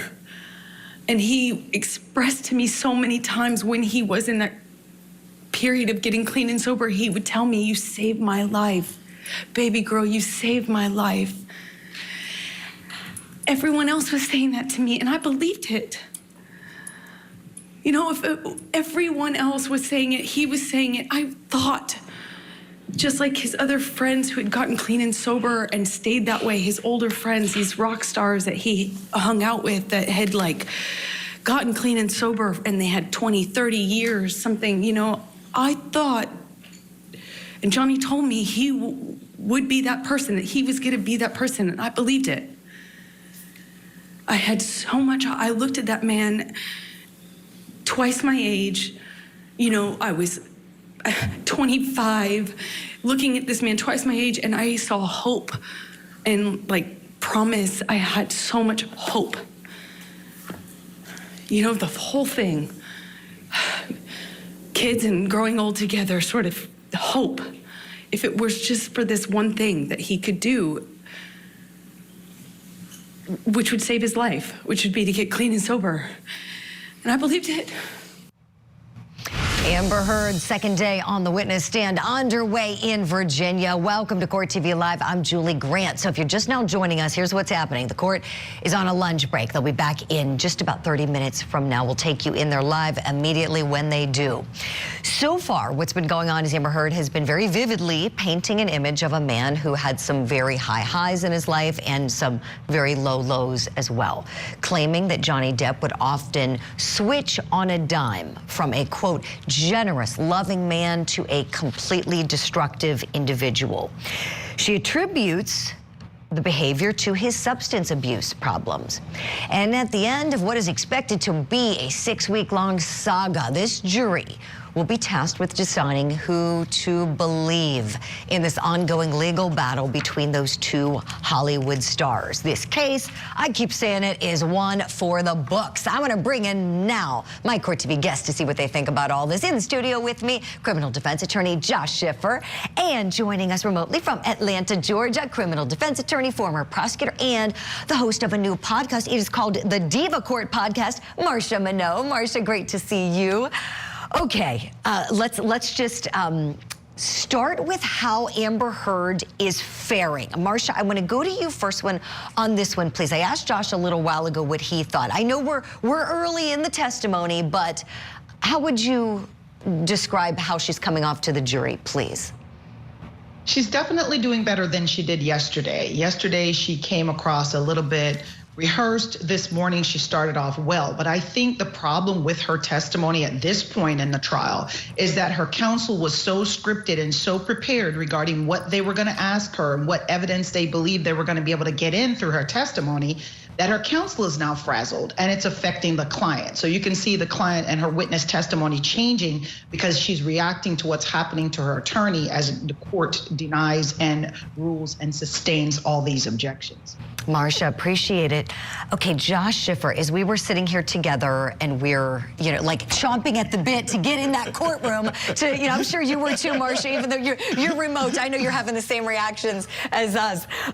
You told me you have a bit of a theory on why Amber Heard isn't crying, because we're seeing a lot of tweets where people are saying, is she being sincere? I'm not seeing tears and all that. And your theory, I think, is really, really brilliant. I want you to float it out there, please. So basically, when you've got someone that's gone through a trauma, when they are processing and healing from it, they're asked to recount it.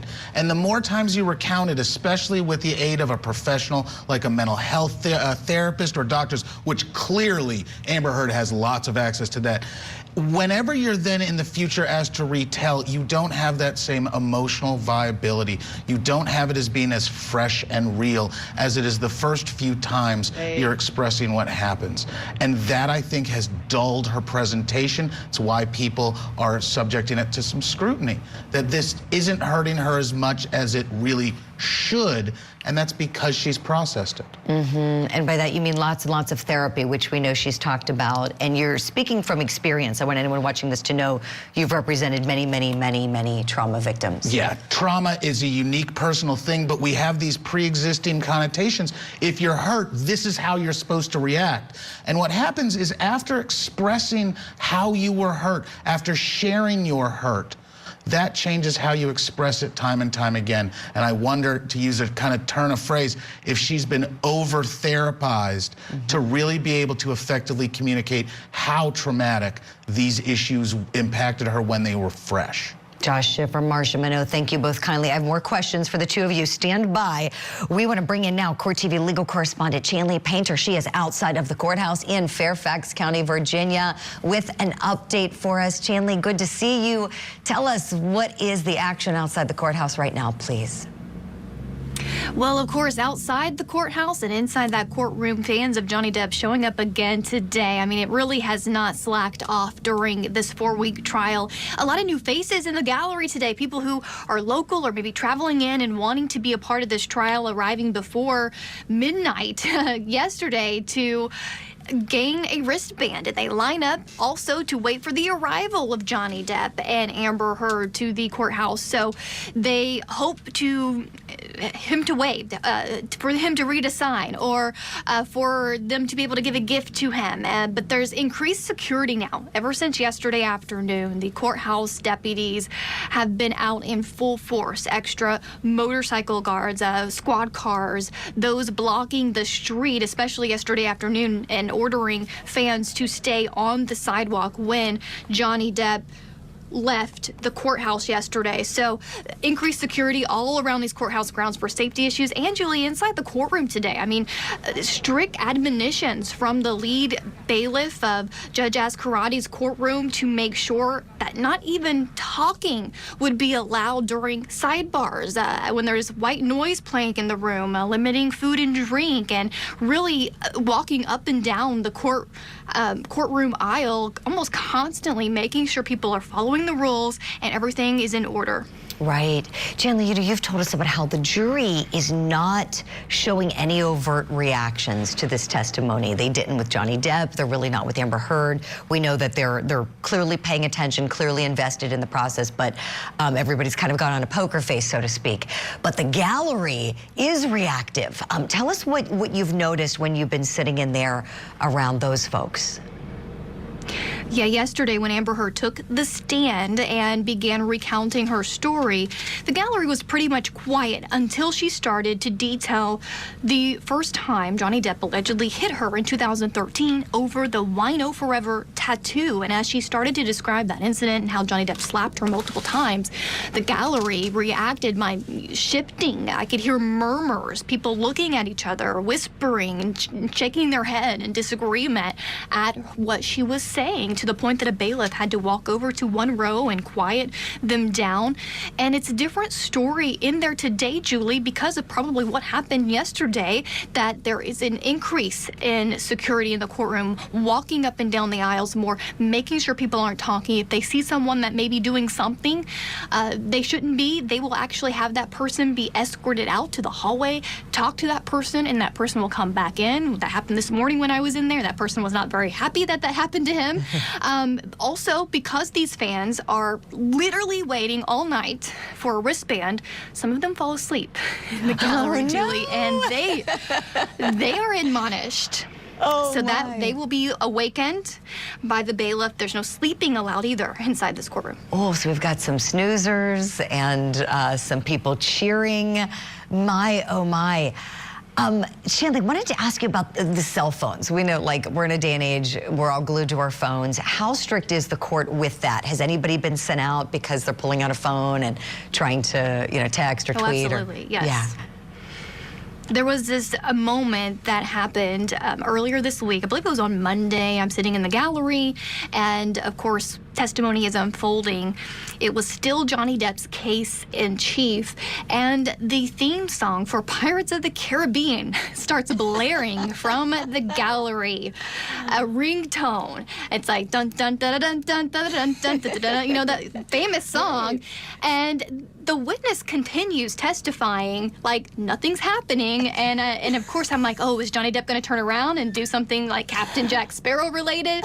And he played it cool. Just they seemed to ignore it in the well of the courtroom, but it was very loud in the gallery. And I was like, how great is that that's playing at Johnny Depp's trial, of course, with fans of his in the gallery. But yes, that person was, of course, admonished, got in trouble.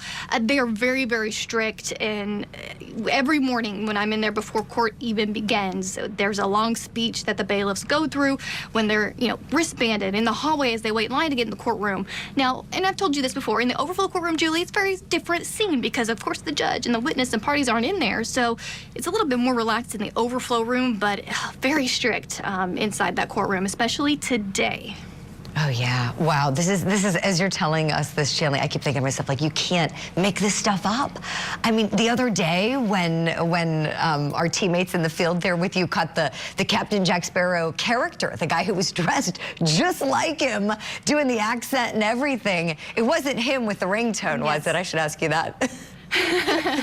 No, it was not. In fact, they aren't allowed inside the actual courtroom if they're dressed up like that, which is another rule. Very professional inside the courtroom, but almost every day after court, I'm back there talking to those who have lined up and waited to see Johnny Depp depart, and there are a lot of pirates with hats on. Yesterday, I met a baby pirate, Julie, called Captain Jackson Sparrow. Of course, the alpacas are even wearing Captain Pirate hats too, so it's just unreal to really experience, and I'm really enjoying getting to know all these people. They come from all over the United States to be here. They stay here for a few days. There's our alpaca friends, Teddy and Truffle, and what are their names? It's Teddy and Truffle. If they have on their captain's hats, they're Captain Teddy and Captain Truffle, but they are emotional support alpacas with My Pet Alpaca. And of course, they're here for Johnny Depp, and they carry signs supporting him, and they want to bring a smile to Johnny Depp's face. But, Julie, they're actually bringing smiles to everyone here at the courthouse because, of course, you can pet them, you can take photos with them, and we have little kids that come up to them. So they're really providing emotional support to everyone here at the courthouse. They're probably the favorite aspect of being here, the alpacas. Teddy and Truffle, there they are, stealing the show outside of the courthouse. They are so cute. I mean, who knew that was even a thing, right, to have, like, emotional support alpacas? I mean, I guess that's new. It'd be neat trying to see somebody put one of those on an airplane, but, we've seen stranger things before on airlines. Oh, my goodness. Gosh. So, and Shanley, one more thing before I let you go. With all of the drama with, like, the entering and the exiting with Johnny Depp and Amber Heard, and obviously he's more friendly. He kind of takes it in. We see him day in and day out. I know a lot of fans want to know what he's listening to in the Escalade. Some days you can hear it. I'm curious, did you hear any music today when he came? Oh, more Bob Marley this morning. It seems to be his morning routine is Bob Marley. In the afternoon, they mix it up a little bit. Sometimes it's Jimi Hendrix, sometimes it's Phil Collins, but definitely he's a huge fan of Bob Marley. I don't know if we can hear it. I think we would all agree, yelling, no matter what you think about the trial, I think everybody would agree that he's got great taste in music with Bob Marley, Jimi Hendrix, and Phil Collins. Oh, my gosh. All right, we're going to leave it there for now. Shanley, thank you for all of that. We'll see you a little later, and we're going to squeeze in a break. When we come back, we're going to show you those fans Shanley was telling us about who've been lining up, like they've actually been camping out to try to get a seat in the courtroom on Tuesday night. Some of them even showed there like at 9:30 at night to sleep over into Wednesday. It is wild. This isn't a concert or anything. This is a trial. We'll be right back with more here on Court TV Live.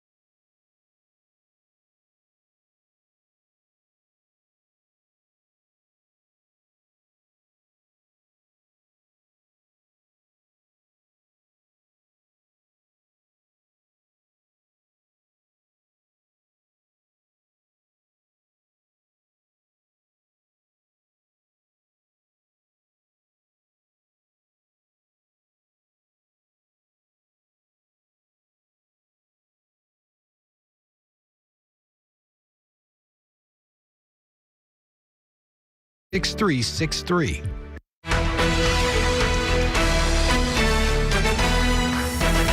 Welcome back to Court TV Live. I'm Julie Grant. Around 150 people are allowed inside of the Fairfax County courtroom and then in the overflow room as well each day to watch the dueling defamation trial of Depp versus Heard. So the court hands out wristbands to the first people in line, and in order to make sure they snag one of the coveted wristbands, these fans make sure they get up very early, sometimes even the night before. They camp out at the courthouse overnight. Take a look. It worked wonders, I promise. Well, we've been here for 2 weeks, for the first 2 weeks of the trial, just for Johnny. I'm from LA, Debbie is from Houston, and we've been fans forever. I've been his biggest fan for 36 years. We started coming out here 3 and 4 in the morning. Then we had to make it 2, then we had to make it 1. Now it's getting so busy, 9 p.m. the day before to get a wristband. Yeah. So where are you from? I'm from here, Fairfax. Fairfax. And you decided not to sleep in your bed. Exactly. But to sleep here. Yeah. For Johnny. Yeah. We're invested now. Yeah. Like we came 2 weeks ago and see, we didn't even think we were gonna get in. We got in and now we're invested. I'm like, we can't just watch this on TV. It's not the same experience. It's just exciting to already be here. This is the first time I've ever been close to even any celebrity. Like, I'm full of nerves and anxious and like I'm shaky. So what encouraged you to come out? Sit out here and wait for a wristband? I guess just to stick on the right side. And also to show Johnny support, that we believe him, and that we're here for him. Yep. People out there that still love him. I've been here since day one. So how do you think the trial is going so far? I don't know, because I'm biased, so it's hard for me to tell, but I kind of think it's leaning towards Johnny's side, but then again, maybe that's because he put on his witnesses first, so I don't know.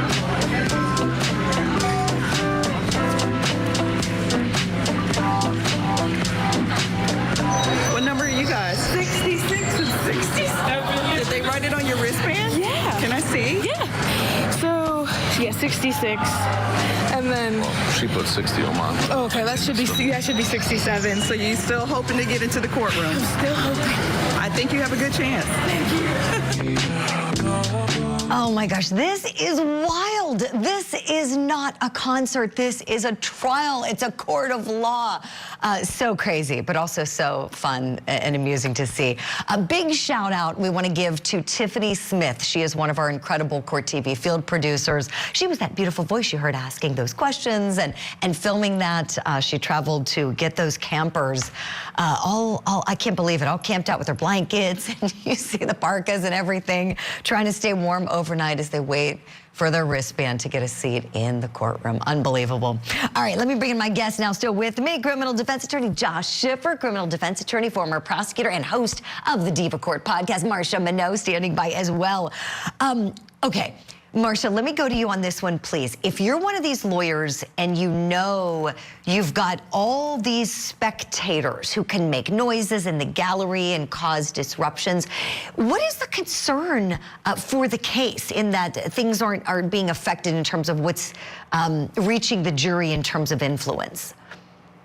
Well, your goal is to make sure that your jurors decide the case based on the evidence, and the evidence comes from the jury box, testimony, documents that are admitted by the court. The last thing you want is undue influence by the gallery based on their conduct, their reaction to any of the testimony or the evidence prior to the jurors having an opportunity to deliberate. So I would be addressing with the court, Your Honor, we're asking nobody do anything, move or have any reactions whatsoever to any of the testimony. If they are, they're excused from the courtroom so that there's no undue influence or prejudicing of the jurors prior to them deliberating on the evidence in the case. You're spot on, Marcia. Thank you for that. You know, and after I asked you the question, I started thinking about how, depending on which side you are on, Josh Schiffer, your strategy may kind of differ in terms of maybe playing to the gallery a bit. What do you think? I think the gallery's yet another stakeholder in this trial. We've got a plaintiff, we've got a defendant, we've got counterclaims, we've got a jury. We've now got this whole universe. Talk about the world as your stage. These are the A-listers on a super prominent issue involving a hot button issue of domestic violence just nationally right now. This is huge. How you present, massive, and the spectators play a bigger role than anybody wants to admit. Sure, and when you think about that, the Depp supporters are overwhelmingly outnumbering the supporters for Amber Heard. It's just the way it is. It is just fact. Trust me, our team out there in the field, they've counted them. So this is a fact. If you're on the Depp side of the case, you make that work for you, do you not? Yeah, you make it work, but you also recognize that too much support actually could count against you. If it seems like this is just a bully session, that could really benefit Amber Heard, because that's the theory of her case. How can anybody fight Johnny Depp? Being near Johnny Depp means you're going to have abuse from Johnny Depp that includes his fans. Right. And Josh, we have to say goodbye to you. So quickly, one last question. Those music choices, they are strategic. Are they not meant for those crowds to hear? Absolutely. The entirety of any trial, it's a production. You can use the analogy of making a movie, doing a play, doing an opera. Every little bit counts. The jury sees everything, and you never know what they're going to attach to. So true. Josh Schiffer, great to have you with us. Marcia Minot, you're going to stay with me. I'm so thankful for that. And you at home, stay with me as well. We're going to squeeze in a break. The jury should be back in a matter of minutes. Thank you for watching Court TV Live.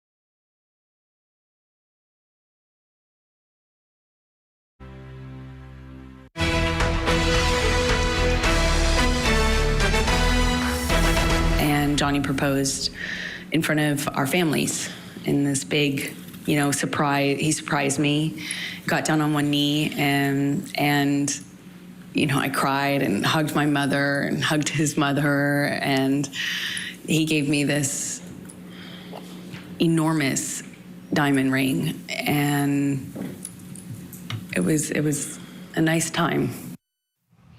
Good Thursday afternoon to you, and welcome to Court TV Live. I'm your midday host, Julie Grant. So the once fairy tale proposal and marriage between Johnny Depp and Amber Heard is anything but that now, don't we know it?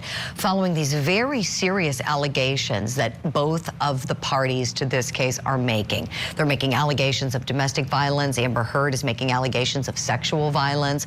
Our cameras are in there for it all. If you're just now joining us, we thank you for that. We're in day number 2 of Amber Heard's testimony. So she's still on direct examination. And we're just getting word right now that the jury is being brought back into the courtroom from their lunch break.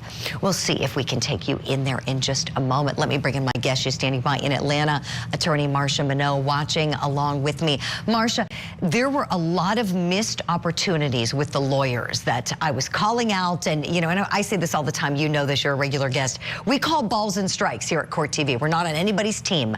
Tell me what you saw in the way of the lawyering that was right or wrong.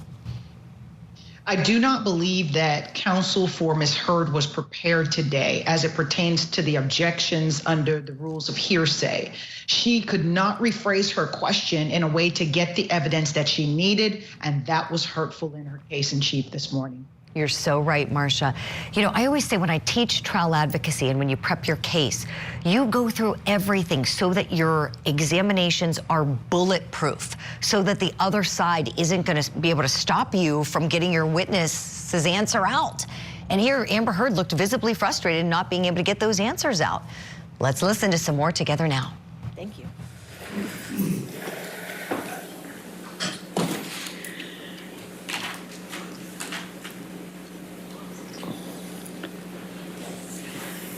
Amber, I'm jumping back to the Boston plane incident just for a moment.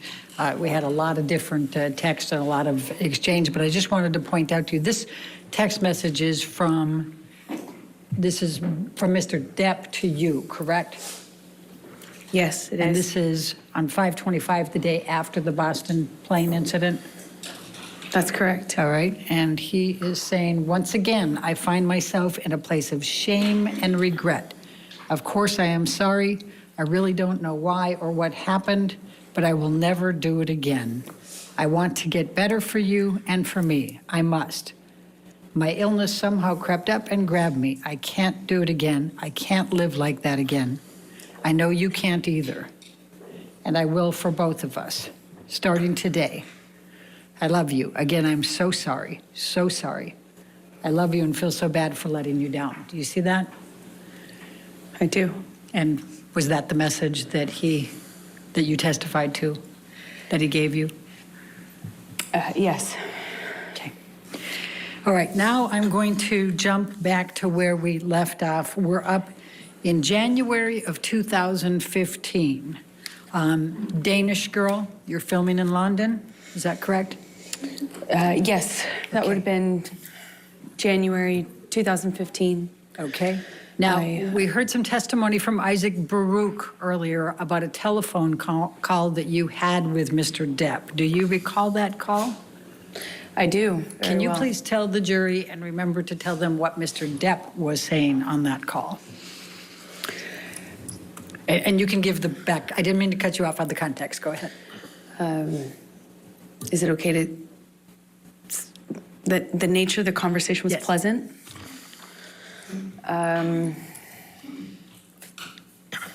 Friendly, fine, normal. And then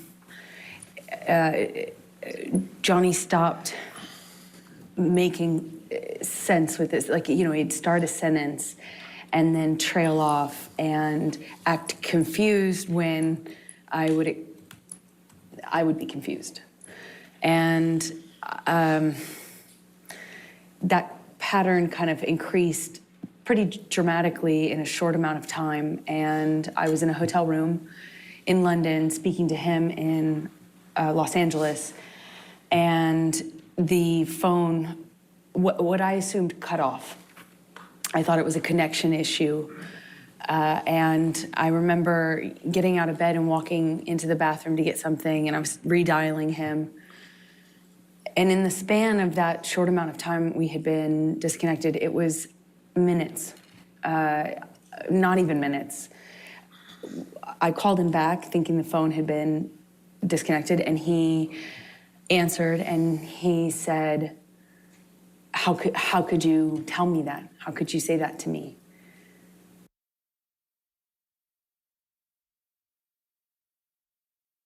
And he asked me that a few times, and I was so confused. I didn't understand what he was talking about. I expressed that to him. He says, who?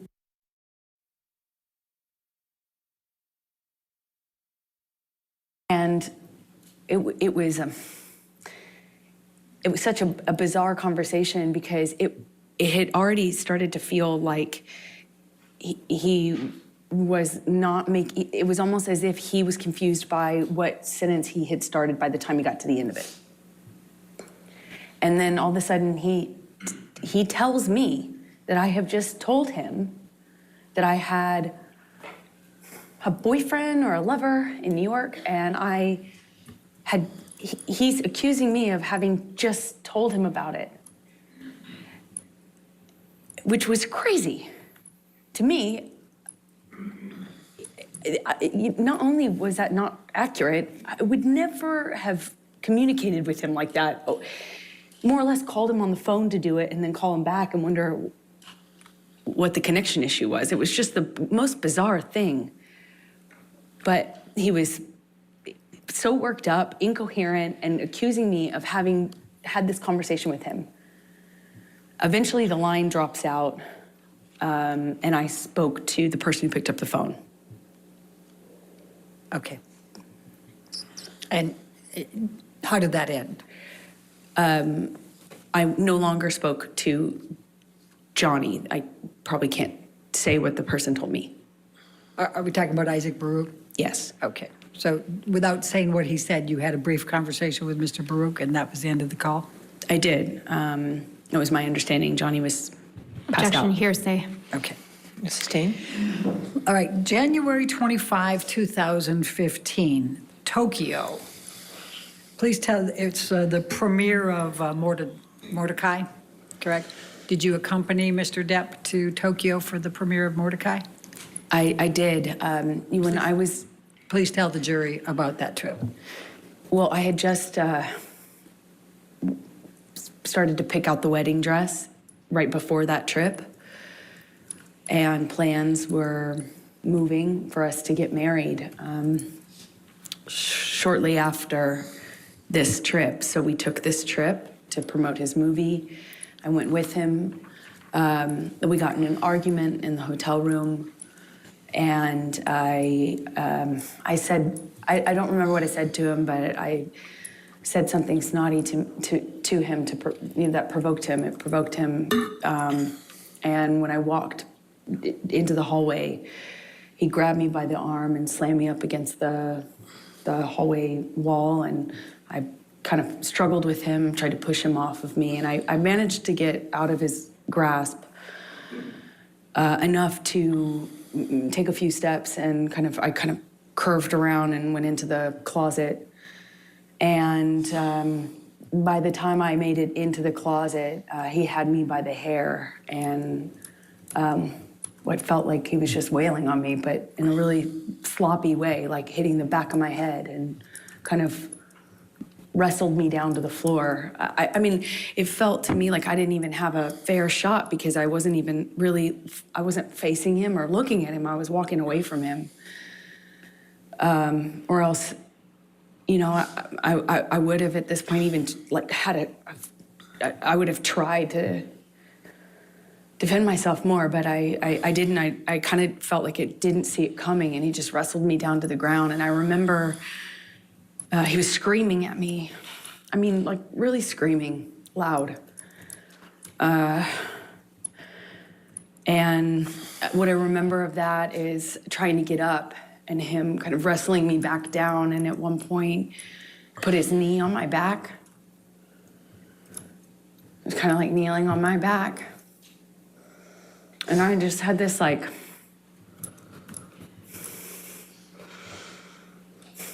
struggle with him. And I look at him and he's still got his glasses on. I just remember looking at him and thinking that was so, I mean, he just looked like he hadn't been through anything. You know, he still had his glasses on, sunglasses. And he was screaming at me that he hated me, that it was over, that he didn't want to marry me. He was disgusted. He was disgusted. He made this mistake. It was a big mistake. And everyone hated me. And I remember crying on the floor. Just, more than anything, I was heartbroken. I thought maybe he was serious. I thought maybe, God, he doesn't love me. Maybe he really feels this way. It broke my heart. Broke my heart. I wanted to marry him so bad. This is the man I loved, you know? Yes, it was awful at times, but I loved him and what he was saying. Objection, Your Honor, non-responsive. Overruled. What he was saying to me hurt just as bad as anything else. I just remember that he left me on the closet floor, and as embarrassing as it is to say, I went up to him at some point. I don't know how much time had passed. He was sitting at the piano in the living room of the hotel room that we had.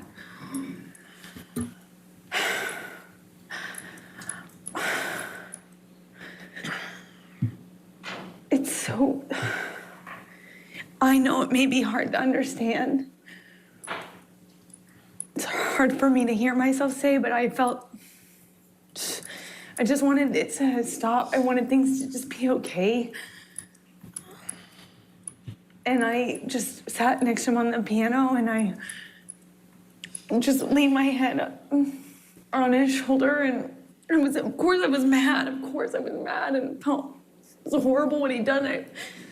But on the other hand, I wanted us to be okay. I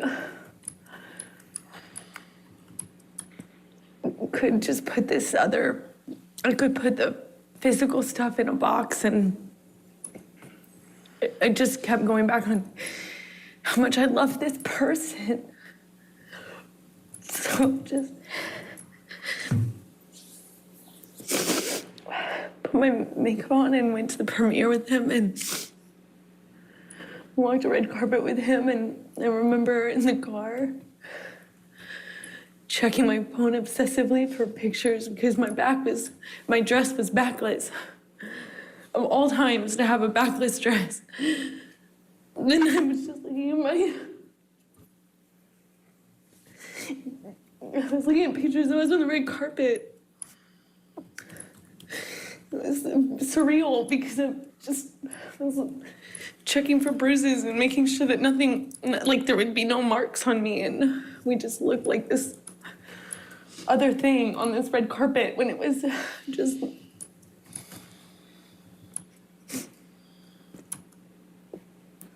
It was not like that. I'm sorry. It's embarrassing. You know, it's hard to, I'm sure it's hard to.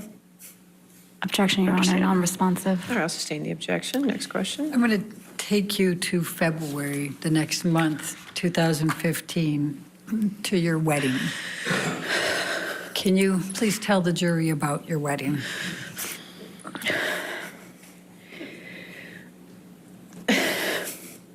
So we get married in... This is a moment right here. We're hitting pause. You're not going to miss a minute of her talking about the wedding. We're going to show it to you in just a moment. But what an important point in this testimony. This is the first time we've seen Amber Heard actually crying tears on the stand.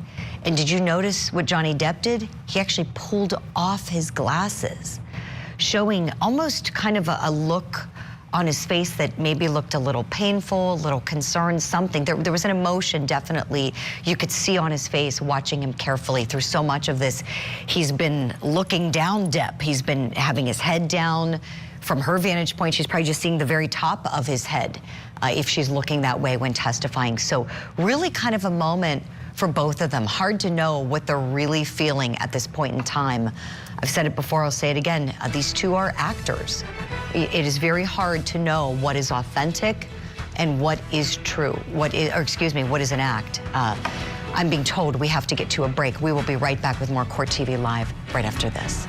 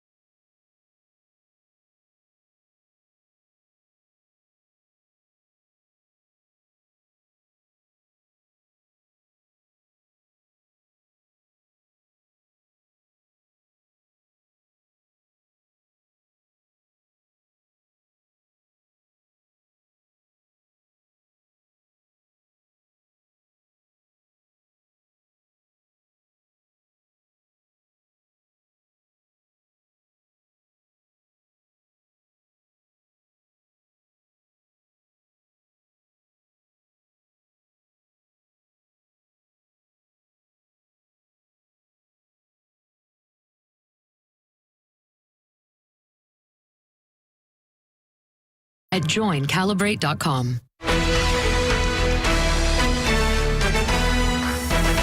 Welcome back to Court TV Live. I'm Julie Grant. Amber Heard was crying on the stand just as we went to break a few moments ago. This is a moment in her testimony. We haven't seen her shedding tears before this. And I was making the point as we head to break that this trial is unusual for so many reasons. One of them being that you have parties to this case that are actors for a living. Very hard to decide whether or not testimony is real or a performance. Let us know what you think of her testimony. We're going to go back in together now. I get a sense that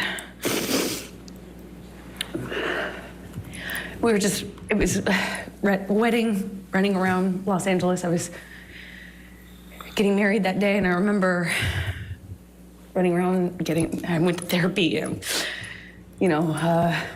got ready, and Johnny and I met at the penthouses downtown, and I wore a white dress and a veil. I had bobby pinned in my hair. And I walked out of that penthouse. I met with Johnny in the hallway, and I thought he looked so handsome, and he seemed happy, and I felt we were making the right decision. I was so looking forward to having this. I thought we'd get married and we'd have stability, safety.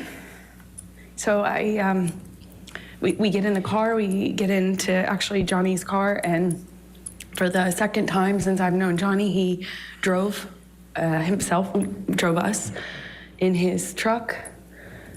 It was weird being in the car with him alone. We didn't have that. And we drove to his mom's house, and a justice of the peace arrived, looking kind of surprised. And she married us in the living room of his mother's house, Betty Sue, with our families together.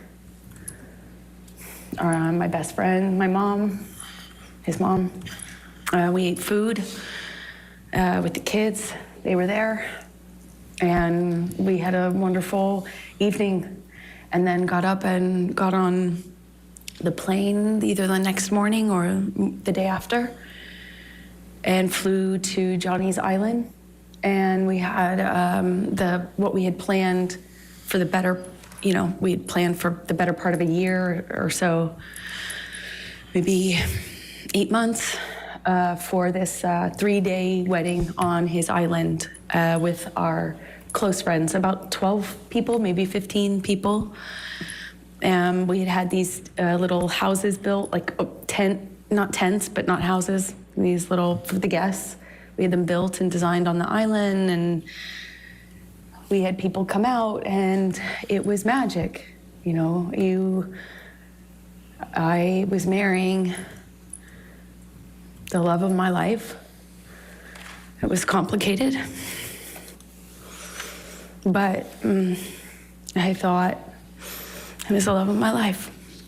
And we had our friends and family out, and we had this 3-day event.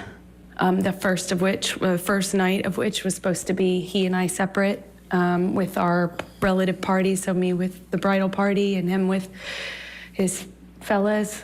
The bridal party, we had planned to do a cuddle puddle, have mushrooms and drink wine, and have our own girl party separate. And then the next day have the wedding festivities.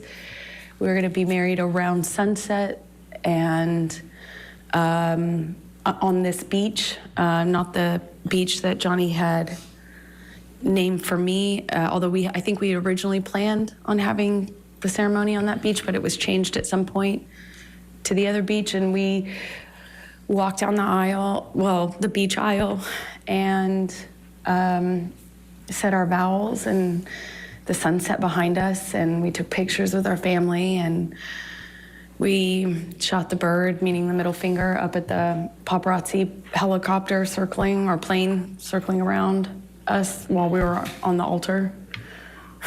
And we danced and celebrated. And then I left the island because I had to go work.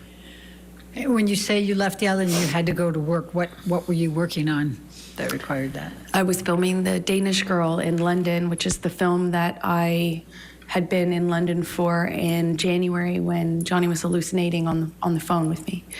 I was there doing kind of prep work for that film. And what, if any, film was Mr. Depp going to at that point? Well, the plan, why we did the wedding when we did it, is because he had always had this commitment to do Pirates 5.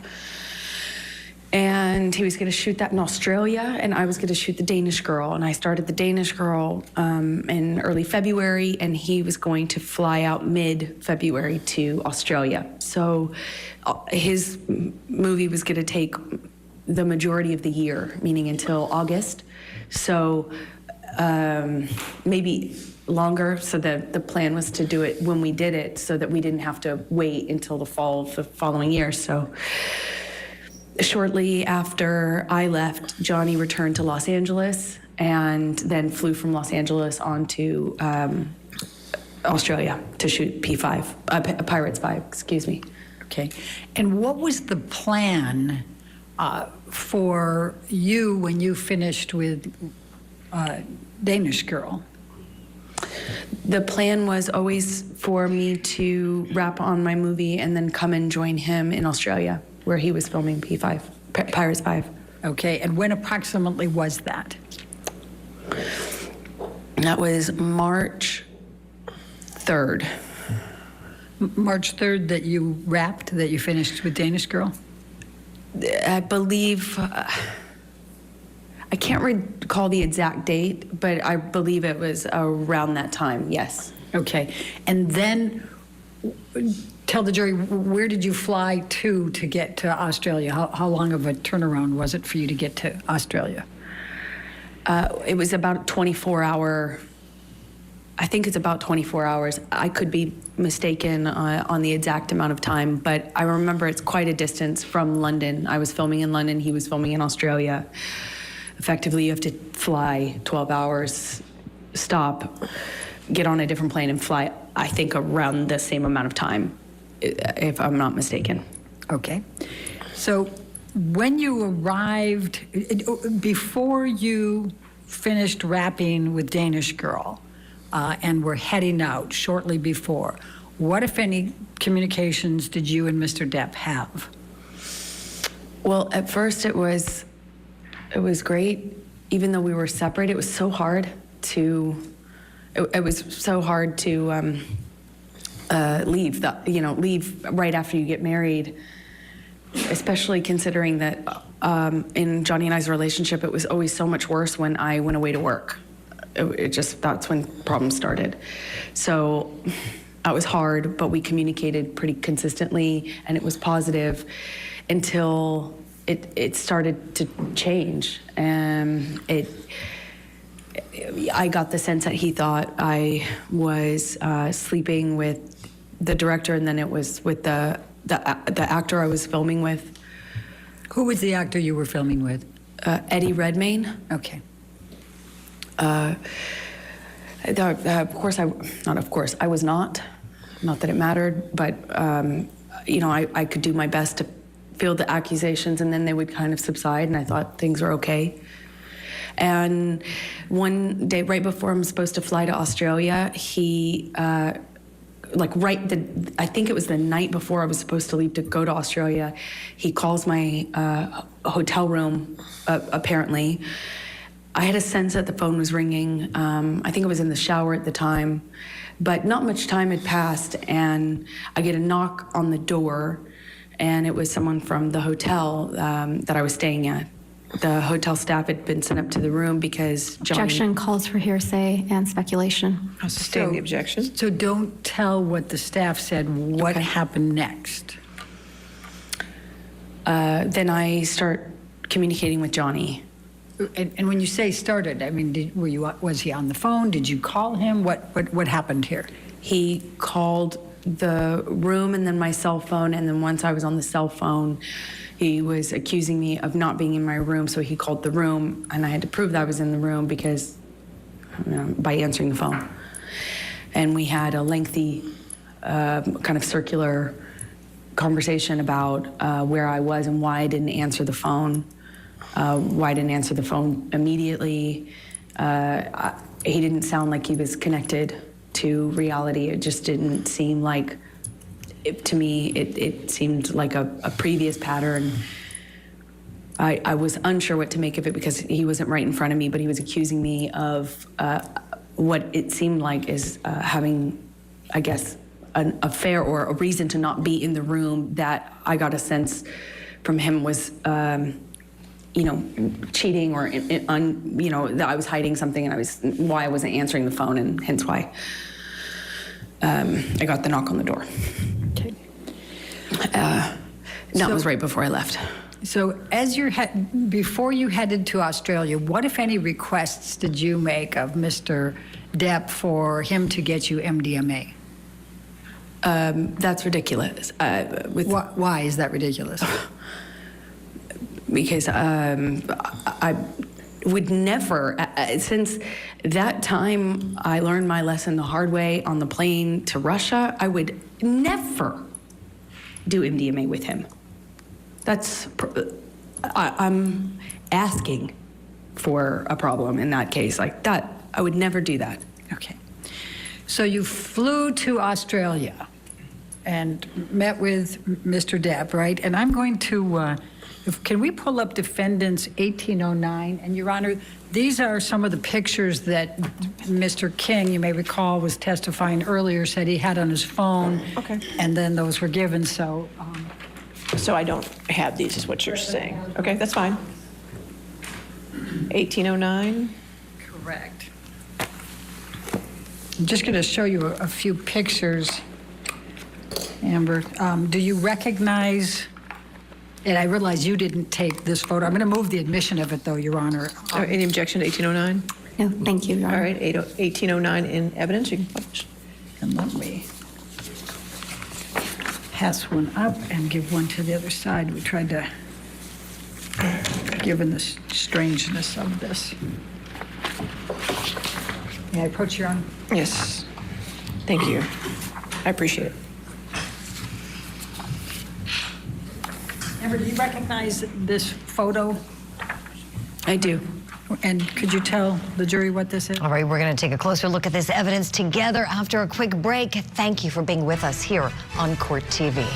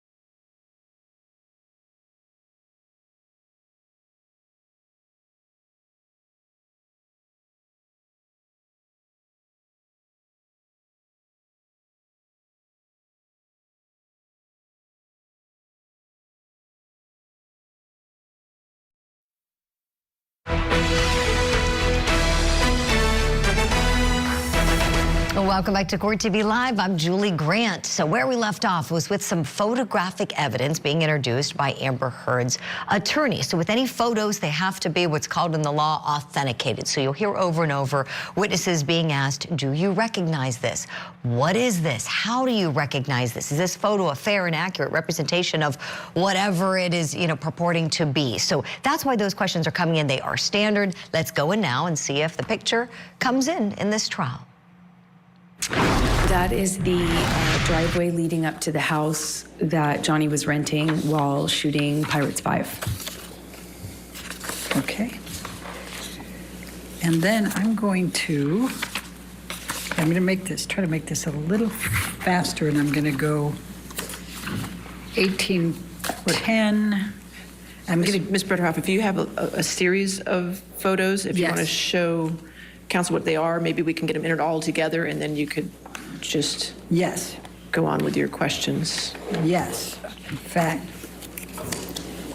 And these are all, I will represent, ones that we got from Mr. King. All right, if you want to take a look at them. And, Your Honor, if I may just approach, I'll give you the whole stack. Okay, that's fine.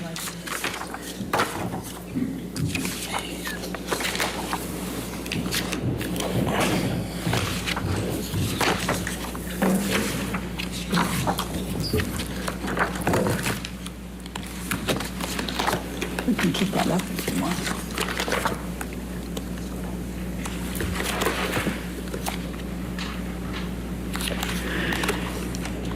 want. By the way, Amber, do you see those kangaroos in there? When I was pulling up to the house, I saw kangaroos as well. And this was a pretty big driveway.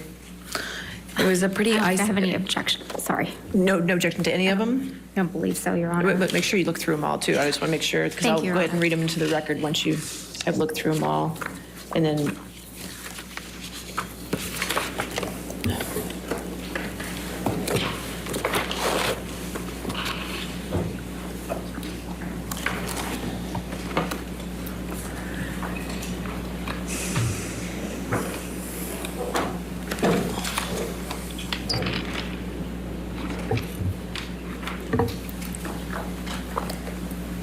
Thank you, Your Honor. I've reviewed them. I have no objection to any of these photographs. So we'll enter into evidence defendants 1804, 1805, 1806, 1807, 1808, 1810, 1811, 1812, 1814, 1815, 1816, 1817, 1819, 1820, 1821, 1825, 1827, 1828, 1829, 1830, 1831, 1834, 1835, 1837, 1838, 1839, 1840, 1841, and 1842. Did I get them all?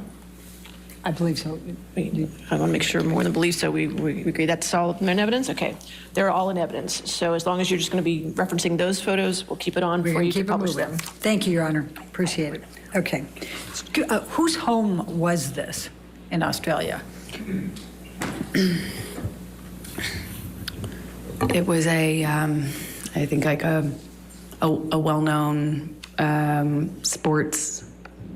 sportsman, racing cars or something of that nature. Okay. Let's, Michelle, if you can pull up 1810.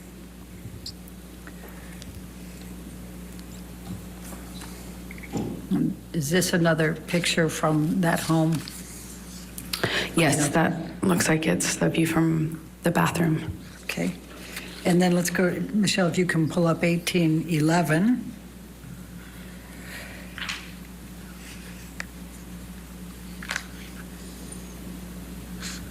Is that a picture of the home? That's the house, yes. Okay.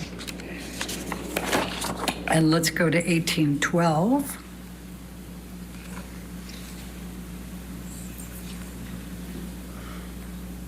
And that's a view from the living room. It opened into a lagoon. Okay. And then let's look at 1813.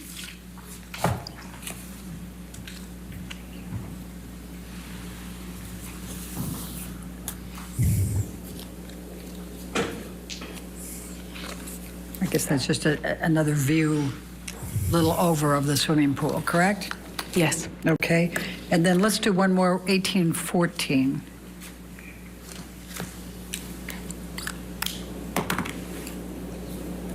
This is inside the house? Yes. Okay. And if you can look to the back here where I've got I'm making some, what if anything is that back there? That's the kitchen. Okay, and this is the dining room, and this is on the main level? What we're looking at is the dining room table on the main level with the kitchen in the background. Okay. Thank you. Now I'm going to ask you to take this jury through your experience, what happened in Australia once you arrived there.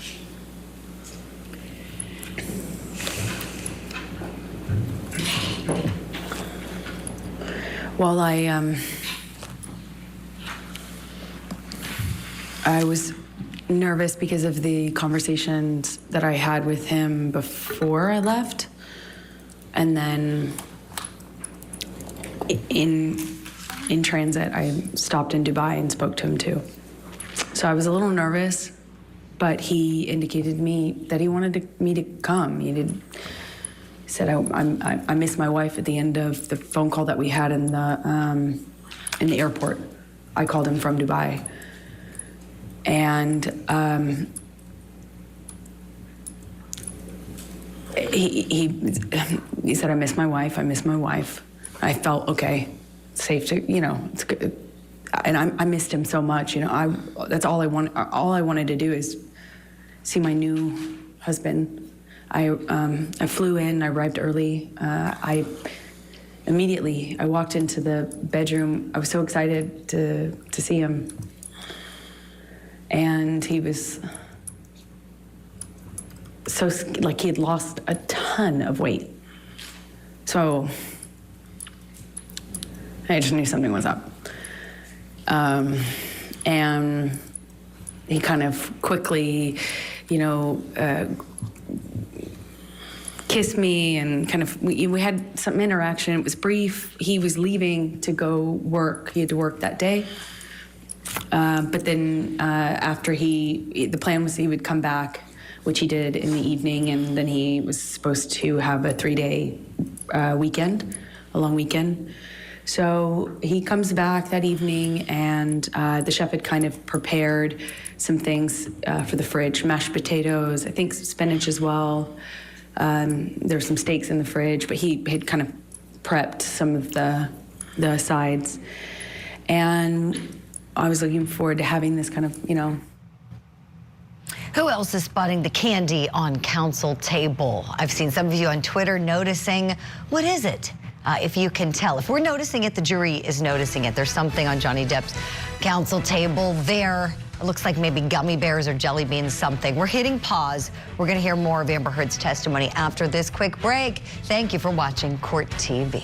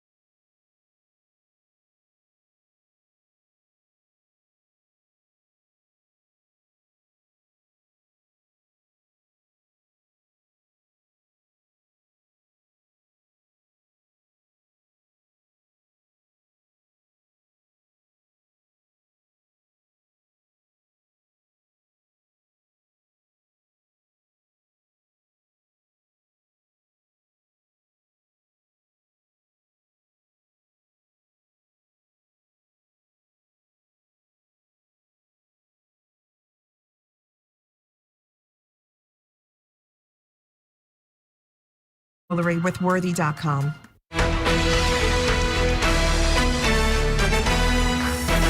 Thanks for staying with us. I'm Julie Grant. Let's go back into the courtroom together now and hear more from Amber Heard.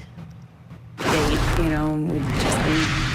been, we're a new married couple. We hadn't seen each other for basically a month after getting married. And I start dinner and am happy to see him. And at some point early in that evening, he pulls out a bag of MDMA. I asked him what it was, and he told me it was MDMA. And I was surprised because at the time, that was, there was no question mark as to how I would respond to that, or so I thought. It's like, why would you even think that that's okay? He had already gotten clean and sober. That was, touch and go, but for the wedding, he was drinking Beck's. I think at some point he did have wine on the island, but it wasn't an issue, right? Just moved ahead. So I was surprised that he would even pull out this bag and, well, frankly, not hide it from me. And he kind of seemed to suggest that we should do it together. And I was like, absolutely not. Like, I just got here. I want to see you. I want to spend time with you. It was the exact opposite of what I expected and what I wanted. And it just seemed delusional at the time to me that he would even suggest this to be something that I could participate in with him. If you had been through what I had been through at that point, it's crazy. And at some point, he drinks in front of me. At first, I think it was like a Malbec or a wine or something. And I remember we hadn't, it kind of started an argument. And that was upstairs in that room that we just looked at a picture of, by the sunflowers. That's more or less where we were standing, just closer to the kitchen. And we get in an argument, and I shove past him, just stomp off. And he grabs me, and we have an argument about me walking away, and am I walking out of this? And in my head, I was like, I actually wasn't thinking of leaving yet, but that would later be going through my mind. We had a brief interaction, and I don't remember the exact sequence of things. I wish I did. I have a lot of flashes. It gets a little bit more confusing from my ability to recall everything in a linear way a little later on as things got crazier. But for this part, the first night, what I distinctly remember is at one point, I don't think I had gotten very far, or maybe I came back into the room, but when he shoved me, I went flying across these parakeet floors. I mean, just skidding across these floors. And I remember thinking it just looked so easy for him to throw me around like that, I just slid, screeching my skin against this beautiful wooden floor. And we had another argument that was a spin-off from that. It was just kind of this on-off sort of thing that I remember eventually in this interaction, he shoves me up against the fridge. He has me by the throat, and he just was holding me there by my throat. And I wondered if it was the drugs. I wondered if it was him. It hadn't, in my recollection, it hadn't been that long. He has me up against the throat, just kind of bashing me against the wall next to the fridge. We're kind of moving in that area. And at some point, I'm in his face, and I don't know if he had let go of my neck or loosened my grip, but I remember slapping him across the face, screaming at him, screaming at me. I got my hand free when he tried to grab me when I walked off. I stormed off. I slammed the door upstairs. I don't know if it was in that instance or if it was in a later one that I eventually barricaded the door. You know, it wouldn't stop him from coming in. He could come in the other doors. You know, there's a back door, there's a patio. But at least I'd hear it. It's important testimony, of course, as Amber Heard is detailing what she says was an incident of domestic violence. You're not going to miss a moment of it. We're hitting the pause button. We are nearing the top of the hour, which means we need to take a break, but don't go anywhere. Ashley Wilcott will be here next to take over. I'm Julie Grant. It's been great being with you.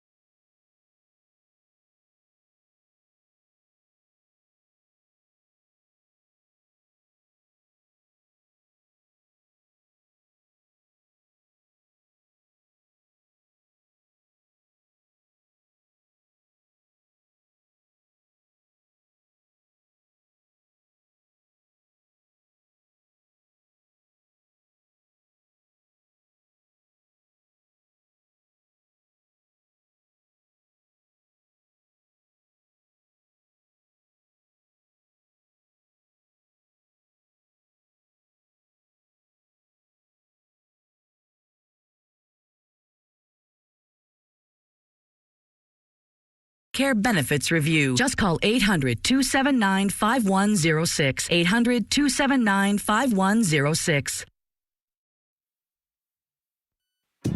Johnny shoves me and kind of grabs me by the collarbone. And at some point, he just whacks me in the face. And he tells me to hurry the up. I feel this boot in my back. He just kicked me. He hated James Franco.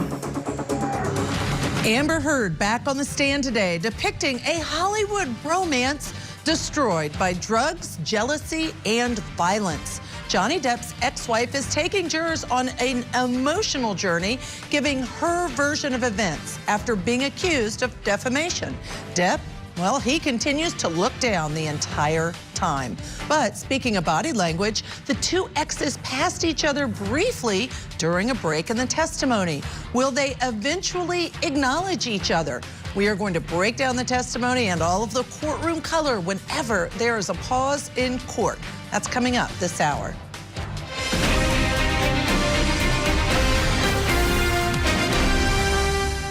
Welcome back to Court TV Live. I'm Judge Ashley Wilcott. It's always my honor to be with you, and this is quite the trial today, day 15 in this defamation trial.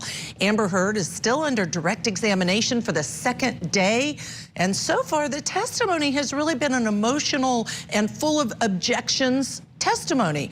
Actor Johnny Depp is suing Heard for $50 million following an op-ed that she wrote about domestic violence. Now, Depp says his ex-wife's false claims ruined his Hollywood career. Heard, on the other hand, is countersuing him for $100 million. We have ensured that we hit that pause button so you have not missed any of the testimony of Amber Heard. Let's take you back into court for the continuing direct examination. And this is March 2015. By this time, I'm being medicated by his doctor. He's giving me anti-anxiety meds, giving me, had already tried to give me antidepressants. They didn't work for obvious reasons, I hope. I wasn't sleeping. I had insomnia. I'd wake up with panic attacks. I needed to sleep, but my ability to do so was really, really compromised at this point. And I kept thinking that I just wanted to hear him or know if he came in so I could be aware, so I could be ready for what was going to come in with him. And at some point I go back downstairs. I don't really know at what point I gave up and stayed behind my barricaded door, but I managed to go to sleep. I took some sleeping pills. I woke up. And when I came downstairs, he was still up. He confirmed when I asked him that he had not slept. He had not eaten, so I tried to get him to eat. We get in an argument. He was accusing me of Eddie Redmayne. And by this point, he thought I was working with Billy Bob Thornton on the movie I had just shot, but I had already worked with him a year earlier. But he was very upset about him and the gentleman that invited me to a concert in London.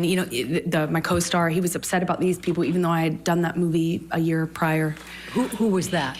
It was Billy Bob Thornton, Jim Sturgis, and Eddie Redmayne that he was upset about. And let me just stop you for a moment. Have you seen Mr. Depp take any drugs by this point? Oh, yeah. Sorry if I left that out. When we had the argument about the MDMA, he suggested to me that it wasn't on the no-fly list, like it wasn't on the no list. That was his argument. That was his defense. Like, this isn't the... You didn't say I couldn't have this. And over and over again, Johnny told me I wasn't the reason he was getting sober, but I was the reason he was staying sober. I had saved his life and all this stuff. It wasn't like it wasn't my job to police him, but I kind of ended up being in that situation, it seemed like, in his mind, when he would express that to me. So he took a handful of pills, and I didn't count how many, but when I came back downstairs, I did the math on the amount that was left, and I think it was either 8 or 10, I can't recall as I sit here now, either 8 or 10 pills of MDMA. That he had taken or that were left? I remember we had a conversation about the amount that he took. So I remember saying, you Objection, took all of hearsay. these. Okay, I'll sustain the objection. Okay. There were only a few left in the bag, so I think it was what he took. And I said, Johnny, that, or Objection, hearsay. he confirmed that he took that amount and that he could take that amount. And what amount? At this point, there were 10. He had taken 10, 8 or 10. I can't recall. And when you say at this point, is that the first night? Is that the second day? This is the second day. This is after I've already fallen asleep for the night in the room upstairs. Come back downstairs. He was still awake. Okay, please continue with that second day. He was accusing me of being mean to his sister. He was accusing me of not liking his sister. Something about the wedding. I was trying to put out that fire, as you will. I was trying to say, no. First of all, I'm not filming with Billy Bob. No, I wasn't filming with Jim Sturgis. Yes, I filmed with Eddie Redmayne, but he was a lovely gentleman. Objection, Your Honor, hearsay. Let's not offer to prove the truth of the matter. Overruled. Thank you. And then when it came up with his sister, he was accusing me of kind of having this animosity with Christy. I tried to defend myself, explaining why her and I had kind of become cold to one another. I don't know how else to describe it, because we never had any sort of direct interaction that was negative. We never had any sort of confrontation or anything, but I did my best to explain to him what I could answer to that accusation. And at one point he, I mentioned that, well, I can't say what I mentioned. He, as a result of that phone call, picks up the phone and calls his agent. I don't know why, still to this day. He calls a few people. I don't know who was on the other line. I just heard his side of it, and he's screaming at them. I got a sense that it was money, that he felt people had been stealing money from him, and that the studio had been ripping him off, and that he was calling himself like a whore, or he had been whored out.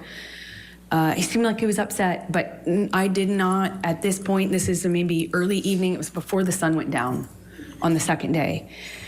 I remember he took the phone at one point and called my divorce attorney. I had, at some point prior to this, got a divorce attorney, or not a divorce attorney, a domestic relations attorney to do a post-nup, because we got married in February, and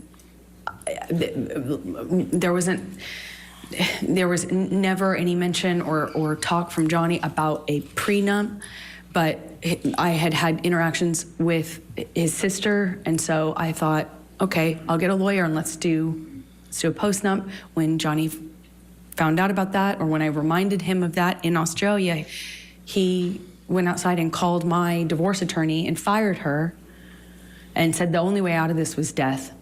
Again. And I heard that already at this point, March 2015, probably 25 times. So he's screaming at her. He calls his agents.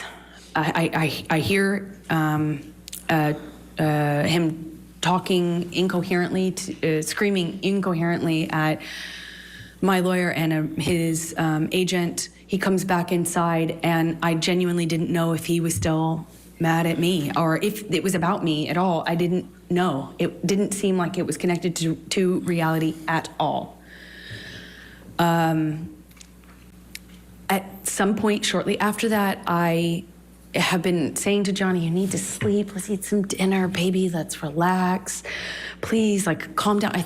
In my head, I was thinking that it would genuinely change if he just got some sleep. He needed to sleep it off. He needed to come down off the drugs. Clearly, the combination of what he had taken pill-wise with whatever else he was hiding from me was not good. I had recognized that sort of delusion. I had recognized that sort of unattached to reality rage. I had recognized the patterns of those kind of loops where he's yelling about things that aren't even being discussed or talked about. I knew already that he just needed to sleep it off, clean up, sober up. And I thought we could. I remember I went to the fridge, I got out the steaks so that they would, you know, be ready to cook. And I got out some of the food I was gonna put together for dinner. And went upstairs.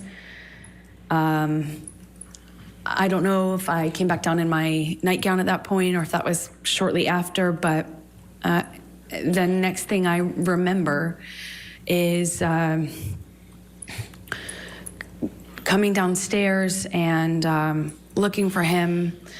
We had an interaction that I can't really describe. It didn't make a lot of sense to me. He was just belligerent, throwing things, screaming at me.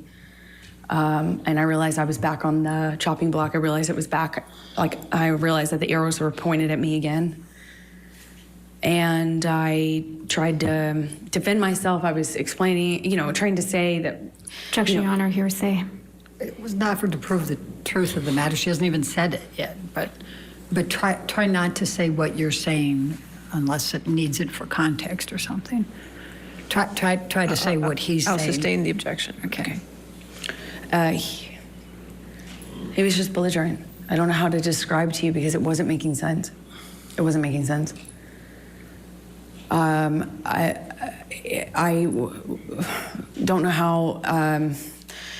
I don't know how the immediate next string of the next part of the violence actually even initiated, but again, he has me up against the wall, and I remember this time he slams me up against the wall hard.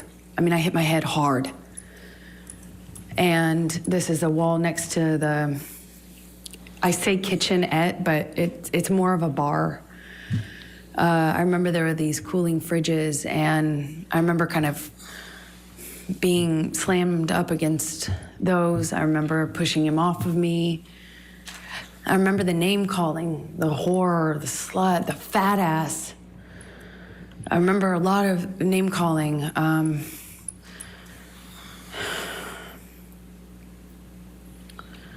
Well, this afternoon was the first time that we saw tears from Amber Heard. We expect to see more. Don't go anywhere. We are going to take a quick break, but we will hit the pause button. You won't miss any of this testimony here on Court TV Live.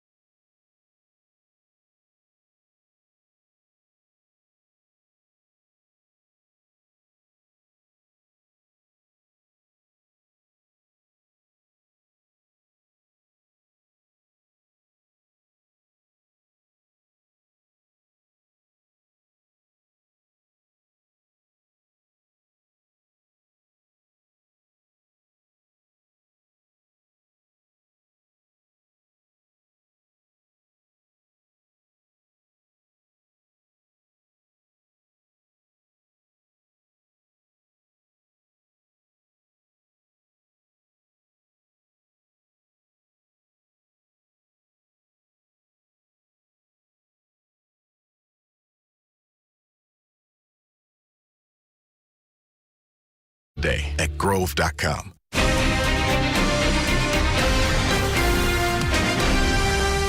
Let's get you right back into that Fairfax, Virginia courtroom where Amber Heard is under direct examination. You've missed none of her testimony. I said, had he been drinking by this time? He was drinking. Calls for speculation and leading. I'll sustain as to leading. What, if any, drinks had you observed Mr. Depp have by this time? Well, I had already seen him drink right in front of me. He took a big swig out of a wine bottle upstairs right in front of me as in a gesture of like looked right at me and took a big swig out of it as a, you know, like a show for, like, you know, did it right in my face to make a point. And then when I came downstairs, he was drinking from the bottle. I don't know what kind of liquor. I remember there was another bottle open and I was wondering why he was drinking both. But at some point, he had me up against the wall next to the cooling fridges, and I remember slamming my head up against the thing. He had me by the neck, squeezing my neck, and it got really nasty. It went from like, oh, no one likes you, no one likes me, everyone warned me about you. That's what it was. He started to tell me that everyone had warned him about me and that he wished he had never married me, wish he had never met me. No one liked me. You know, it sounds childish, but I remember feeling really hurt. And then at some point, I shoved him hard to get him off me. And he shoved me back and he said, "You want to go, little girl?"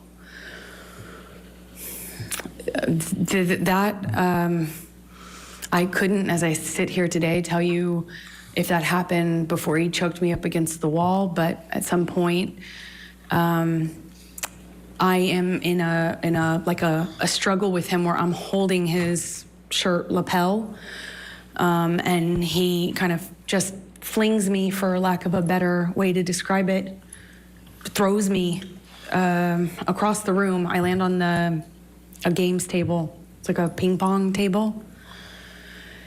And I don't know if I was holding on to him or if he pursued me separate, but he gets on top of me on the games table and is just whacking me in the face, like repetitive. We struggle on the games table. I don't know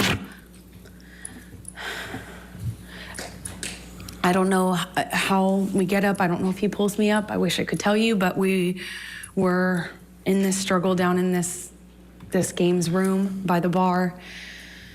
And we had this conversation about the drinking, or argument about the drinking, and he holds up this bottle to me, and you know, I'm saying, did you drink this whole thing?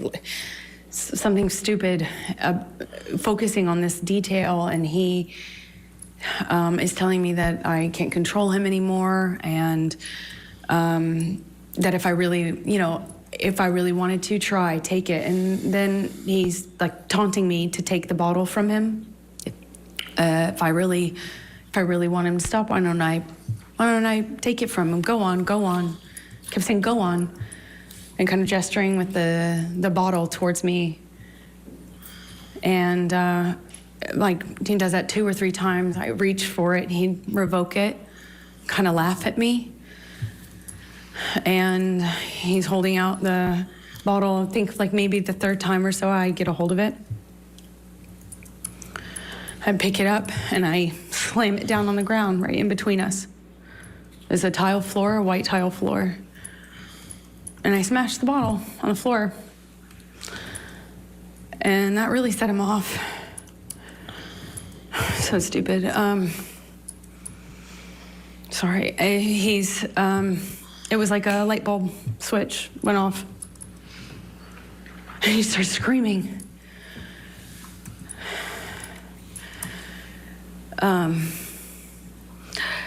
I don't know if he backhanded me or hit me normally. I don't really recall, but I remember it sent me down to the ground. I remember by the time I picked myself off the floor, I stand up. He's got a bottle in his hand, and he threw it at me. It missed, thankfully, but I kind of pulled myself back into the bar area. I don't know how much time passed, but at some point he had a broken bottle up against my face, neck area by my jawline, and he told me he'd carve up my face. I don't know at what point in the evening. I couldn't tell you what sequence-wise when that happened, but it was terrifying. It wasn't the first time he said that to me. He said that to me on the plane as well. But this time he was holding a broken bottle to me. I honestly don't remember if I threw anything in his direction. I don't think I did. I just remember him having me by the nightgown. I remember him flailing me, or throwing me around. I'm flailing.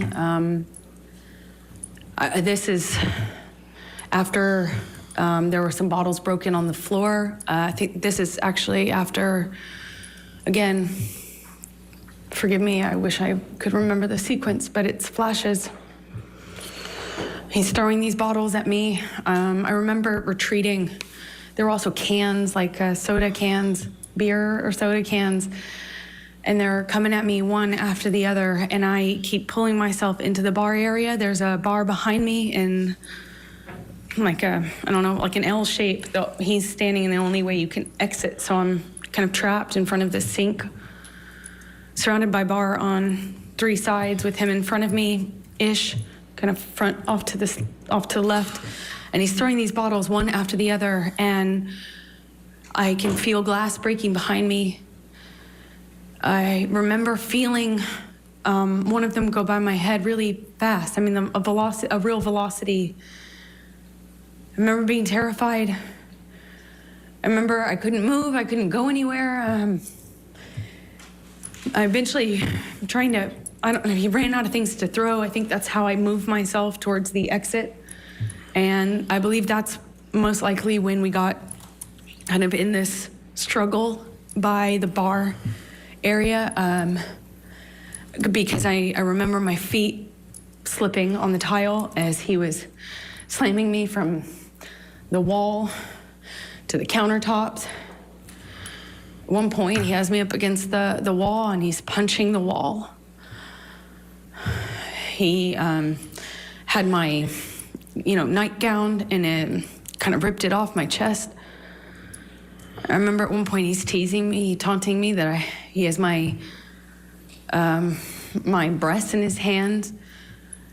My nightgown came completely off. It was ripped off of me. So I was naked, and I'm slipping around on this tile and trying to get my footing. And I remember slipping on this tile. Glass was underneath me, and I remember just trying to get my footing. I felt really destabilized and felt really vulnerable. I'm naked, and he's flinging me around, and at some point, I'm up against the wall.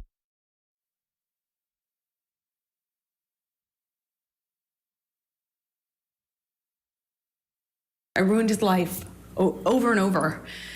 And he starts punching the wall next to my head, holding me by the neck. I get free from him. I kind of step back from him, and it's like his energy shifted to the phone.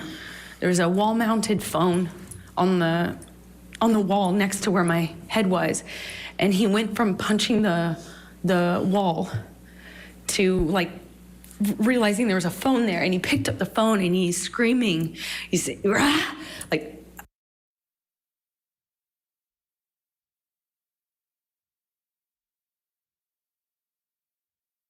picks up the phone and starts bashing the phone against the wall where I was just being held. And I remember kind of having some distance on what was happening and watching him do this. And it was like his energy had shifted, and I was that phone all of a sudden. And he was just over and over again smashing this phone into the wall, over and over again, screaming at me. And I was watching the phone every single time he pulled his hand back. It was just breaking into pieces. I remember thinking this phone is disappearing. He was smashing it to smithereens, just going into the wall. And at some point, he's on top of me, no phone.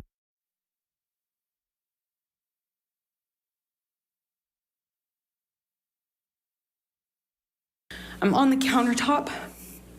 It had me by the neck, and he felt like he was on top of me, and I'm looking at it in his eyes, and I don't see him anymore. I don't see him anymore. It wasn't him. It was black. I've never been so scared in my life. It was black. I couldn't see him. And he was looking at me, and I was trying to get through to him. I was trying to say to him in some way that it was me. I was trying to get through to Johnny, and I couldn't see him. I couldn't see him at all. And my head was bashing against the back of the bar, and I couldn't breathe. And I remember trying to get up, and I was slipping on the glass. My feet were slipping, my arms were slipping on the countertops. And I remember just trying to get up so I could breathe, so I could tell him that he was really hurting me. I didn't think he knew what he was doing. I don't know how.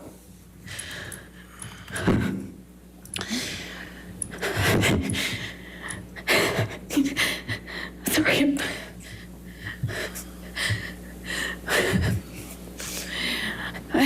Amber Heard and all the emotions coming out as she says that she just saw black. She couldn't even see his face, and you can see she's getting increasingly upset. We are going to take a break. When we come back, we're going to take you right back in where we left off in her direct examination.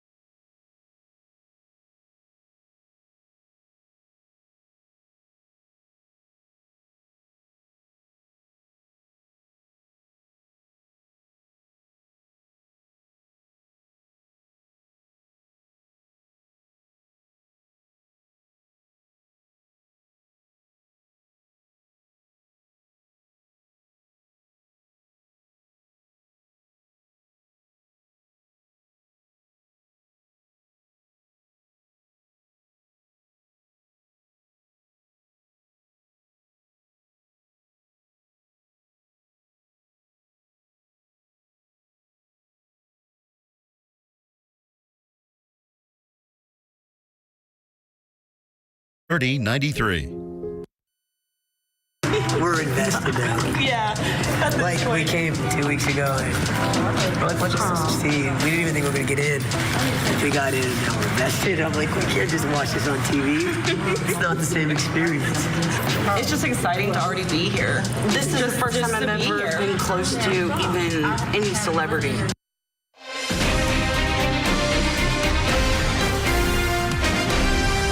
Welcome back to Court TV Live. I'm Judge Ashley Wilcott. This is a show worth waiting for. It's a trial in a courtroom, but you don't want to miss any of this testimony, and you haven't. We're going to take you back into the courtroom. Amber Heard is on direct examination. We are seeing emotion. We've seen tears. What else will we witness? Let's go back to court. I'm sorry. I couldn't breathe. Please.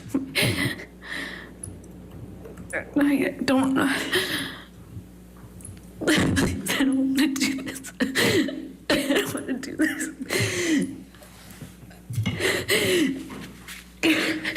I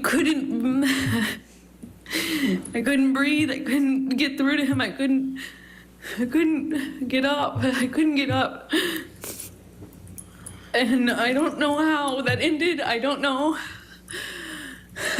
how. I don't know what happened next. I don't understand this.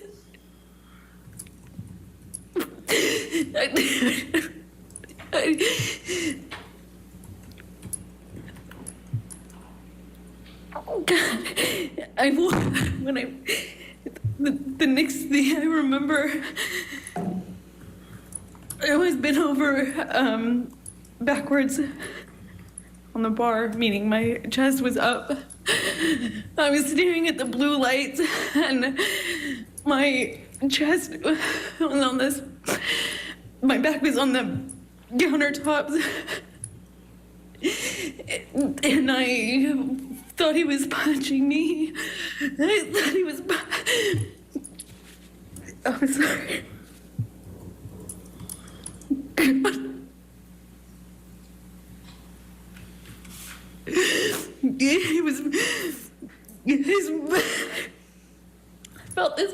I felt this pressure. He on my pubic bone. He thought he was punching me. I just saw his arm. I could feel his arm moving, and it looked like he was punching me. But I could just feel this pressure. It was like it kept hitting him. It didn't feel pain. It was just a pressure on my pubic bone, and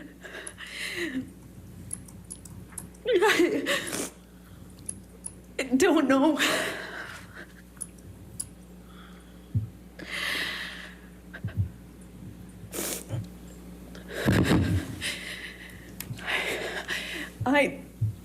I don't remember what I said. I just remember being really still, not wanting to move. I remember looking around the room.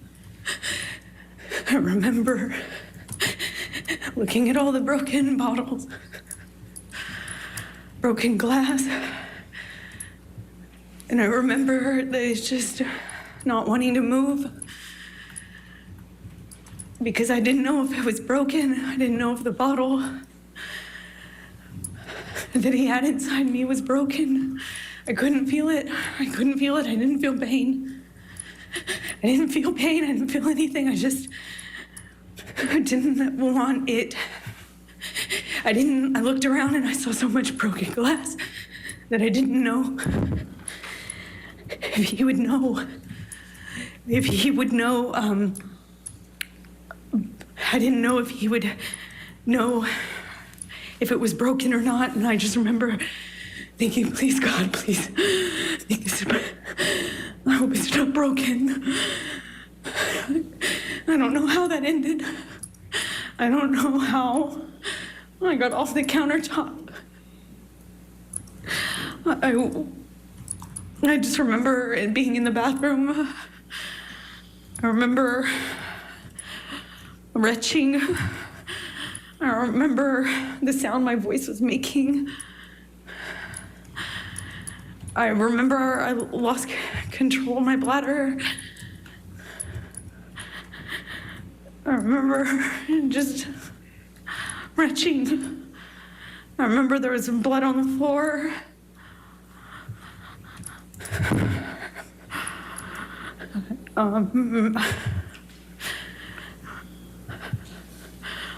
I got up at some point.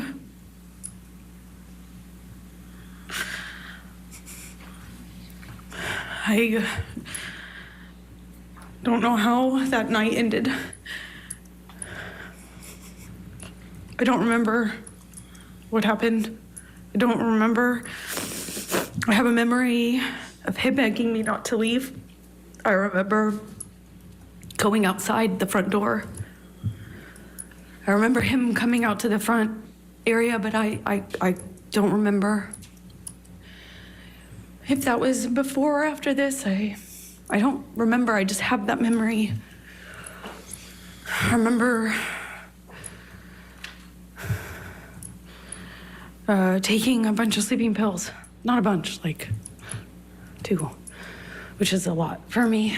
I remember falling asleep, or I don't remember falling asleep, but I know I fell asleep because I woke up the next day.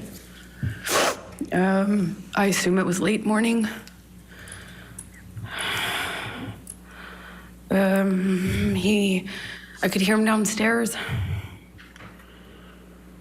I could hear Marilyn Manson music, not in person. I could hear the music. Maybe he said it was Marilyn, or maybe I could recognize it. I don't remember, but I became aware of it. That's what I was hearing. It was blaring. It became clear, obvious to me when I walked downstairs. He was still up. He hadn't gone to sleep again. I walked downstairs and I saw this brown on the walls going down the stairs. And the brown on the walls became clear, like it became clearer, like lettering. And then it was obvious it was dried blood. He had written down this, that we had a spiral staircase, like white cream walls. There was blood on the carpet. I could see blood drips. I thought it was from my arms or feet, but it was drips. So that plus the wall writing, I saw this brown letters on the wall, and then realized that he was trying, that it was meant to be a message, but it was incoherent. I saw what looked like my name, but I really couldn't make out most of the rest of the message. Walking down the stairs, I saw a bird in the house. I thought that was surreal. I went down to the main level where my painting studio was, and I had some canvases out.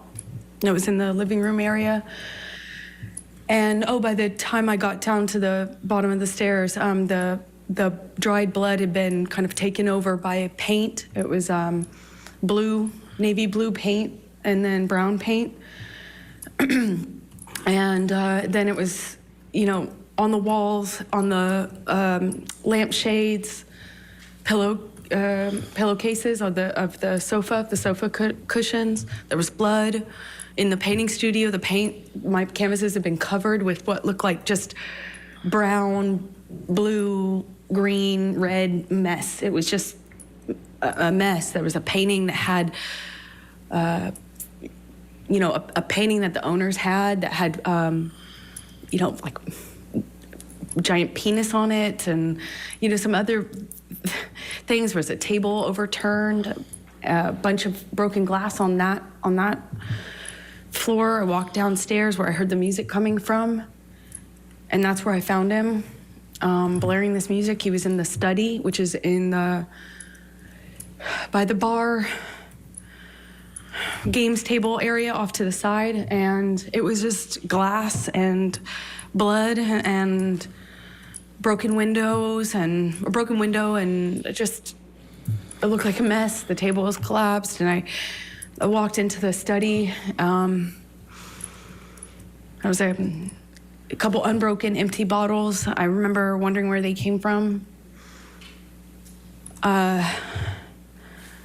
And he just looked, he wasn't there anymore. He wasn't there. It wasn't Johnny. He was standing at the office desk. He had his hand wrapped in this like rags or, bandana rags. And I think he took them down or somehow showed me, and he said, "Look what you made me do. I did this for you," something to that effect. And I kind of put together, it was covered in paint. And This is key testimony in this case. This is the incident that Johnny Depp has already testified to. His account is that she caused his finger to be cut off. Now she's giving her version of the facts. Very important testimony. We're going to take a short commercial break. When we come back, we'll get you right back into that courtroom, right where we left off.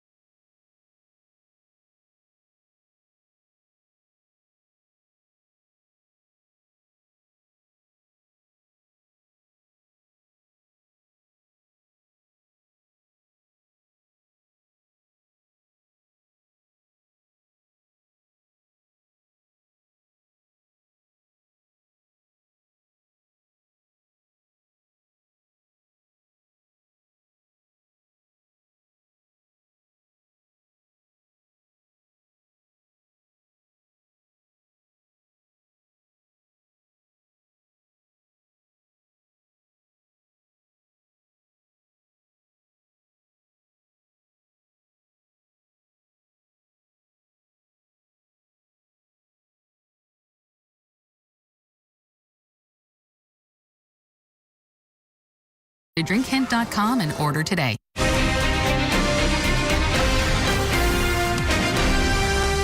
Now remember, you haven't missed any of the testimony of Amber Heard. She's on direct examination. Her own attorneys are asking for her narrative of what happened.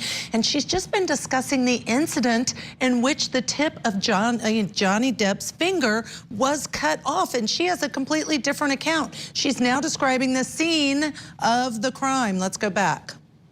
And I put together that that's, like, he was using his finger. I quickly became aware that that's what he was using as a paintbrush, even though there was lots of paintbrushes around. And we didn't have any sort of like coherent conversation, as you can imagine. I figured out he was missing a finger. He kind of held it up, and I said, "What did you do? When? Like, what did you do? When?" And I realized in my head that there had been many hours since this probably happened, assuming that that was happened with the phone. In any case, I knew it had been way too long, that he had had this blood, you know, that he was bleeding, and I said, "I'm gonna call 911 if you don't call Jerry now." I still don't recall which of us called Jerry Judge, his security. At some point we went upstairs. He came upstairs, but he went up to the 3rd floor while I was in the main floor, the entry-level floor. I went to make him a cup of coffee because he was demanding more Red Bull. And I was thinking, that's probably not a good idea. I don't know why coffee would be so much better, but in my head it was. I thought maybe, I don't know, sober him up, or I don't know. Help was coming though, and I remember I made him coffee. As soon as I handed it to him, he threw it at the TV and started screaming again. It was like back to square one. Shortly after that, security arrives. I don't know how long, maybe a few seconds or minutes went by, not long, but they kind of find Johnny, or Johnny finds them walking out of the front door. And they were trying to figure out what was going on. And as they were kind of looking at him and trying to figure out what the heck was going on, Johnny took his penis out of his pants and started trying to pee or peeing outside of the house, saying that he had more messages for me. And this is in front of security. And they kind of just like looked at each other and looked at him and kind of not laughed, but kind of half, you know, played it off and corralled him. It was how it looked. It looked like corralling a wild animal back into the house with, you know, with his penis still out of his pants, peeing or trying to pee. That's what he was indicating. And he went to the wall of the house. And I remember him standing at the wall trying to leave me more, saying he had more information for me. He was gonna leave me more messages, more information for me. It made no sense. And Jerry Judge, his security, and one of the nurses, shortly after, I think they put me in the theater room, but shortly after, I remember talking to one of the nurses, and she was trying to give me drugs to sedate Objection, me. Your Honor. Hearsay. Trying to give her drugs, she didn't say anything. Thank you. Keep going. And I just remember crying and rejecting what they were trying to give me and fighting with them about how much they were trying to give me. I felt like I needed to figure out what was happening with my life, what was happening with Johnny. I didn't know if he was okay. I didn't know. I actually had no idea, like, could this be something he could die from? If anything, just the drugs and the alcohol. I mean, that alone, I didn't, you know, I just remember being scared and being in this theater room, this dark theater room, and not knowing what the heck was going on.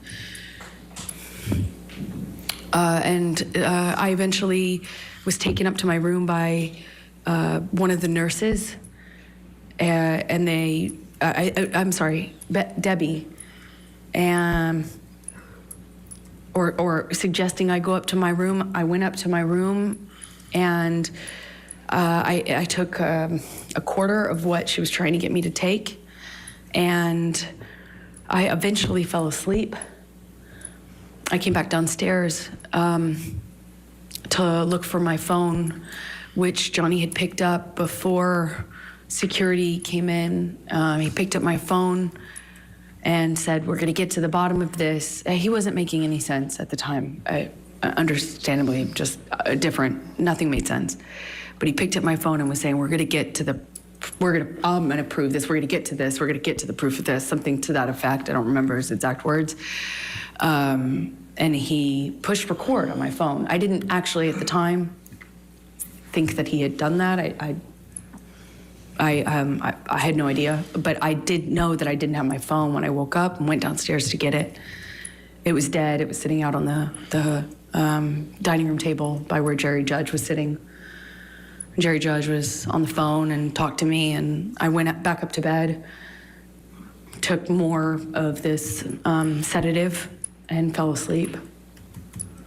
And then I think the next day,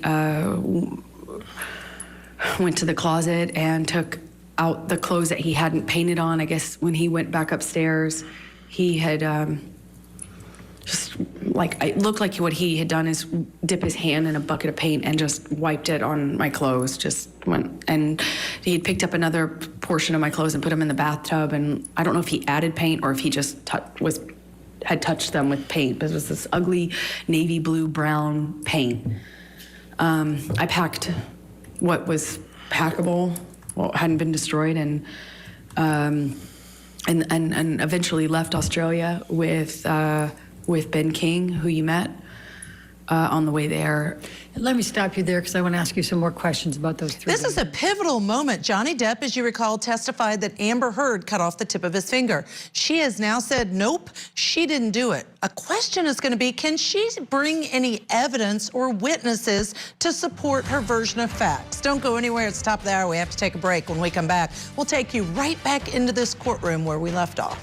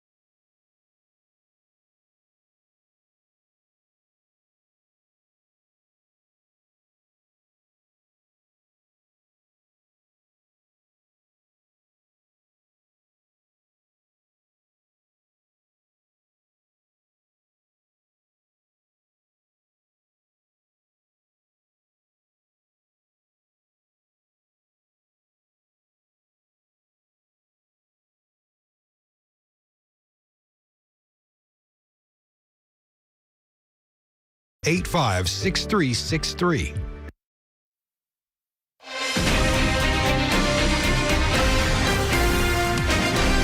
Welcome back to Court TV Live. I'm Judge Ashley Wilcott. Grateful to be with you this afternoon. So glad you're joining us because we are on day 15, the second day of testimony by Amber Heard in the defamation case of Johnny Depp versus Amber Heard. She's still under direct examination, and that's an opportunity for her to tell a narrative of everything that's happened. Really pivotal moment. She has just described the fight that she said led to the severed fingertip that Johnny Depp claims she did. And Johnny Depp is actually starting to look up before he was always looking down. We're going to take you right back into the courtroom, continuing direct examination. You haven't missed a thing. Some more questions about those 3 days, and then we can talk about Ben King and going home. So, do you recall what bottle Mr. Depp was drinking from and then had that back and forth with you and you threw on the ground? Objection, Your Honor. Compound leading. Sustained. Do you recall what the bottle was? No, I don't. Okay. Do you recall whether it was wine or liquor? It was liquor. The wine was upstairs. Okay. Do you recall Excuse me. what color Excuse me. it was? Well, I believe it was white, clear, but I can't be certain. I think it was clear. Do you remember whether it had a handle on it or not? No, it was a normal bottle. I remember because he was holding it like this and gestured to me to take it, and I did try to reach for the bottle.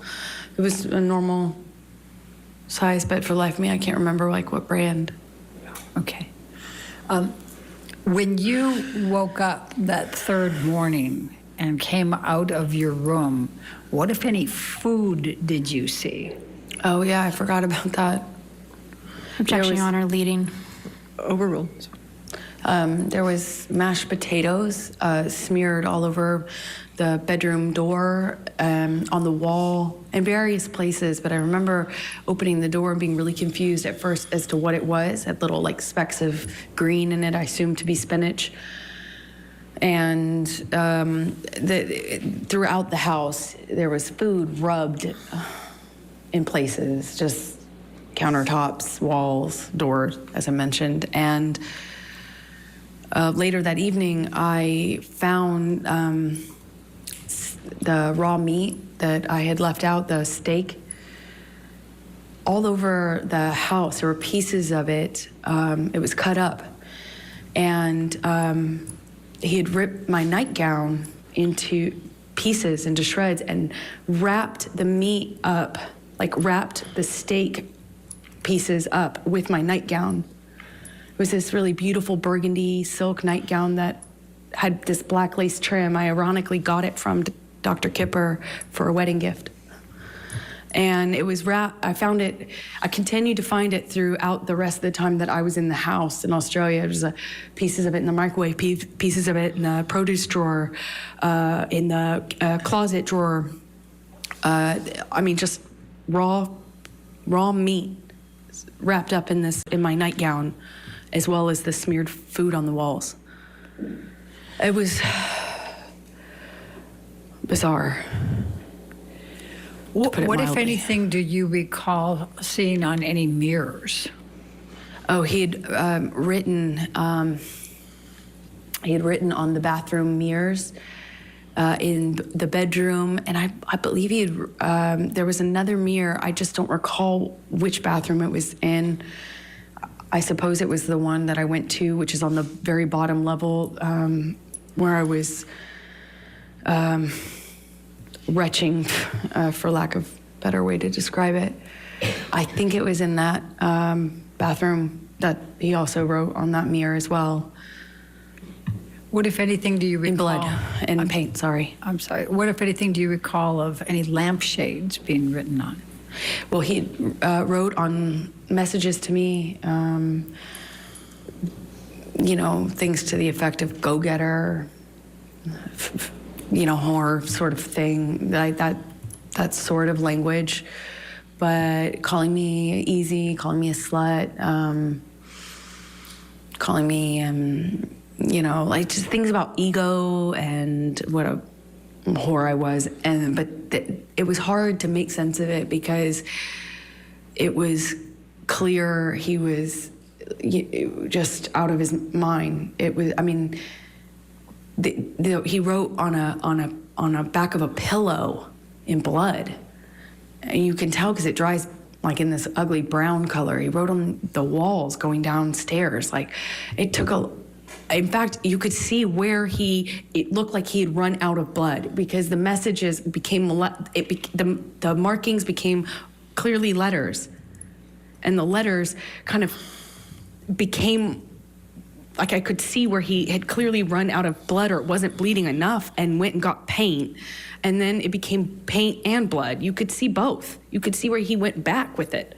Same with the mirrors. I could see where all the dried blood was. And then I could see a different set of markings with paint and some other material. So I'm going to go back to the time in the bar, and I know this is very painful. Do you recall what Mr. Depp was saying to you when he had the bottle and was pushing it against your pubic bone? He said,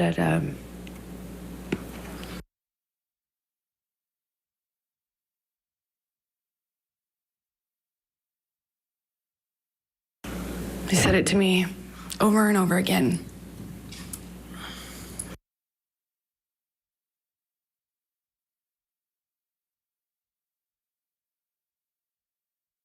China as well? I did. And did you experience any pain later? I wasn't thinking about that. I was heartbroken. Eventually, I realized that I could be hurt because I was bleeding. But I convinced myself it wasn't broken and that the bottle wasn't broken or else it would be a lot worse. And the discomfort I was feeling afterwards just paled in comparison to how scared, shocked I was. I'm scared. I just married this man. I just married him.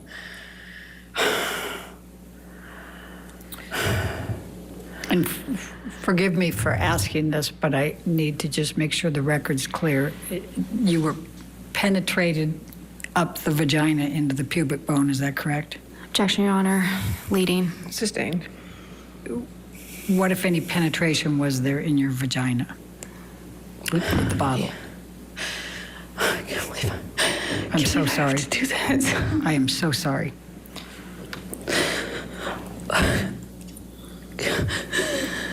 Johnny had the bottle inside of me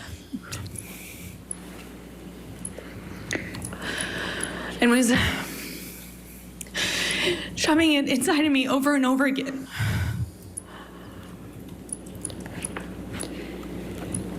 Did you experience any cuts on other parts of your body? My forearms were cut. My bottoms of my feet were sliced up pretty good. Did you have any other bruising or swelling?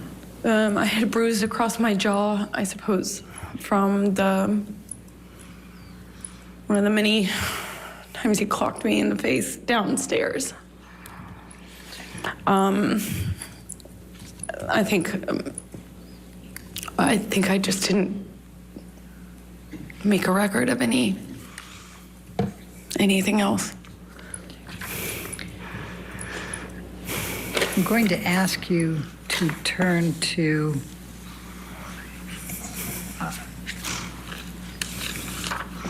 let's go to 1810. Well, actually, let's go to 1815. Michelle, if you can bring that up. Defendants 1815. And I think these are all in, Your Honor, so if we could publish. Yes, they can all be published.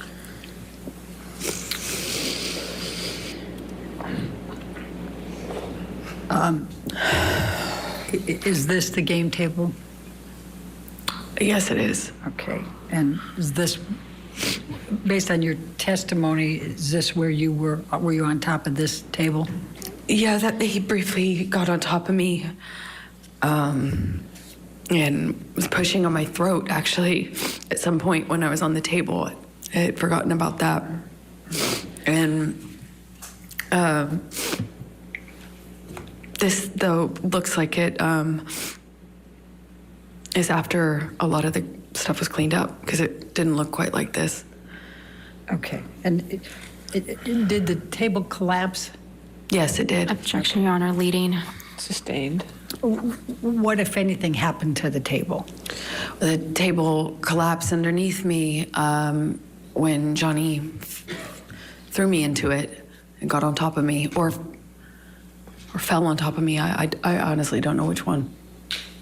If we could look at 1816, please, defendants.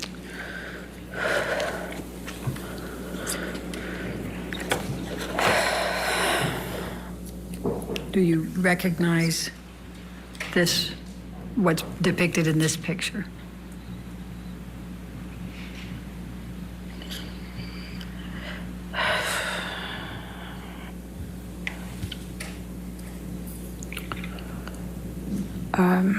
Yes. What is it? It looks like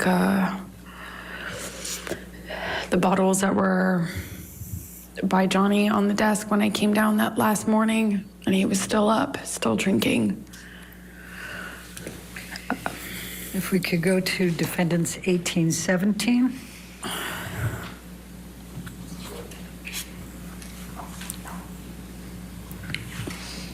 The bottle shape. The bottle shape. Oh, I'm sorry, go ahead. I don't, I have not. Go back to 1816, please. Your Honor, I had refused. Is there a question? You want to ask a question? What more do you recall? You had, sorry, it took me a minute to respond because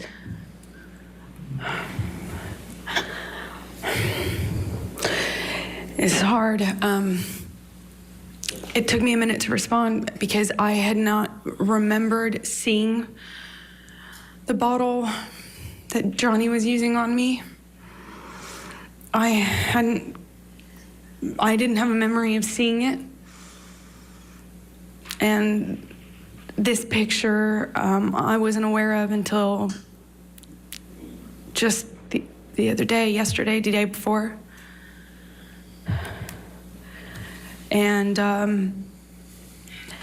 I felt my stomach tighten up, like I was gonna be sick when I saw it.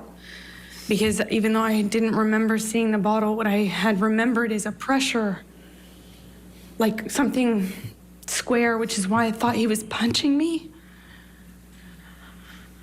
I was feeling the square, something firm hitting me, like butting up against my pubic bone. Over and over again, I felt that pressure against my bone. It felt like a flat surface.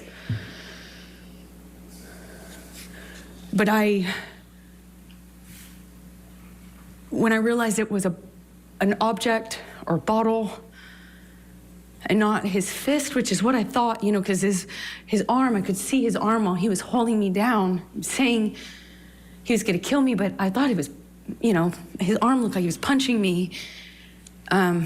And I hadn't seen this bottle. I didn't know. And then this came out in Ben's evidence because he didn't share it until this date. Objection, Your Honor. Sustained.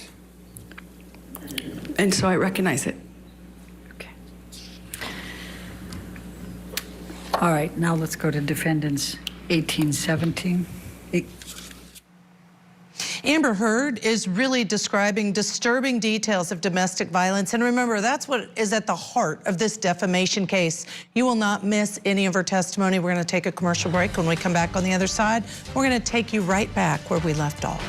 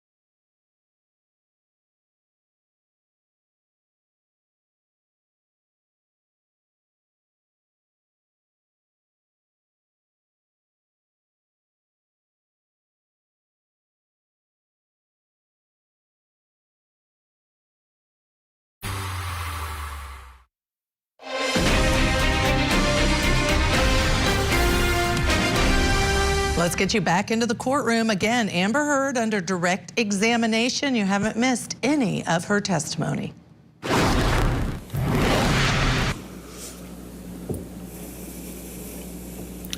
Do you recognize this area or this picture? Yes, it looks like one area of the bar. Obviously, this is sometime later because all the liquid is dried up. It was quite slippery. I was slipping all over that tile. That's how I know. Okay. Looks like a lot of the glass has been cleaned up almost.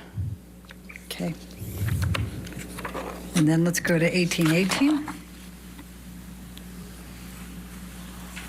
Actually, I think I'm that's... sorry, which Yeah, I don't have that. That's not in evidence. Yeah, that's a duplicate. Let's go to 1819. My apologies. Okay.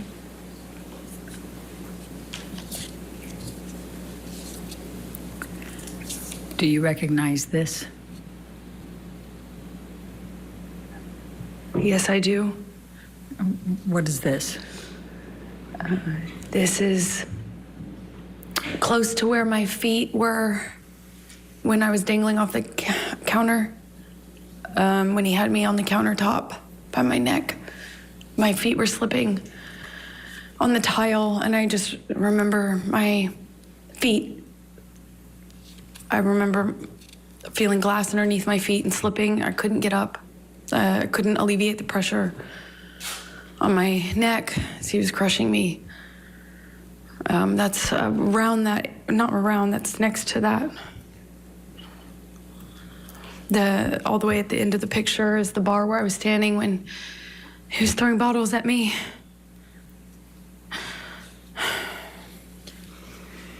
Can we go to 1820?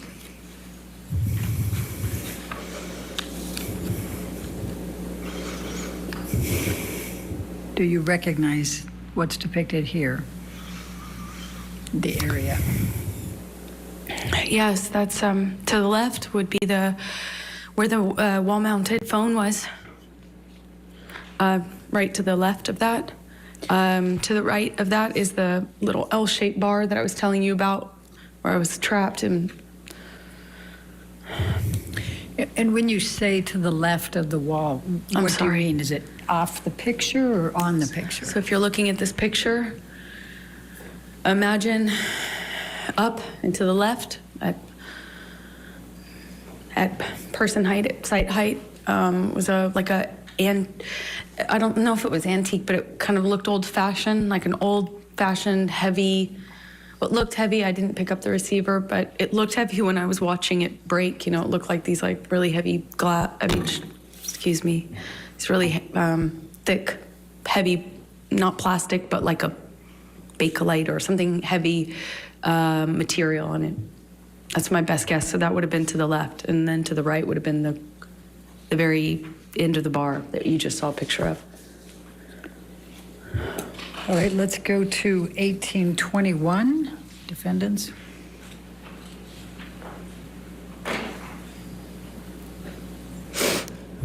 And do you recognize what's depicted in this photo? Yes, that's the bar that I was just talking about. Okay. Now, I see a phone on the right side. Is that the phone you were talking about? No, that's not. This is a wall-mounted phone. That's just a landline. And you see straight ahead at the very, if you look straight ahead at the picture, on the top part of that, it appears to be some broken glass. Do you recall, what do you recall of that?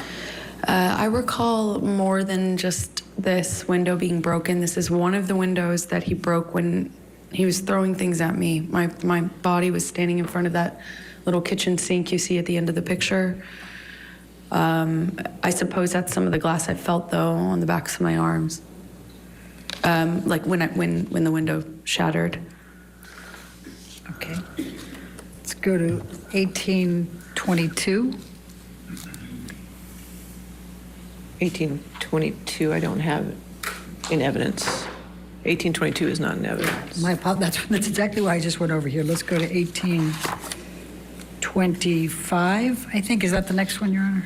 1825 is in evidence. I'm not sure. Okay.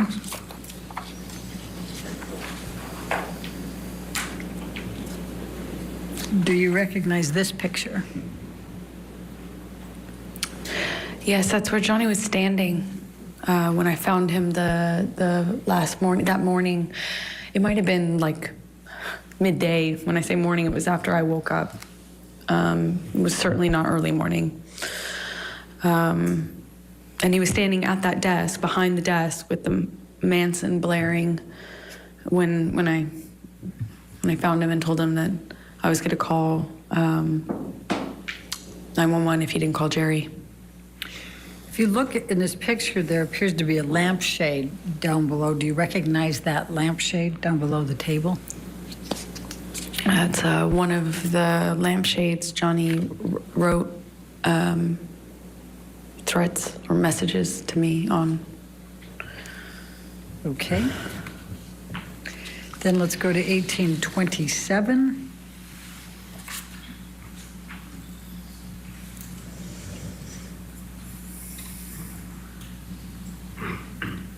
Do you recognize this? Yes, I do. That's my painting studio. So when I walked downstairs and saw all the blood on the walls, I walked into this room first. That's where the stairs empty into this room, kind of my painting area. And those are the canvases that he repainted. And do you see, if you look by the white tablecloth table to the right of that, do you see a lampshade there? Yes, I don't know if that's the same lampshade or another one. Okay. Then let's go to 1828.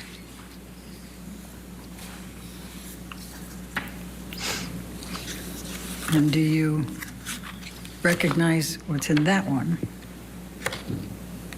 I do. Those are were my paintings. That I don't know when he did that, if it was before or after the writing on the walls, but he just ruined them. So I just want to make sure. So the painting canvas that's dark colored, there's two of them there. Well, there's two or three, and then there's a smaller one in the center, and that was his daughter. I was trying to paint a portrait of, and that was untouched. Okay, and then, but just so we're clear, the one directly in front of you that looks like it's just a lot of dark colors, was that dark colors before, or? Objection, Your Honor, leading. I said, was that dark colors before? I'll sustain the objection. What, if any, change was there on that canvas? Oh, I'm a terrible painter, but I'm not that bad. That was not my painting. It was the start of a portrait, and he changed it dramatically. Okay. And then to the right side, on the other side of, more to the right than the one you already testified to, is that what that picture looked like before, or is that? Objection, leading. What, if any, changes were there to that picture? Well, the three canvases were portraits, so they looked similar to the one that's in the center that I was doing of his daughter. Okay. And the white that's below, what, if any, changes were there to that, the white canvas that you see there? It just looks like the painting was, it looks like once he destroyed. Objection calls for speculation. Sorry. Sustain. Was there anyone else in the house besides Mr. Depp and you? Not that I know of, no, and no one was around. Okay. Do you have any reason to believe somebody other than Mr. Depp did this? Objection, leading. Sustain. What, if any reason do you believe that Mr. Depp did this? Objection. That was not. What, if any? What's the leading? No, I'll overrule that objection. Thank you. It was just Johnny and I in that house over the course of those 3 days, roughly. There might have been somebody, his assistant or something, come on the first day or second day, I can't recall, but for the majority of for the entirety of what I've been describing to you, it was Johnny and I in that house. And did you do any of this? Did you No. create any of this damage? No. I'm also going to take a look at the white tablecloth to the right there. And also, Johnny was covered in paint, so. Okay. To answer your question fully, that's also how I know. All right. So I'm also just going to draw your attention to that white tablecloth over there. Does it appear to have some paint on that as well? Yes, there was paint all over the place, to say it plainly. Now, the painting that you indicated, there was a large penis, I believe. Where was that? I believe it was just, like, if you're looking at this, I believe it was on the wall, almost right next to the painting directly center that we're looking at. That's my best recollection, but I can't be entirely sure. Okay. Let's go to 1828. I think that was 1828. Oh, 1829, my apologies.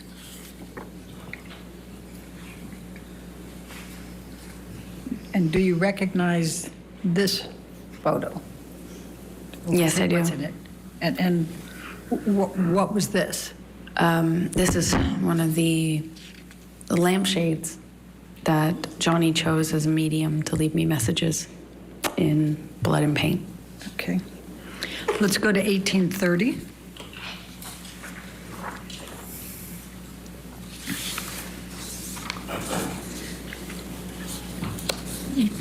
Do you recognize this? Yes, that's one of the bathroom mirrors. Okay. And if you could just look to the left, and I'm going to go ahead and circle it over here. You see red and black there. Would you agree? Yes. Okay. And there were some questions that were asked earlier about that red. What, if anything, did you write on this mirror? I didn't write anything on the mirrors. I was as confused as anyone in hearing that testimony. Okay. And based on looking at this area that I have circled, is the black on top or underneath the red? Objection, Your Honor. Calls for speculation, leading. I'll sustain the objection.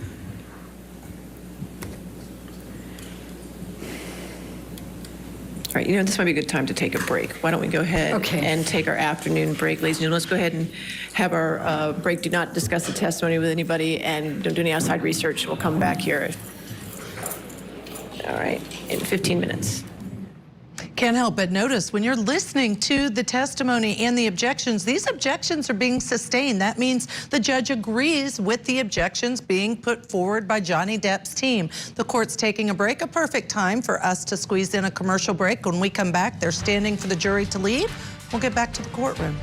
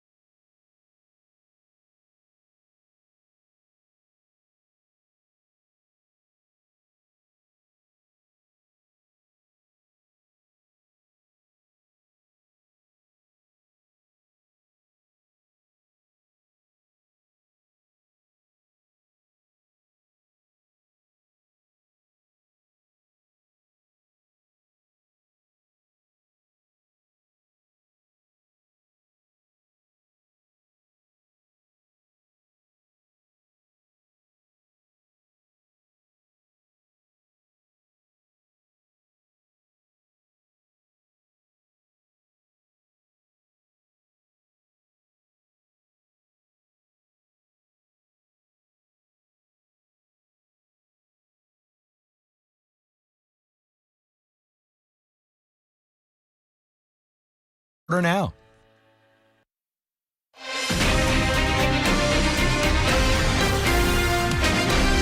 Welcome back to Court TV Live. I'm Judge Ashley Wilcott. Good afternoon to you. Thank you for joining. When we took the break, the court was taking an afternoon break. Now, because we've hit the pause button to ensure that you miss none of this testimony, we're able to go right back into the courtroom following the break. You haven't missed any testimony. We're going to pick back up with the direct examination of Amber Heard.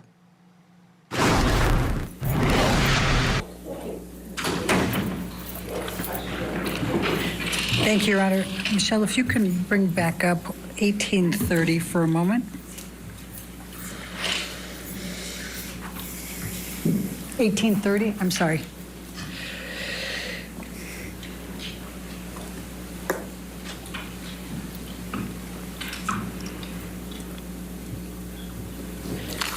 Amber, we were talking about this right before the break. It still has my highlight. Which color is underneath the other? Objection. Calls for speculation. Based on your perception, which color is underneath? I'll sustain the objection. All right, let's do this. Let's bring up Defendants 375, which is already into evidence.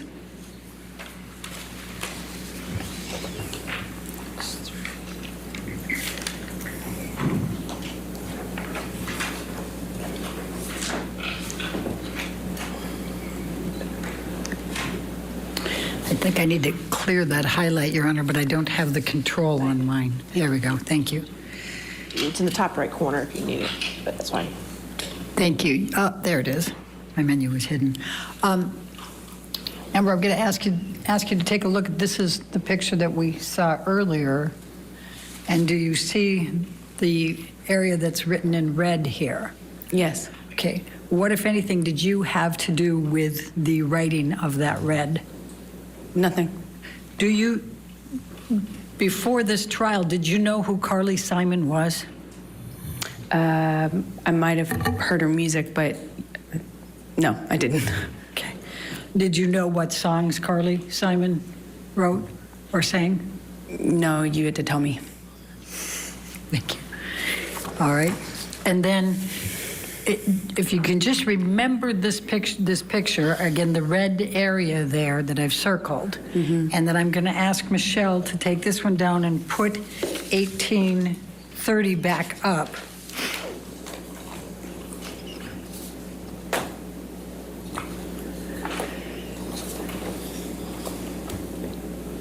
And I'm going to ask you to take a look at this. What, if anything, did you do to this mirror with respect to the black or the red? I didn't touch it. Okay. And what, if any, pictures did you take? I took a picture of it was the picture we had right before this, is the one I took because it was in the bathroom where I found my clothes in the tub and stuff like that. Okay. And let's go to 374, please.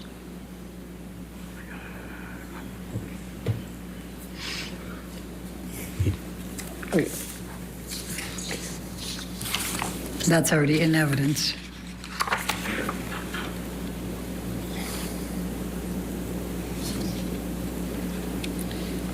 Is that the picture you're referring to? Yes, it is. Okay, and I'm sorry, I just want to make sure that I understand.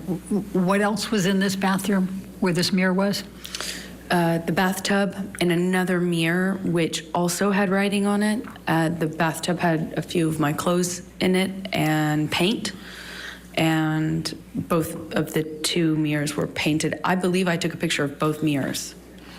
Okay. And then I'm going to ask you, Michelle, if you can bring us back to 1831.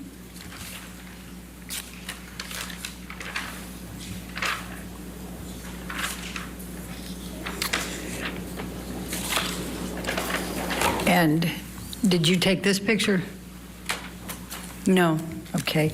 And do you see in the mirror there, can you see the bathtub in the back there? Yes, I can. All right. Was that the bathtub that you're referring to? Yes, it is. Okay. And that had your clothes in it? Objection leading. I'm sorry. What, if anything, did it have in the bathtub?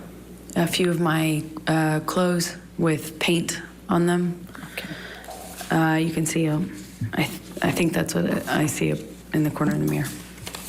Okay. And then let's go to 377 for a moment. That was in. Evidence already?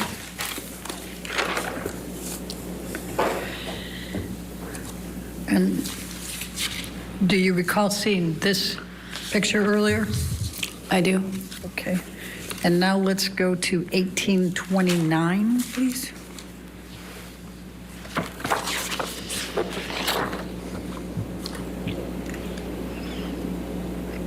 Does that appear to be the same lampshade but in color? It does appear that. Okay, it is. Thank you. All right, now let's just go through. I'm going to ask you to take a look at 1834.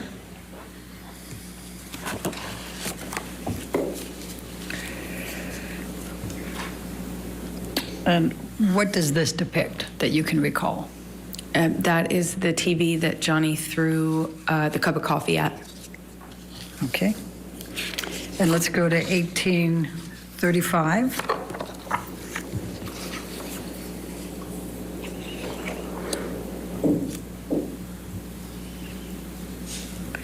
And what does this depict?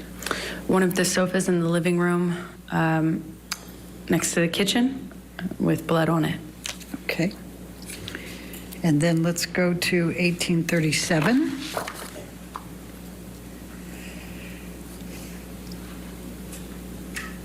And what does this depict?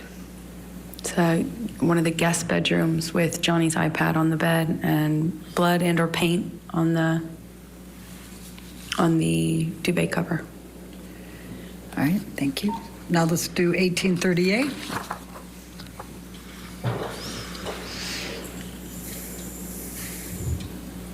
And what does this depict? A lampshade, or a lamp that has been robbed of the shade. Okay. Let's go to 1839.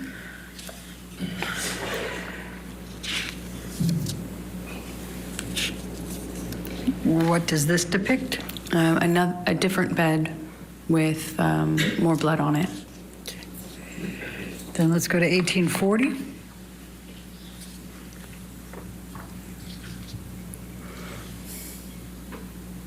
And what does this depict? Blood on one of the guitars that Johnny was apparently trying to play. Okay. Then you didn't try to play the guitar. Objection, Your Honor. Calls for speculation. I didn't even get the words out. At this point, your question. Go ahead. Okay. What, if any, effort did you make to play a guitar? I've never played the guitar. Okay. Let's go to 1841.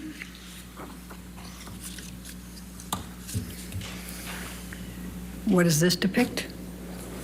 It is where Johnny slammed the end of a bottle into the wall while holding me up against it. Is this in the bar area? This happened in 2 rooms, so it's hard to tell. Okay. The bottle into the wall, the best of my recollection, happened in the kitchenette bar area downstairs, but I can't be 100% certain. Okay. And let's go to 1842. All right, we're going to have to take a quick break. You're not going to miss any of this testimony. And now it's very compelling to see all the photographs. Do you think that the photographs support Amber Heard's version of the story? Share what you think. We'll be right back on the other side.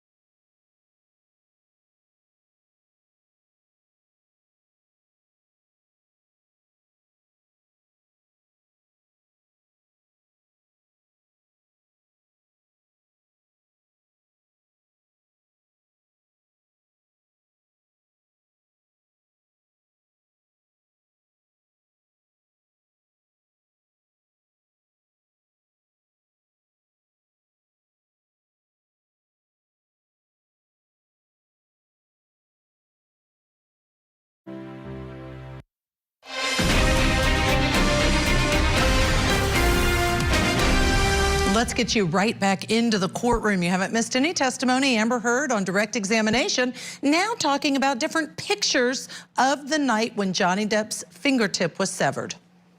What does this depict? Another broken lamp. Okay. And then I've just got a few more left. 1805.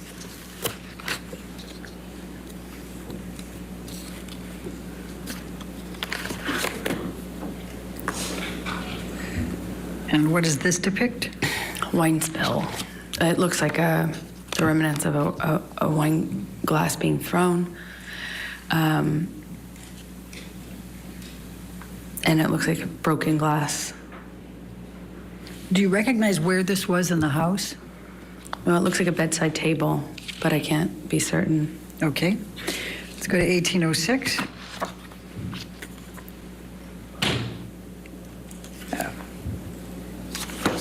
All right. Let's let's skip that one and let's go to 1808.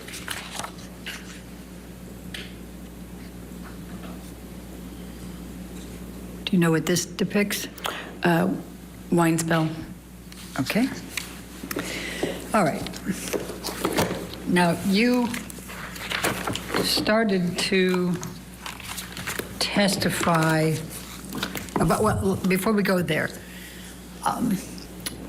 in these pictures, would you say they accurately depict the damage that you saw that third morning? No. What else, why, how were they not accurately depicting? Well, if you can believe it, this is it seems significantly cleaned up. There was much more damage, specifically broken glass. On the countertops, there was a lot of broken glass. I could feel it cutting my arms when I was trying to get up. And I could feel it underneath my feet. So I don't know when these pictures were taken, but there's been some cleanup. Okay. Now, you indicated that that Johnny had turned on your iPhone and recorded. Is that correct? Yes. Did there come a time that you discovered a recording on your iPhone from Australia? Yes, much later. There was this 5-hour-long recording, and naturally I didn't know what that could possibly be, because even though Johnny and I recorded each other often as part of our, struggles to figure out our relationship, this one was, 5 hours was unusual, and that's when I discovered that there had been this recording of the end of the Australia incident, if you will. And did you listen to that recording? I have heard it, yes. And does it accurately represent what was depicted in that recording? Objection, form, lack of foundation. You want to approach? I'm not sure.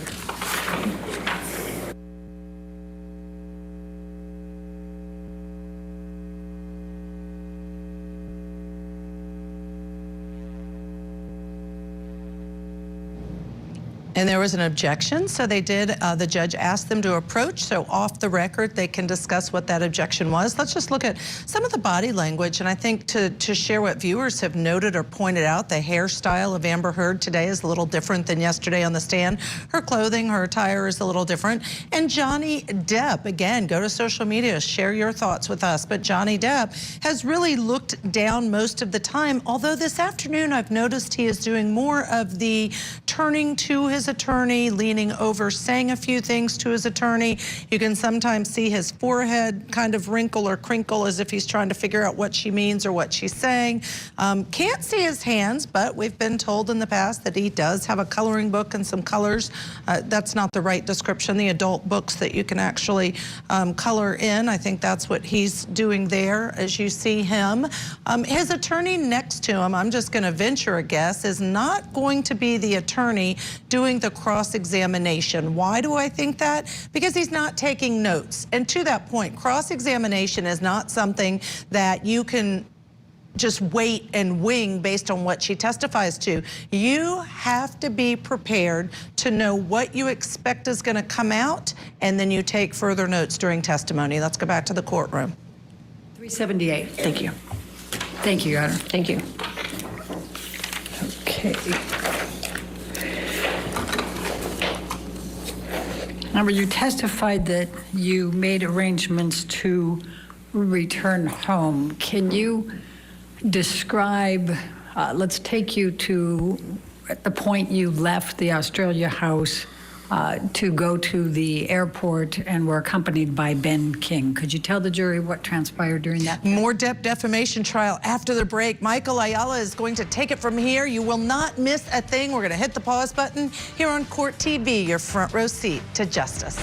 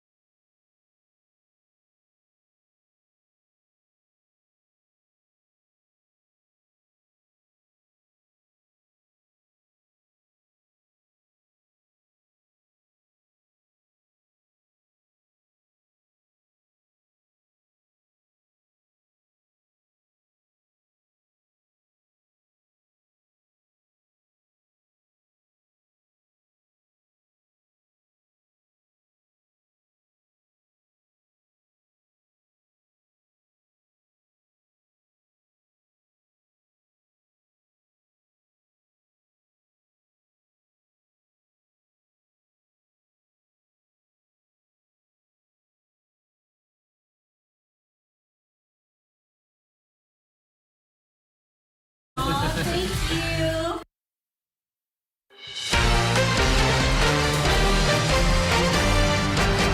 Hello and welcome back to Court TV Live. I'm Michael Ayala. All eyes on Amber Heard back on the stand for a second day of testimony. And it wasn't all bad.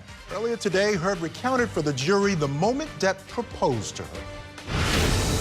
And Johnny proposed in front of our families in this big, surprise. He surprised me, got down on one knee, and I cried and hugged my mother and hugged his mother, and he gave me this enormous diamond ring, and it was a nice time.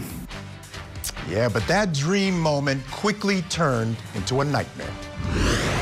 And I remember just seeing my breath on the windshield, on the glass of the window of the door, just seeing my breath and trying to will myself to have the strength to know what I should do in this moment, because I was heartbroken. Now, late this afternoon, the testimony turned to that pivotal incident that took place in Australia in 2015 when the tip of Johnny Depp's finger was cut off. Now, Depp testified that Heard threw a bottle at him, cutting the tip off. But Heard told the jury a very different story today. She says she wasn't even around when Depp did it, and she wasn't even sure how it happened. All right, let's get back into the courtroom now for more direct examination of Amber Heard. In that period of time. So I left Australia shortly after that. My understanding was Johnny was in the hospital for his finger, and Ben King was going to accompany me, and on the way to the airport, Johnny calls me, and we were just crying on the phone.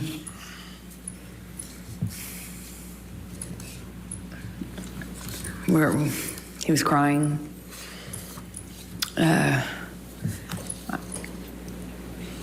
He asked if it was, if he had killed it, meaning the relationship, it was, I don't remember the exact words that he used, but it was kind of asking me in that way, is it done? Is this over? Did we kill it? Did I kill it? That sort of thing. I don't remember what I was saying to him, but we hung up as I went into the airport. I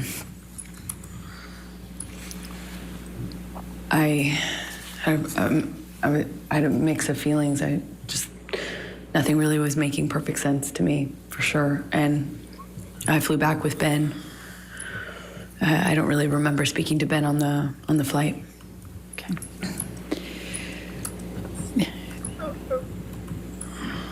Do you, when Mr. Depp was, what you testified on what Mr. Depp said to you on the phone ride, were you on the phone with anyone else, or was it just Mr. Depp you were on the phone with?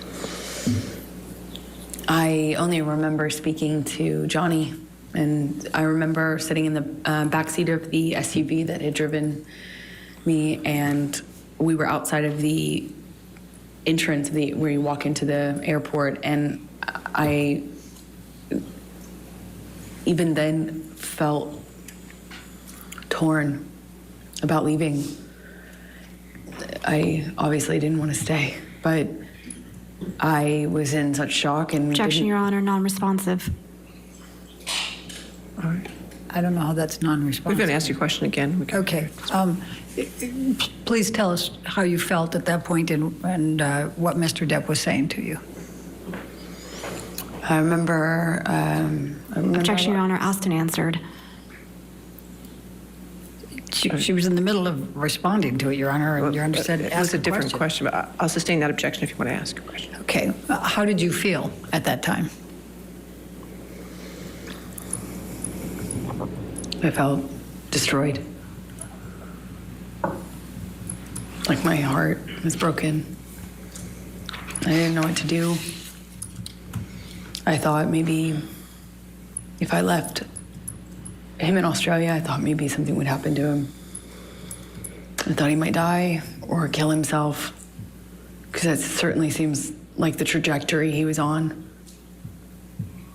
He told me he had put a cigarette out on his face before, the Friday before, and combined with all the, when I was in the bedroom and he was in the hospital, I found, and I was packing my bags and stuff, I found all these empty bags, Coke bags, you know, dime bags with white residue on them.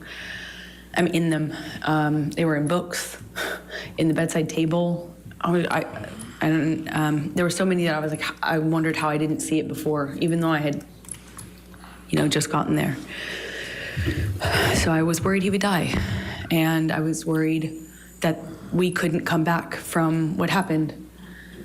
I was worried that there was just no way to turn this around. There was no going back, but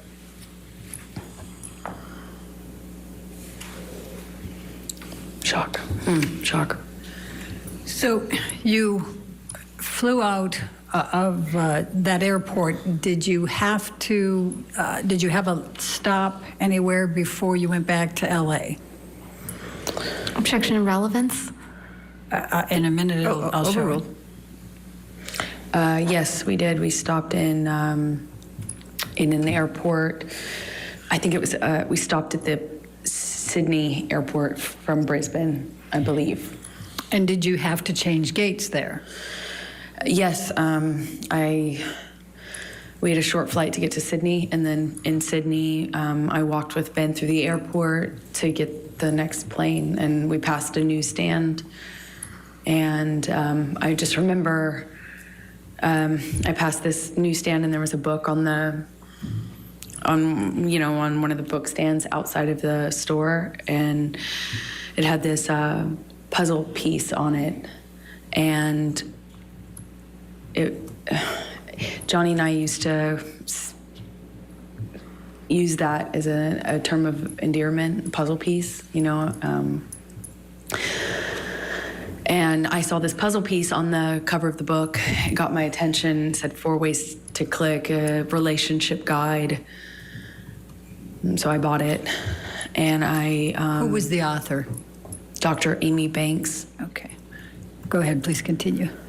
So the book, at least from the subtitle, said it was a book on solving relationship problems. So I bought it, and I read it on the way home. And why did you buy it and read it on the way home? Because I loved this man. I loved this man so much. And it was so toxic. And for some reason, I couldn't get him to... I couldn't get him to not hurt me. I could. And it seemed like I was hurting him. But we loved each other so much. At least I loved him so much. And I didn't know what to do. I didn't know what to do with this relationship. It was awful and toxic, but it was so important to me, and I loved him so much. I would have read 1,000,000 books. So when you got back to LA, how long before Mr. Depp came back? A few days. Johnny came back within a few days. He went to his Sweetser house, the main house, which was what we did. You know, if there was a problem between Johnny and I, we weren't under the same roof once, you know, the fight had either paused or ended, depending, but he would go to Sweetser and I would stay at the ECB. And so he went to Sweetser upon landing, and there was some conversations with the medical team, you know, doctors and stuff, and I just remember feeling concern for his life because things had changed, and without saying what they said to me, Objection, Your Honor, hearsay. She said without saying. She's characterizing it. Well, I'll overrule for now. We'll see where we go. I became really, really worried that Johnny was not going to live through this, that there would be infections or problems and things, and he wouldn't stop using Coke, and he couldn't get the surgery he needed because he wouldn't stop using Coke, and they wouldn't put him under because of all the Coke. So, Objection, Your Honor, hearsay. All right, I'll sustain as to the last part. Okay. All right, next question. Right. So when did you next when did you next see Mr. Depp after you got back from Australia? I saw him a few days, I don't know how long it was, but it was at the doctor. I think my best recollection is that it was in the doctor's office or around that he needed a procedure. Did there come a time that you reconciled after Australia? Yes, because it almost felt like it went away so quickly because there was this surgery that he needed, and there was maybe he had more than one surgery, but it was, like it became very, very about getting Johnny through the next step. Getting Johnny home, getting Johnny off the Coke long enough to get the procedure done, and then after that procedure, getting another procedure done. And it was just these small steps. And before you know it, we were kind of back in it.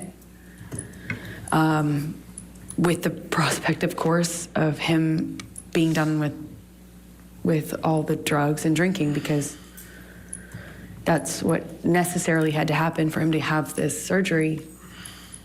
So that made me feel a little bit more secure and kind of coming back into this relationship with him.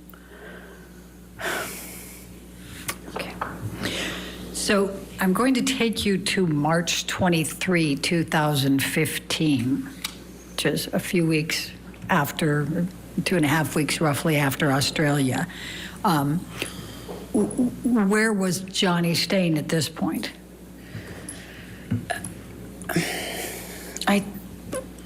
I think he was staying at the Eastern Columbia, at the ECB. He was staying at the ECB at the time because we were kind of in the bedroom together the night of the 22nd, which is when he passed out, how I found his iPad. I'm sorry, when he... I found his iPad open. He was texting someone with it open. He passed out, and I saw what he was texting. Please tell the jury about that. He was texting this woman that he had a relationship with on and off, kind of at the beginning of our relationship. So I recognized the name, but the date was right after the wedding. I saw it. He had gone to her house after we got married. Like, upon touching down in Los Angeles, I think it was the next day, he went to this woman's house that he has this sexual relationship with. And what did you do as a result of seeing that on the iPad? I freaked out. I immediately, confronted him about it. I was, I didn't care in that moment if he did kill me, which is likely in confronting him at that stage of our lives. I didn't even care anymore. At this moment, he had already ripped my heart out. It's like, I've just been through after having been through what I went through in Australia. Just weeks prior, I see this, it was like...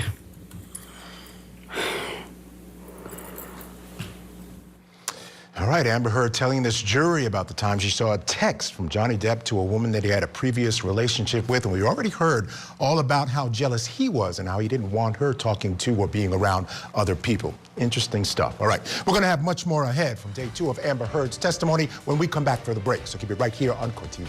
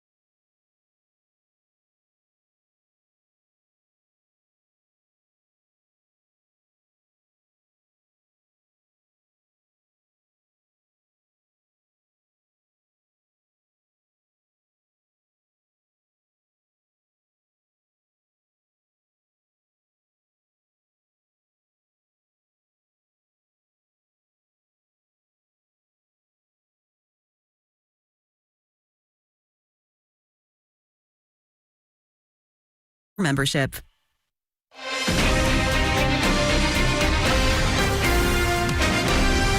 Hello and welcome back to Court TV Live. I'm Michael Ayala. Up to now, there's been a lot of speculation about other relationships that Amber Heard has had during her time with Johnny Depp. Well, we've also heard about Johnny Depp trying to keep her away from other men and even other women. Well, just before the break, she was beginning to testify about a text that she found from Depp to another woman that perhaps he shouldn't have been sending. So let's get right back in the courtroom. You have not missed a thing.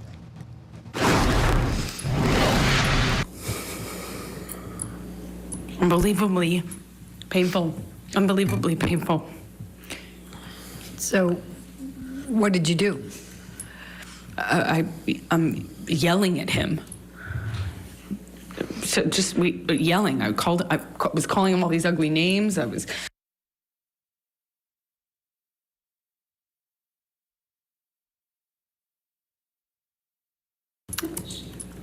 We were screaming at each other. At some point, we were upstairs in penthouse 3, and we kind of get into how do you describe it? Pushing each other, you know. And I just remember being so mad at him for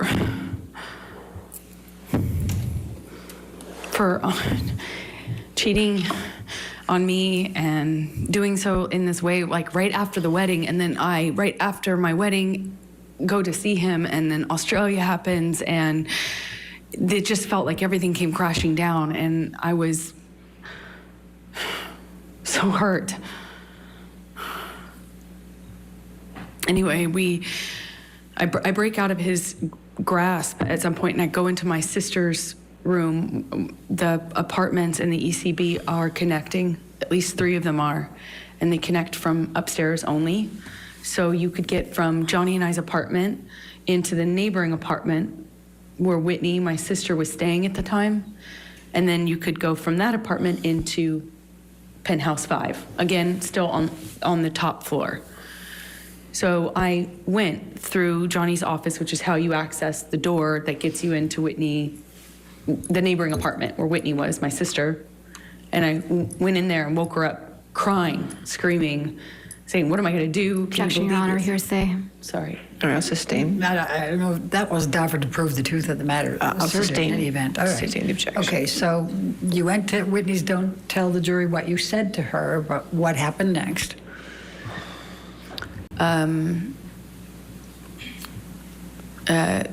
Johnny comes into penthouse 4 and grabs me. I don't know why. I don't know what he was doing, but at one moment I'm aware that my sister's somewhere nearby, and I thought about that. I just remember thinking about that, and he, I remember getting kind of free from Johnny, and he left, or he walked out of the room. When you say free from Johnny, what, if any, connection did you have? The physical connection before that? Well, I mean, I'm, trying to stand up for myself, and Johnny would, at that stage in our relationship, he would just throw me, shove me, hit me in the face. I mean, it was just like, all I could do is just try to fight back, or try to not get more hurt than not doing anything would have certainly left me. I don't really recall specifics. I remember at one point he had his uncasted hand in my hair, and I was looking at the carpet. I don't know what happened immediately after that, but I remember he left. He was out of the room for a while. I don't know how we got into, I think I heard him in P5. Again, this is the neighboring apartment of that. So there's P4 in between, and P5 is the corner. And that apartment was empty, basically. And so I used it, the top bedrooms, the bedrooms on the top floor as my closet. And I had all these clothing racks and shoe racks and stuff like that in there. And then it had another level, the mezzanine, which is it hung over the rest of the bottom floor. And I used that as my office. And the bottom floor is, of course, the living room with just some sparsely decorated, just some big couches and a low table. And I hear him in penthouse 5. And on the lower level also is another painting studio, like painting area of mine. So I go in there because I hear him, and he's screaming, but I don't know why. I don't know who he's. My understanding was he was screaming at me, but I wasn't in that apartment.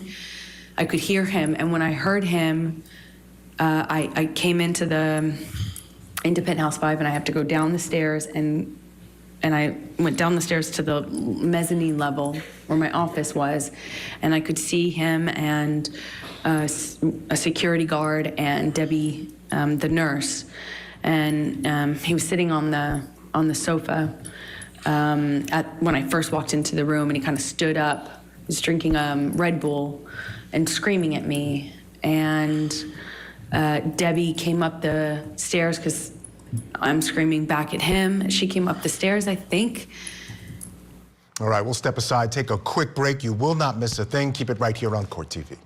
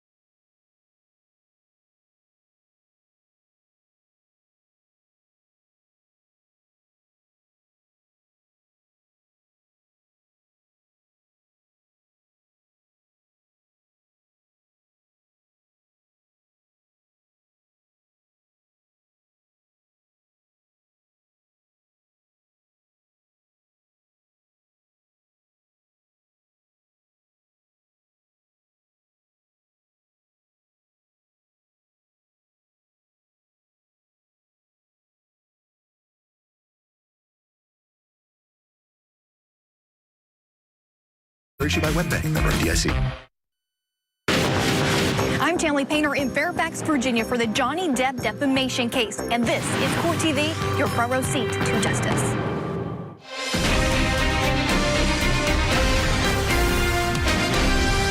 Day 2 for Amber Heard on the stand. And so what have we learned thus far today? Well, Depp still refuses to look at her for one thing. But more importantly, with each story of abuse, a clear pattern appears to have emerged. The abuse often involves a fit of jealousy by Depp aimed at Heard. She outlines a number of instances where he's trying to control her career and the types of films she can do, while accusing her of flirting and infidelity with anyone that she comes in contact with, male or female. She also tells the jury how Depp ingests large amounts of drugs and alcohol interspersed with short periods of sobriety. And finally, we learn that when Depp has ingested some sort of intoxicant, drugs or alcohol or both, he tends to lash out with rage by either breaking things around him or hitting Heard. Now, she's told this story over and over in different contexts, and one has to wonder if the sheer repetition of the same basic story makes her more credible. Many think it's all an act, but of course, that will be for the jury to decide, and there's still the all-important cross-examination yet to come. All right, she's still on direct examination, so let's get you right back into the courtroom. You have not missed a thing. And while she came up, I'm supposed to kind of comfort me, and while I was up on the mezzanine floor, Whitney came down, and he threw the Red Bull can up at me, certainly, but it kind of either hit or narrowly missed Debbie. And I said, he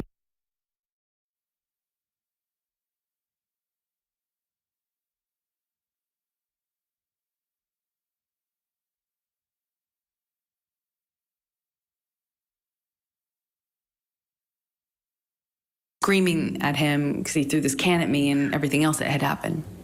And when I did that, he bolted up the stairs. And, you know, there's only, I mean, he was up the first flight of stairs. Again, I'm on the mezzanine, which is in between two flights of stairs. He bolted up the steps. And I don't know how he managed to get his hands in my hair so fast, but he had his hand on the back of my head, my hair, and kind of was yanking me down and hit me in the face with this cast he had. I just remember this brief struggle we had before we kind of break away. Whitney, my sister, all of a sudden put herself in between Johnny and I. She just threw herself like in the line of fire or whatever. She just all of a sudden was there and was trying to get Johnny to stop. Her back was to the staircase, and Johnny swings at her, and I just see my little sister with her back to the staircase, and Johnny swings at her, and I don't even wait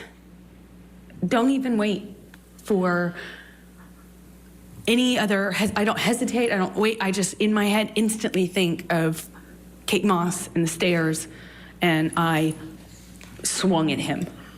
In all of my relationship to date with Johnny, I hadn't landed a blow. And I, for the first time, hit him. Like, actually hit him. Square in the face. He didn't push my sister down the stairs. And all my time of being in that relationship to that point, hadn't even landed one on Johnny. Sure, I had tried to fight back, threw my arms, flailed my arms, hit whenever I could to try to block blows myself, but never landed anything.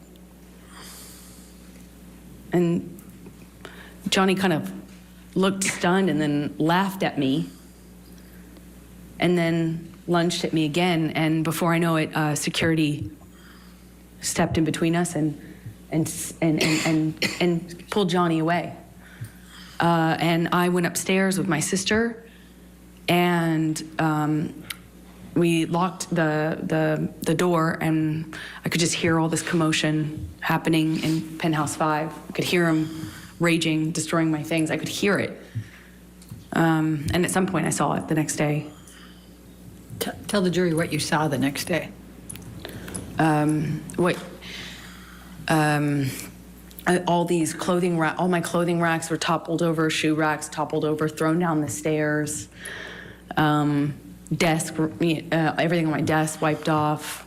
Just it looked like everything that he could touch, he tried to turn over, destroy, smash, you know.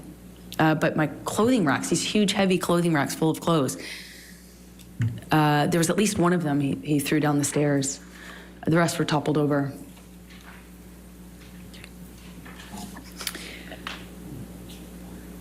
Amber, I'm going to fast forward to December 15, 2015.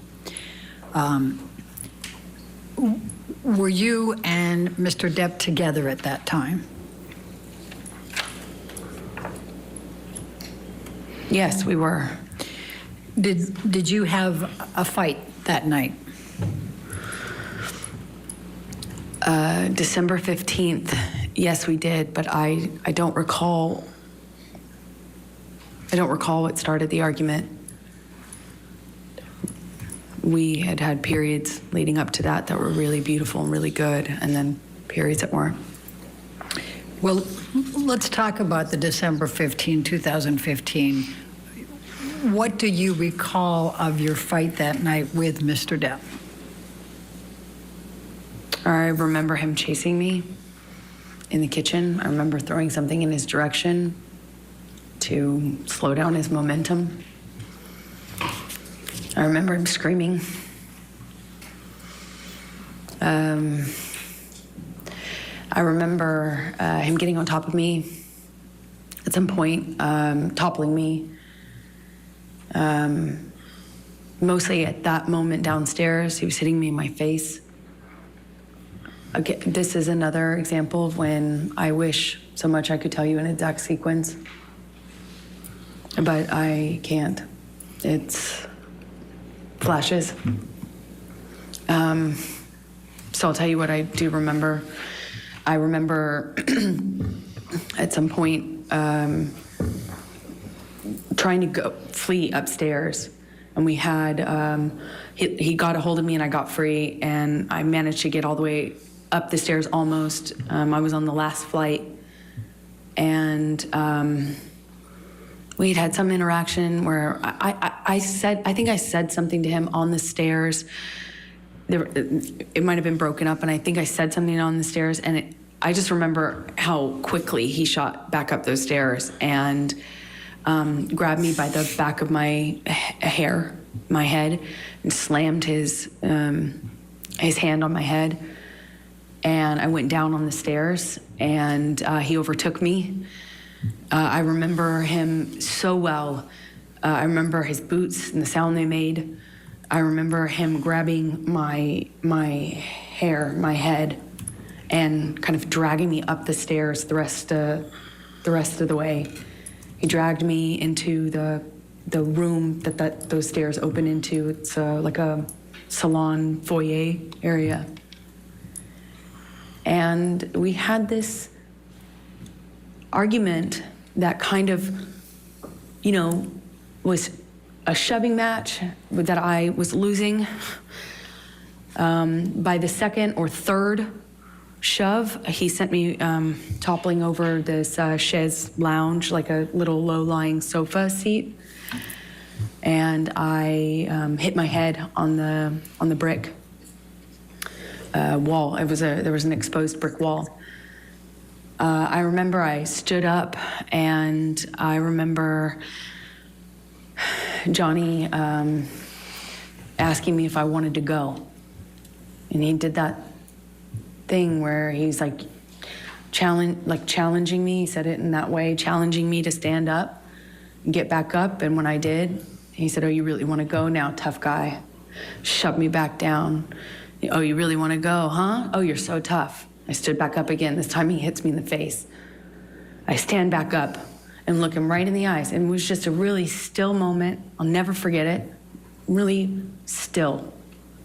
I stood up and he said, "You want to go again, tough guy?" And I just looked right at him, just looked right at his face. And he balled up his fists, leaned back, and headbutted me square in the nose. Just right as I stood in front of him. I was a foot from him. Just slammed me right in the nose. Instantly, searing pain. It's one of the few memories I have in this long relationship that I actually remember the physical pain in that moment, you know, just searing. And I remember thinking, you have your hands free. You know, like I had time to think. You have your hands free. You could have hit me with your hands. Why did you headbutt me?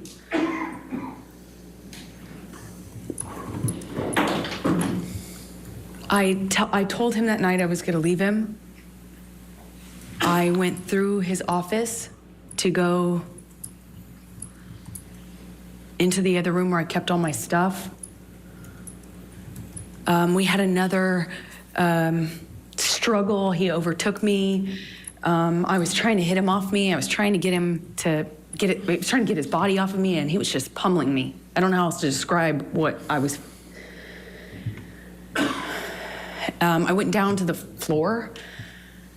I remember being on top of me, and he's screaming and swinging at me while I was on the floor. He had me by the hair and dragged me the rest of the way from the office into the neighboring room, the neighboring apartment. I remember the door that connected these two these two rooms had a metal grate, not a grate, but a metal bottom, metal floor that separated it. It's a big, heavy bank door. And I remember he was dragging me, and I removed my hands from my head and kind of tried to grab onto the metal door to prevent him from dragging me into the room. But I couldn't stop him. He dragged me all the way from that carpet. I was trying to get free of his grasp. I was trying to stop him from pulling me. I remember feeling the carpet and the metal. And he wrestles me, drags me up to the bed, and throws me down onto the bed. It kind of wrestles me down onto the bed. And he kneels on my back with one leg. And I was trying to fight him off me because I was face down on the bed top. And he wrestled me down, kind of trying to hold me down with his knee on my back. And he's punching me with a closed fist, punching me repeatedly. And I don't remember even feeling the pain. I just remember the sound of Johnny's voice. He got next to my ear and he was screaming over and over and over again. Each time it sounded louder.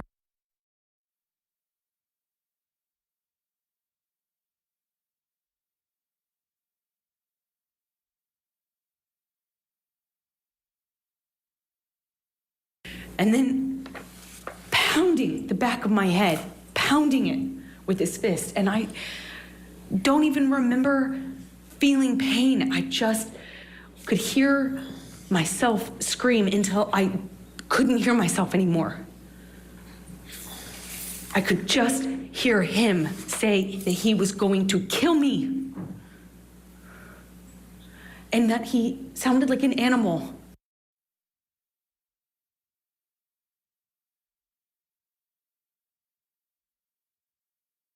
Something in his voice was different. He sounded different, he sounded like he was in agony. It was high-pitched and loud. And I don't know how many times he just hit me over and over and over again, and I got really still. And it felt in my body like quiet. And I thought, this is how I die. Amber Heard just delivering just story after story of devastating domestic abuse. It's just terrific to listen to. She was just talking about that headbutt incident. We remember when Johnny Depp was on the stand, he said that headbutt was not deliberate. He didn't intend to headbutt her. It had to do with they were tussling and he might have hit her with his head. So she has a very different sense of what happened that day. All right, we'll take a break. You're not going to miss a thing. When we come back, we'll get you right back in the court.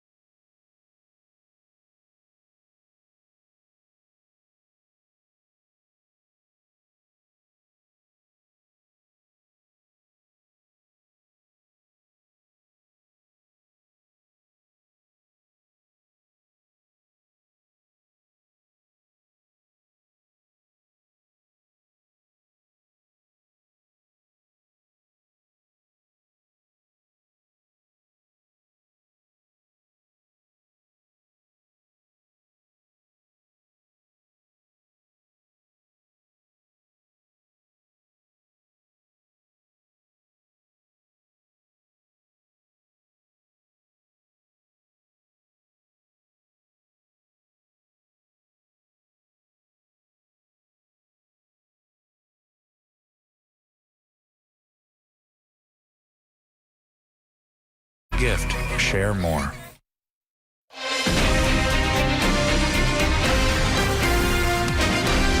Hello and welcome back to Court TV Live. I'm Michael Ayala. We continue with our coverage of the dueling defamation suits featuring Johnny Depp and Amber Heard. We are on day 15. And it started today about 10 a.m. Amber Heard took the stand for her second day. And the entire day now, she has been telling this jury about event after event where Johnny Depp has either pummeled her, hit her, or performed acts of domestic abuse, some of them unspeakable. Now, when we went to break, she was talking about yet another time where apparently Johnny Depp was on top of her, pummeling her with her fist. With his fist. Those were her words. Let's get you back into the courtroom as she continues telling that story on direct examination. He's gonna kill me now, and I'm not. He's gonna kill me, and he won't even have realized it.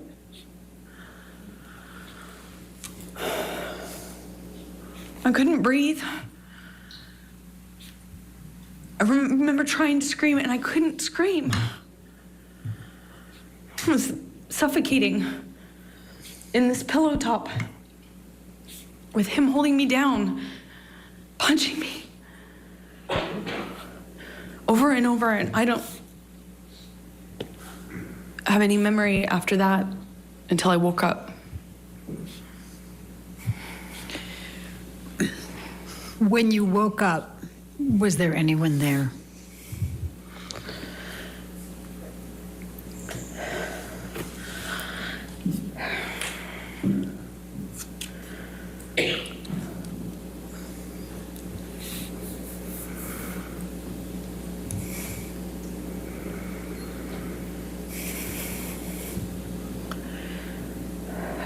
I remember hearing my best friend's voice. I felt like it came, felt like it was like on a speakerphone, like it came from everywhere. I just heard her voice in a weird way. It felt like it was coming from two directions. And I realized that I was sitting on the edge of the bed, on the carpet of the floor against the broken frame of the bed. And there was a low-lying bed with a really thick wooden frame. And it was broken from his boot trying to get a purchase on it while he was... Objection, Your Honor, calls for speculation. I could feel it. Overruled. Thank you. Please continue. I was there for it. And while he was on top of me, I could feel that. I could feel him trying to get balance. I could feel him slipping. I could hear it. I don't know how I got off the bed. I don't know what happened to me from the time I stopped hearing myself scream. I don't know what happened to me. It's a really weird feeling because next thing I remember is leaning against the broken part of the bed and on the carpet, and my friend saying, "Oh my God, oh my God." Objection, Your Honor. Hearsay. Sustained. Okay. Go ahead. And without what Rocky said. I eventually, she called the nurse, Nurse Erin. She got something out of the freezer for my face. She did a concussion check with Erin on the phone.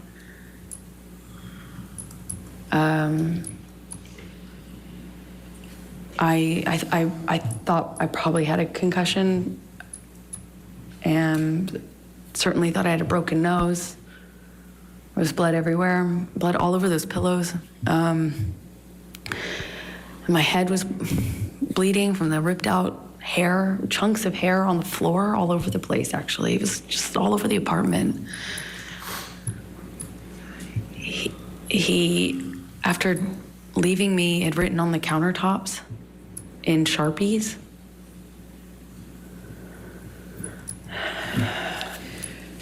Michelle, I'm going to ask you to bring up Defendants Exhibit 510.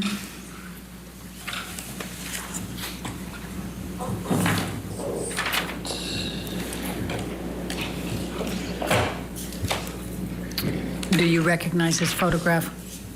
Yes, I do. And does it accurately depict the scene portrayed? Yes, that's the next day, I think. Your Honor, I'm going to move the admission of Defendants Exhibit 510. No objection. All right, 510 in evidence. You can publish it, please. Thank you. And could you describe to the jury what that is? It was chunks of my hair that Johnny ripped out while dragging me and punching me. Thank you. Michelle, could you bring up 513, please? Defendants 513.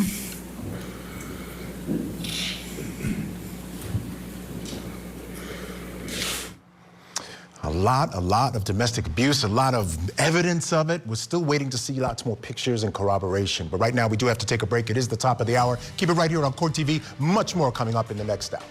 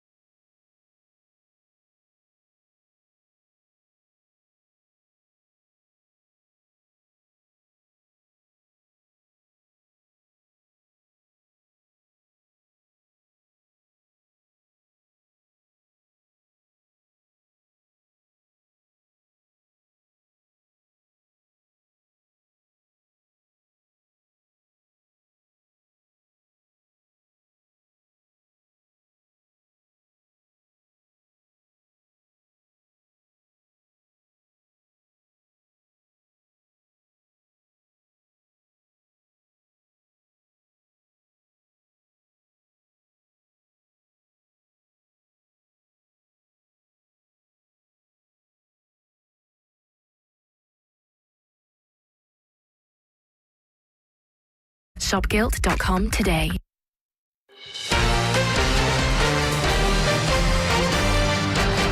Hello, and welcome back to Court TV Live. I'm Michael Ayala.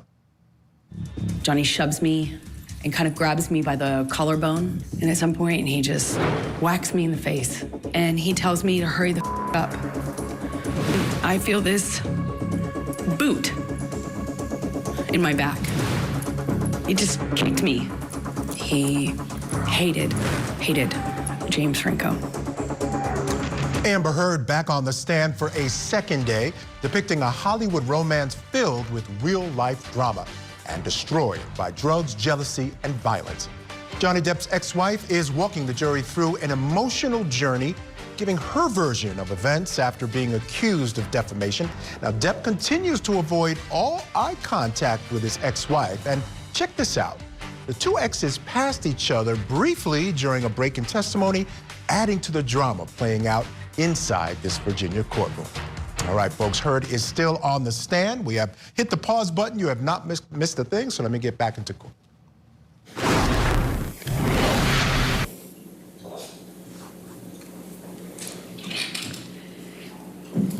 Does this picture accurately depict you in the scene portrayed?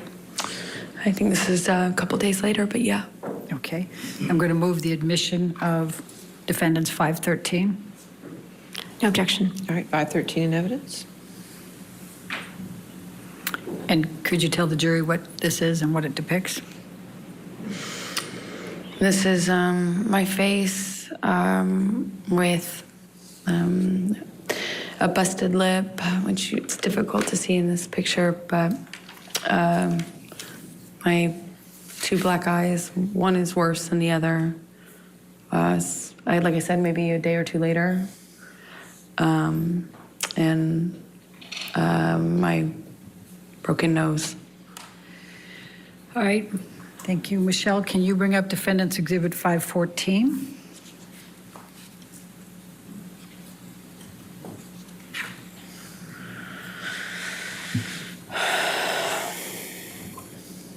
Does this accurately portray the scene depicted? Yes, that's my face sometime after. Your Honor, I'm going to move the admission of Defendants 514. No objection. 514 in evidence. You can publish. All right. If you could just briefly describe for the jury what this one is. That's my face. Okay. Some time after, and Johnny beat me up. Thank you. Michelle, if you could bring up Defendants 515.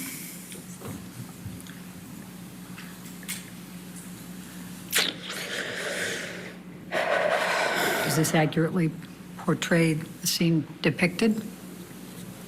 Yes.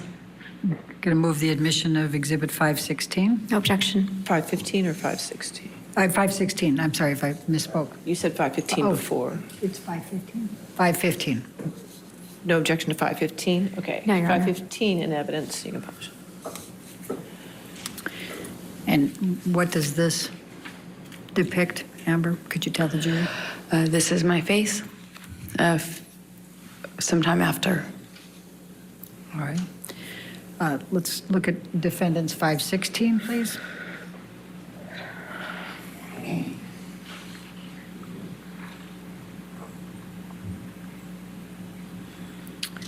Does this accurately portray the scene depicted? Amber?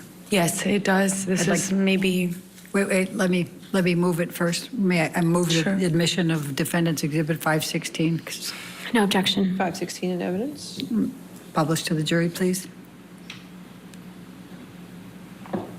Okay, Amber, go ahead and explain what it is. I think this is maybe that night or the next night after Johnny left me on the bed. Let's go to 517.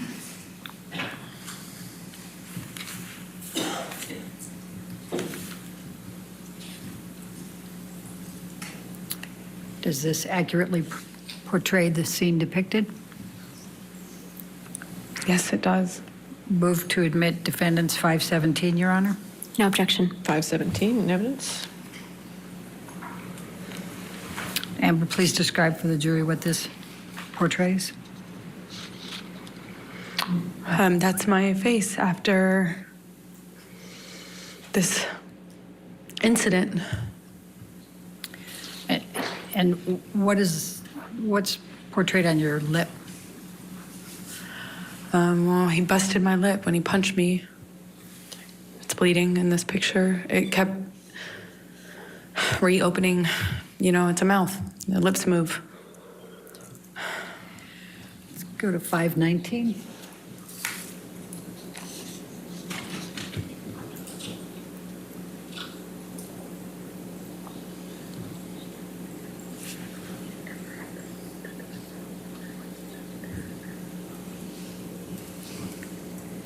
Does this accurately portray the scene depicted? Yes. Move the admission of 519. No objection, Your Honor. 519 in evidence. And tell the jury what this shows. This is my lip a few days later. Let's go to Defendants 520, please.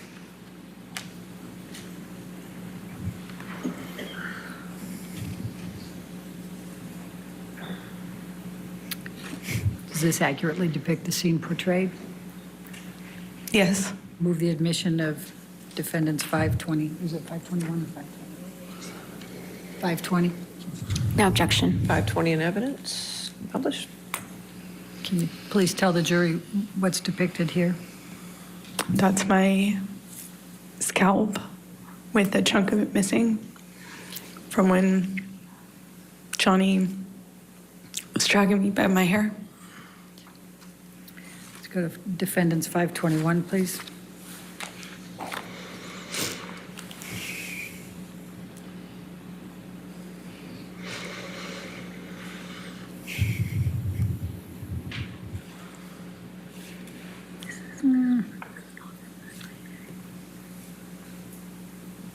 I don't think that's the same. Let's take that one down. Let's go to 522.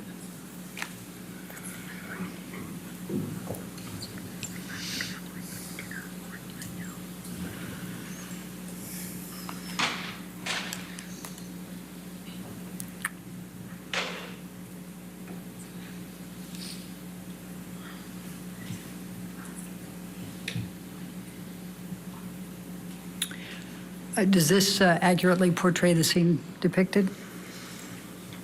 Well, it's a few days later. Okay. Move the admission of 522, please. No objection. 522 in evidence. And what shows there? My face is healing. Okay. Let's go to 523.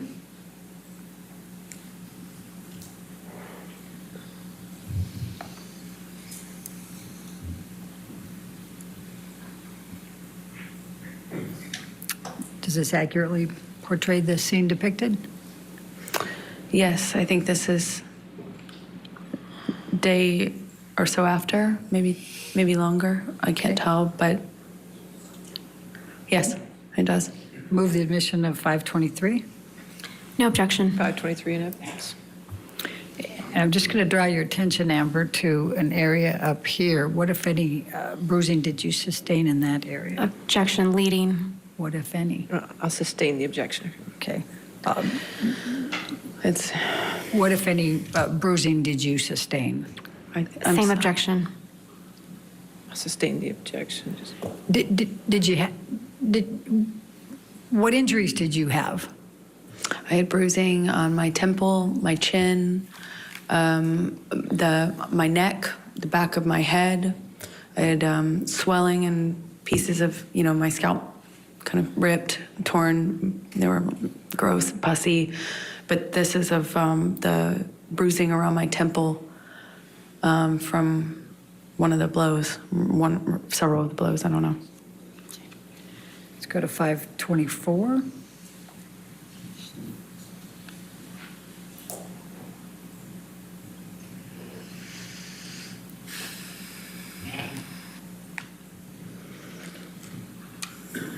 Does this accurately portray the scene shown? Yes. Okay. Move the admission of 524. No objection. 524 in evidence. And what does this show? It's, I had a pretty, can I touch the screen? Yes, yes, ma'am, you can. Yes. And I had a pretty gross bruise right there in my head, on my temple.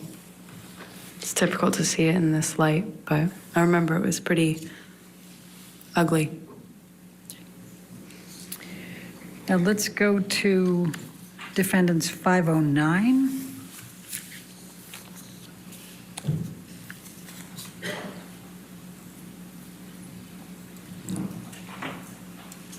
Does this accurately portray the scene depicted?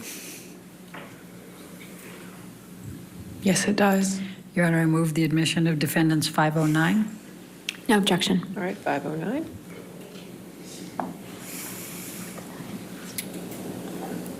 Will you please tell the jury what this is?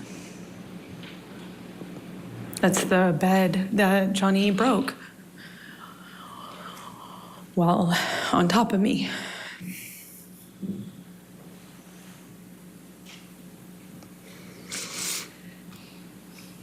All right, let's go to Defendants 511, please.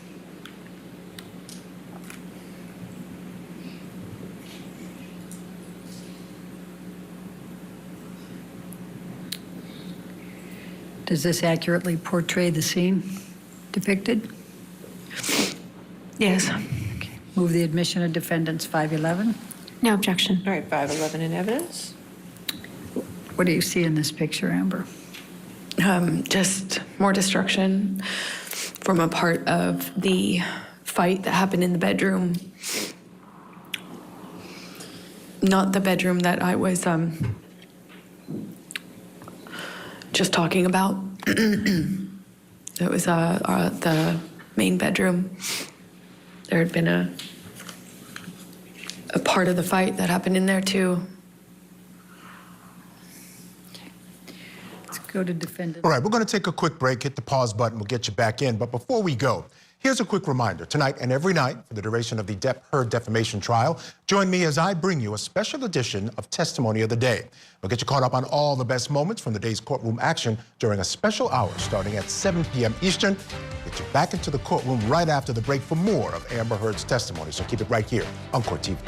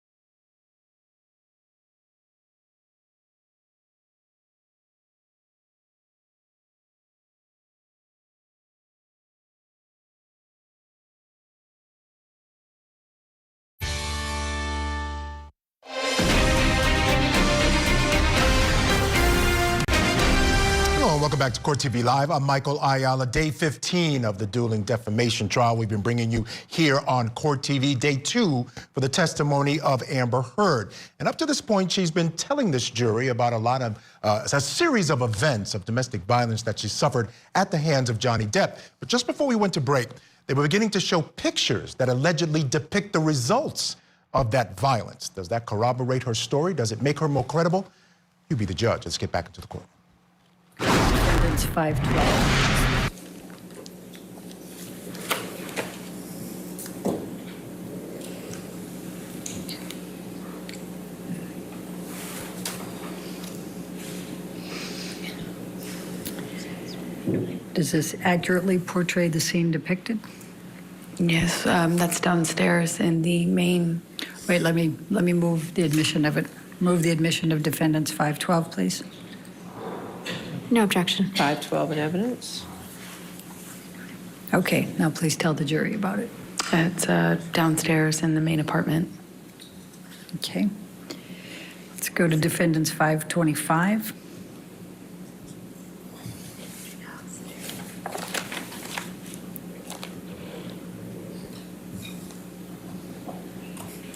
And does this accurately depict the scene portrayed?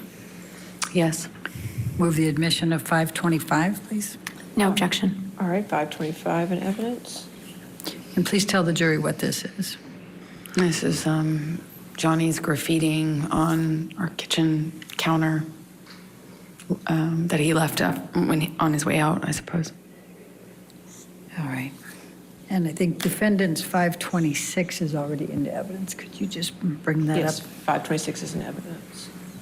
Right. All right. Now, Amber, as of December 15, 2015, what were your plans for Christmas that year? Well, up to this point, the plan was to have our families join us.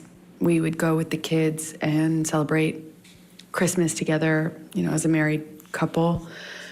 And we would all go to Johnny's Island. And he had invited my best friend at the time, Rocky, and her family, meaning her mom and her fiance, and my parents, and my sister, and we were all going to go to this island I've told you about that Johnny has in the Bahamas and spend it together. And that was the plan leading up to this. All right. And what, if anything, changed as a result of this night of December 15, 2015? After they saw my face, no one wanted to go to the island anymore with Johnny. They wanted me to leave him. Did you have to appear, were you scheduled to appear on the James Corden show on December 16? That's right. I was promoting The Danish Girl, the film I had done earlier in the year in London before going to see Johnny in Australia. So I was promoting that film that had been completed, and they asked me to make an appearance on a night show called The James Corden Show. After this happened, and I did the first concussion check with Aaron on the phone, I got worried that I wouldn't be able to hide the bruising and swelling. But I iced it all night, and the next day checked in the mirror to see if I could get away with it, meaning hiding it, so I could make an appearance. And I gambled and thought maybe I could pull it off. I had my hair and makeup team come, and they worked around it, meaning worked around the lesions on my head with the hairspray, because that stings, and worked around the the bruising by covering it with heavier makeup than normal bruise covering makeup. And I remember my lip was still bleeding and swollen, so we did this like really thick, super heavy, matte red lipstick. You know, I remember very well at the time that we had no choice in color, and that was one of my favorite colors to wear, and in this occasion we had no choice because nothing else would hide my busted lip. And I went on the show, did what I always do. I told people I had an accident. Objection, Your Honor, hearsay. Sustain the It's objection. not offered to prove the truth of the matter, but sustain because she didn't have an accident. But Your Honor. All right. I'll sustain the objection. Okay, please continue. So did you appear on the show? I appeared on the show. Okay. And did there come a time that you changed your mind and went to the Bahamas with Mr. Depp for Christmas? Eventually. 2015. Eventually I did. Okay. And you went there with whom? I went with Johnny's kids. I was, you know, obviously I didn't see Johnny after this because he didn't face the damage he caused in my experience. He was never around for the cleanups. And so he wasn't around for a few days. And I eventually heard from him, and he said he wanted to talk. And then he understood that it couldn't go back, you know, like almost as if he understood that I wouldn't forgive him. Made it easier somehow to talk to him. You know, I didn't feel so bad about myself in that case because, you know, how could I put up with this, right? But with the understanding that we were done, I could, you know, allow for us to have one last conversation, I suppose. But I just, you know, it's like,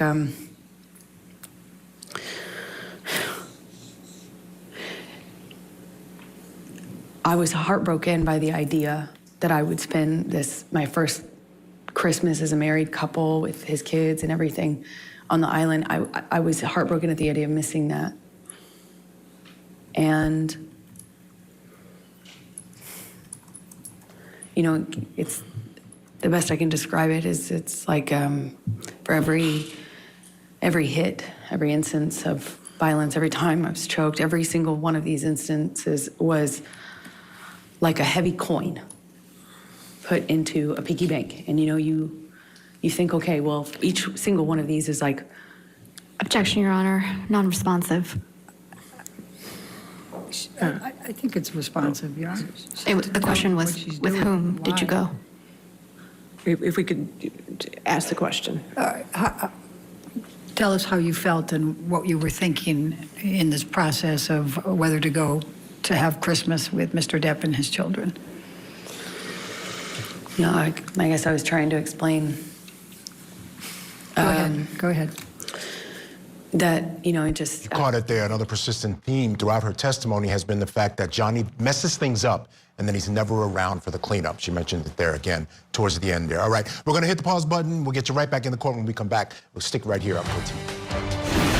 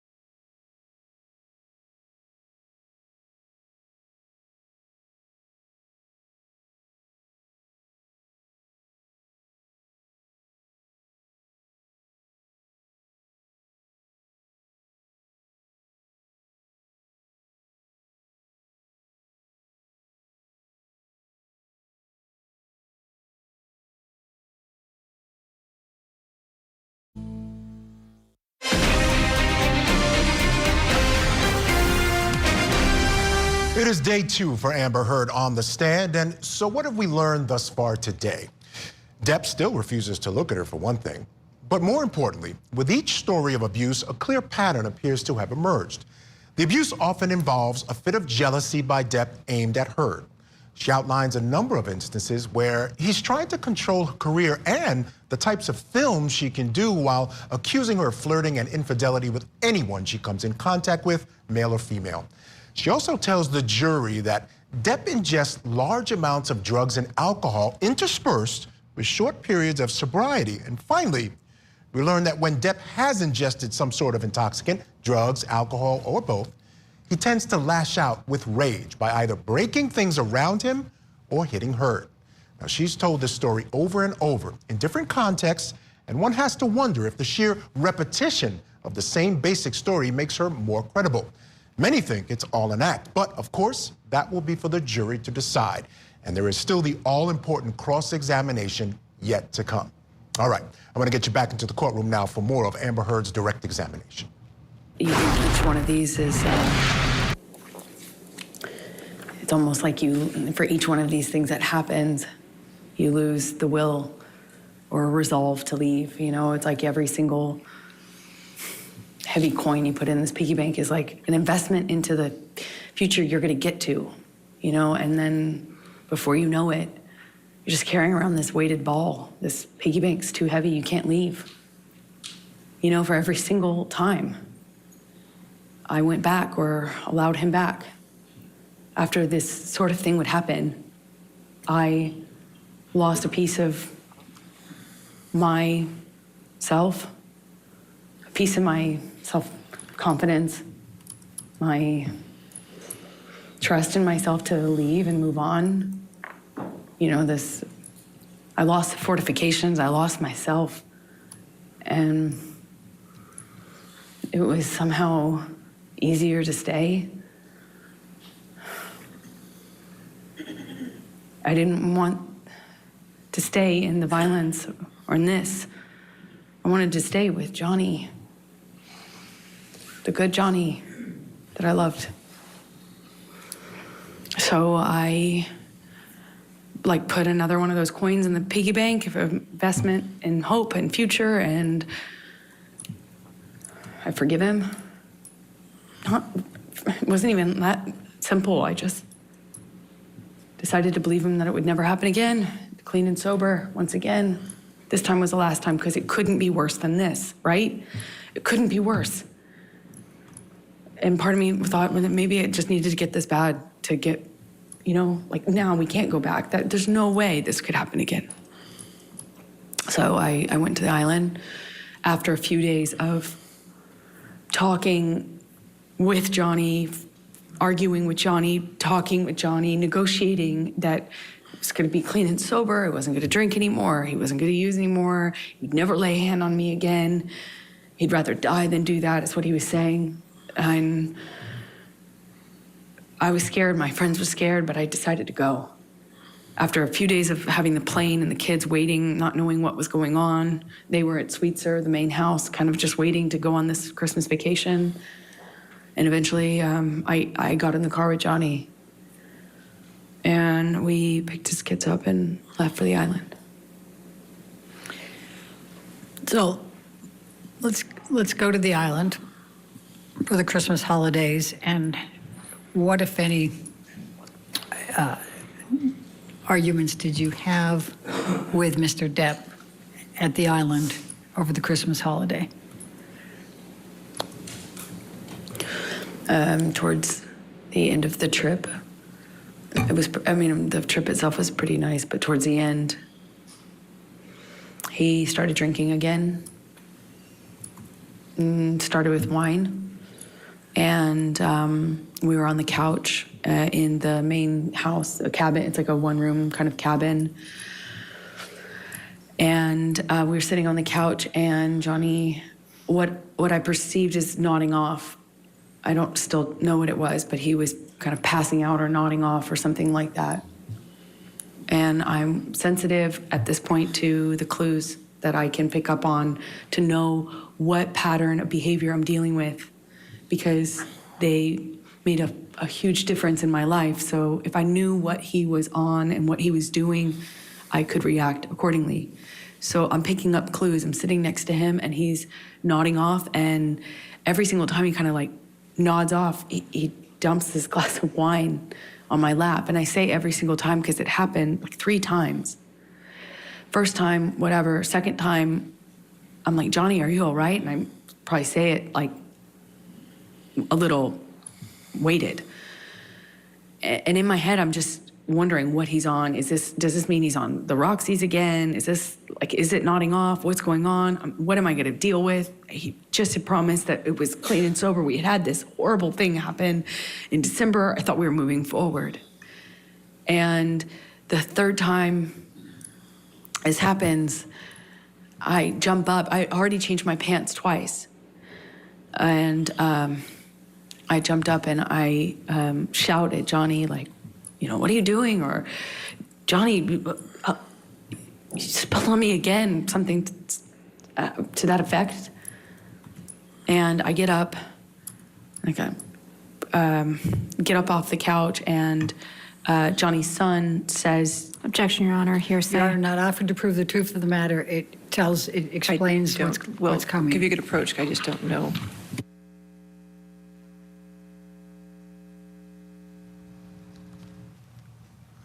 Wow, it's been going on all afternoon. Quick sidebar there. Gives me a chance to bring in my guest very quickly. Rachel Fizet, trial attorney, is with me, and also Phil Hamilton. He's a criminal defense attorney in New York. Rachel and Phil, thank you so much for being with me this evening. Sorry we haven't had more time to talk, but this stuff has been riveting. So I want to check in with you both. First, I'll start with you, Rachel. What are your takeaways from today? How are you feeling about this testimony by Amber Heard? I think she's really believable. I thought that yesterday she was very credible. She set up the scene of how they fell in love, the magic she felt, the romance. She didn't hold back. I think that was important too, that she really loved this man. And then today, one after the other, she is going into a pattern of abuse, and she's giving Rachel, great I'm sorry detail. to cut you off, but it looks like they're getting going again in the courtroom. Hopefully we'll check in with you in just a minute. Let's get back into the court. Are you okay, or can I help? Something to that effect. And I pointedly say to Jack, but really to Johnny, like, thank you, Jack, to make a point at the fact that he hadn't offered to help me or even acknowledge that he'd been spilling wine. First, he's drinking wine. Second, he's spilling it all over me. And third, he's spilling it because he's nodding off, is what I assume. So I kind of say this in a pointed way at Jack, thanking him for offering. And I get up, go to the closet, take off the pants that have just been ruined. And Johnny comes into the closet right after me and slams me up against the side of the closet. And just with clarity, with holding.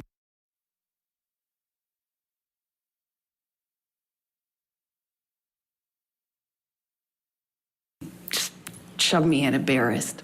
If I ever embarrass you, if you ever embarrass me again.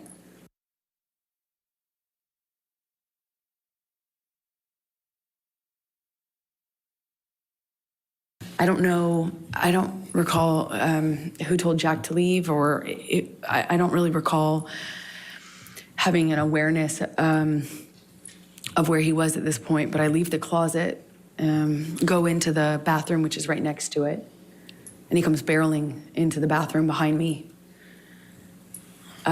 Before he does that, I said something snarky to him.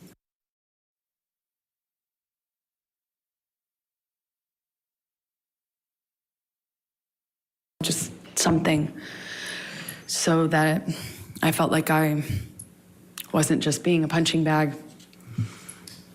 And I kind of like get over to the bathroom, but I didn't even have the door shut before he was in the bathroom with me.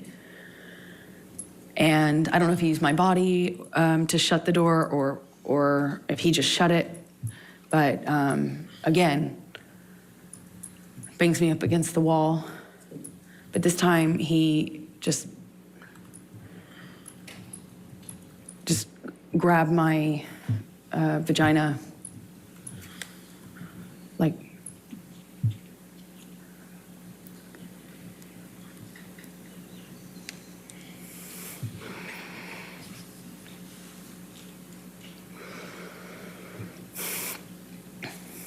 I was wearing this peach, kind of like netted kind of style swimming suit underneath. That's what I had on from the waist down, and he just grabbed me.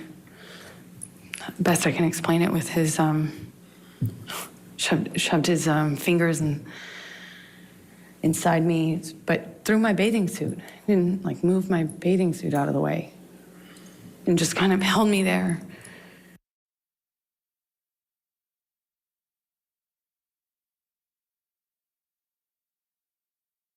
I was kind of taunting me while jerking me around. And he kind of seemed to do this thing where he was smiling, he was like teasing me.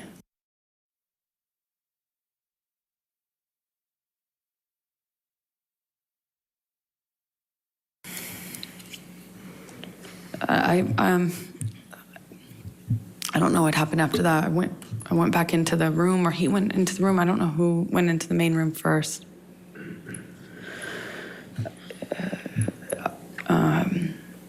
I just remember his hand landing on the back of my shoulder neck area. I remember trying to get him off of me. I don't know. I don't know what the next thing that happened was, but I do remember I knew I needed to get away from him. At some point, I ran. I ran out of the back door, ran out onto the patio. At some point before I ran, he swung at me, but I don't even remember how much of an impact it made, but I remember running. I threw something in his direction when I was getting away from him. I ran down the deck, ran out into the kind of like parking lot area, his gravel parking lot area outside of the house. And that's my estimation of when Johnny reached me. Grabbed me by the hair, swung me around. I remember he hit my face at least once, but I'm not quite sure in what sequence. Was it before I broke away or after? I don't remember. I just remember the lights of the ATV coming up. The island, two of the people who worked on the island for Johnny, CJ and Tara, they pulled up in the ATV. I remember the headlights. I remember separating from him, or them kind of running up and saying something and separating us. And I didn't see Johnny for the rest of the evening, is my recollection. I just found him the next day, passed out in the cafe that was close to the house. Is that the end of? Yeah, this is a good breaking point, yes. All right. Okay, ladies and gentlemen, you can just stay there for a moment. All right, ladies and gentlemen, we're going to be breaking, again, this is the time that we break for a week, okay? So I won't be seeing you until May 16th. But I wanted to talk to you a little bit about how the remainder of the case will progress, okay? So that's it. Right, they wrapped up for the day there in Fairfax, Virginia, as you heard the judge say. They won't be back next week at all. Tomorrow, Friday, is always a day off, but next week the judge has some conference she has to be at, so they won't be back in court till May 16th. But trust me, we're going to keep you updated on everything that's going on and even take you back to all that you might have missed in the last 15 days or so. Right now, we're going to take a quick break. Stay with us right here on Court TV.